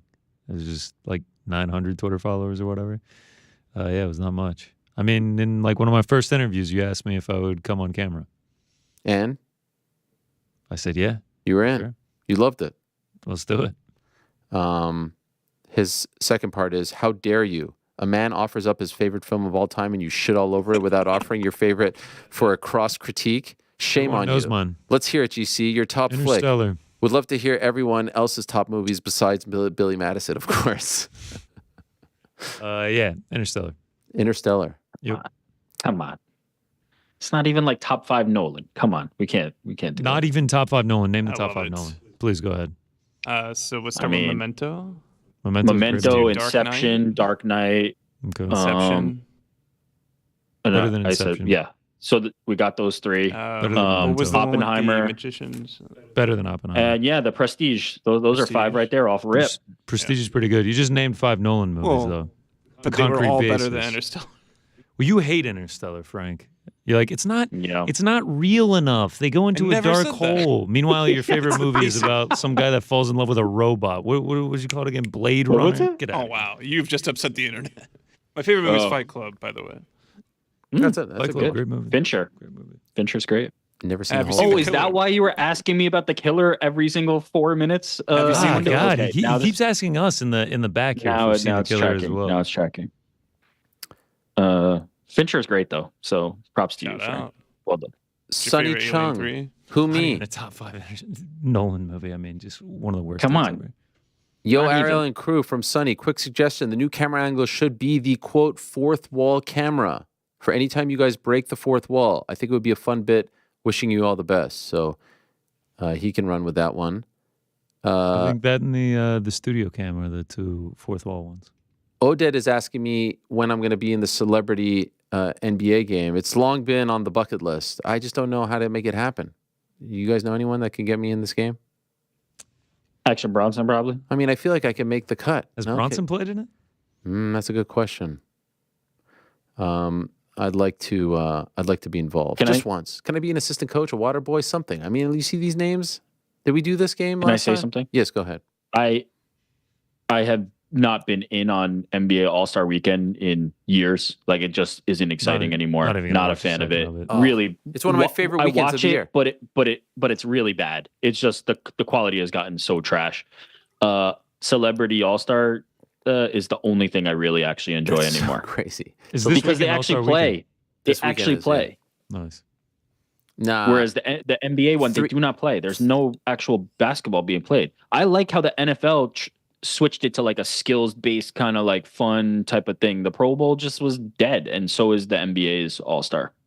Done. The crown jewel is the 3-point contest. Still good. They still take the 3-point seriously to the point where they're doing Steph Curry versus Sabrina Ionescu. That's a real sign they're taking it seriously. For sure. No, because they both had an incredible last showing, and so we're doing that's fun. I'm in. I'm not going to watch 298. It's very serious when you're recruiting people from the WNBA into the NBA. No, it's a separate. There's the 3-point, and this is like a cherry on top. Don't be such super a hater. serious. John, Mr. Helwani, longtime listener, first-time question asker, excited to go to UFC Atlantic City, especially to meet the great GC and or New York Rick. My question is, when do tickets go on sale? I find it strange that there are many events at the Boardwalk called the venue with tickets for sale after March 30th. Is this event in danger of being moved to the dreaded Apex? Not that I heard of. Guys, tickets on sale yet? Any info? Seen, no. They're not on sale yet? Oh, wow. Not that I've seen. Damn. No. Am I tripping? That's wild. If they move it from AC to the Apex. No. I don't think they will. Then I guess we're just going to have to go to the Apex. Although you might be getting a Mano Fiorot, Aaron Blanchfield main event, but I don't think they're moving it. Let's roll. Andy Koufax, last one. Last night. Is that a real name, you think?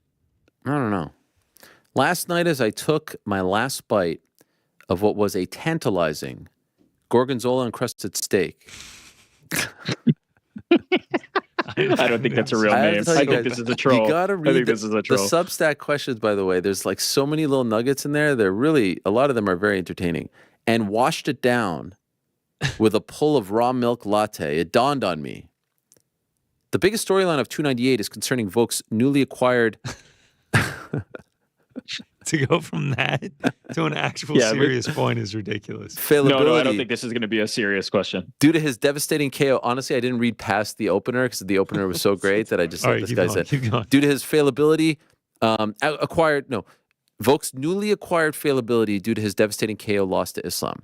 But I'm of the opinion, the fact that this psychopath was sucking down Foster's every night like it was prime and agreed to fight the #1 pound for pound on 10 days' notice up a weight class in the Middle East is a plus for him in this Ilya fight, regardless of how the last one ended. Thoughts? I think the whole Volk drinking thing has been a bit over. To go with sucking down Foster's as well, you've definitely just angered the entire Australian population. When I even hinted at Foster's, they let me know. It's VB long necks or nothing. I can't even remember what else he said. I'm not gonna lie. I was gorgonzola encrusted steak, the raw milk latte, and then the Foster's. After that, everything else was just white. It's the perfect way to end today's show. The last stop before 298. This is what I keep saying all week. We will get the answer to this question on Sunday night. On Monday, the next time we're sitting here, and when you guys are doing the watch party on Sunday or Saturday, and everyone go check that out on the channel as well, you will get to answer that question, and we will get to answer the question. Because we can sit here on Monday and say, you know what? He slipped. He was out of shape. He wasn't ready. His timing was off, blah, blah, blah. But look at how good he did against the upstart Ilia Topuria. And he's back, and he's the man. And then the question is going to be, who the hell does he fight? Because there's no one really available other than Josh Emmett. He's beaten all the guys, right? He'll be in the spot that Max has been in, right? Like there's a reality where it's like all of a sudden the division looks way different and you have to seek different things. I will say though. No, but I'm saying if he wins. I'm saying if he wins. If Volk wins. If Volk wins, we could sit here on Monday and say all the talk about this changed him. He's going to regret it.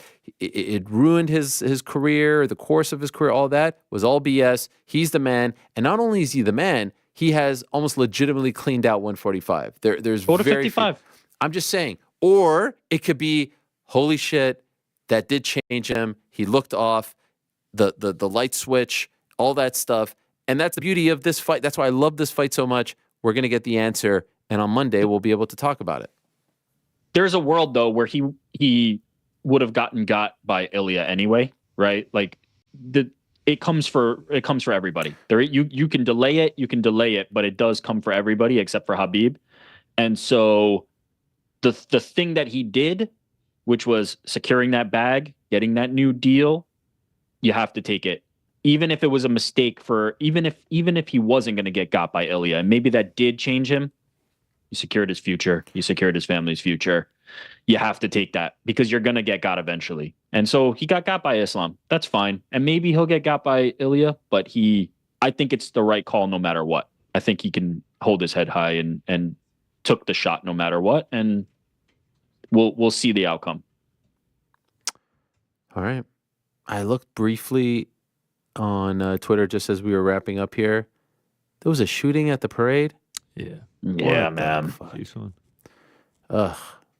Death? Yeah, at least one. Jeez Louise. This happened at the Toronto Raptors parade in 2019, if you recall, but there were no deaths. Do they know why? They don't know if it was like a dispute and they started shooting or if it was like a planned style thing. And did it happen at the end, in the middle, at the beginning? The end. The end? Yeah. Awful. Awful. Well, I'm really sad to see that. That is awful. And that's a bummer. I just opened on my Twitter right now and I saw that pop up. I was like, what the hell? That is awful.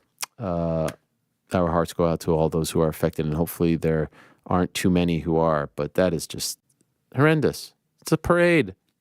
This should be fun. This should be celebratory. Damn, that is horrible.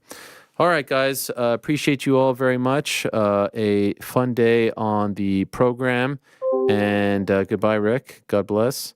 And I hope that you have a lovely Valentine's Day if you are choosing to acknowledge it in any way, shape, or form. If you're not, then that's okay. And we'll be back on Monday to talk about what should be a very fun weekend in the world of mixed martial arts. Frank, anything else from you? Or are you good? You got to get home to send your wife those flowers. Yeah. Well, fortunately, she's further on another time zone, so I still have time. Where is she? Arizona. Okay. Love Arizona. Shout out. Yeah. My TV wasn't working. My DirecTV. I'm probably one of the last people left on the planet who has DirecTV. Possibly. I feel like in 10 years, DirecTV is not going to be a thing anymore. Yeah, my parents still have it. Anyway, it wasn't working, and I tried everything. Restart. Because of the storm? Or what? Nah, it's been like 10 days. But I don't watch it all the time. But because I know NBA All-Star Weekend, I need my cable, you know? I had to watch the Super Bowl on Paramount Plus, and it was all laggy and stuff. It was annoying. Anyway, booked the guy to come. Explained to my wife how to turn it on. She has no idea how to turn it on. You know what happened? the thing was Someone unplugged. unplugged Yeah, it was unplugged. The box itself, or was the I don't know. satellite She said it was unplugged? unplugged, and he took 2 seconds and plugged it back in. Like, wow, thank God I wasn't there. But I'm happy to get my cable back. And I'm happy 298 is this weekend. And I'm happy maybe on Monday we can also talk about the UFC 300 main event. Final prediction. What is it going to be, GC? What do you say? What do you say? Final prediction. Easy DDP. Yeah. I'm going to be wrong on it. And I'll be happy. Yeah, I'll be cool with that. I'll be cool with it too. I kind of just want it at this point. Whatever it is, it is. It's a great fight. Que sera, sera. Thank you to all our guests. Thanks to everyone who sent in questions. Appreciate you all so very much. Sorry we couldn't get to all of them. Thanks to them. Thanks to you. Back on Monday. Same time, place. Peace.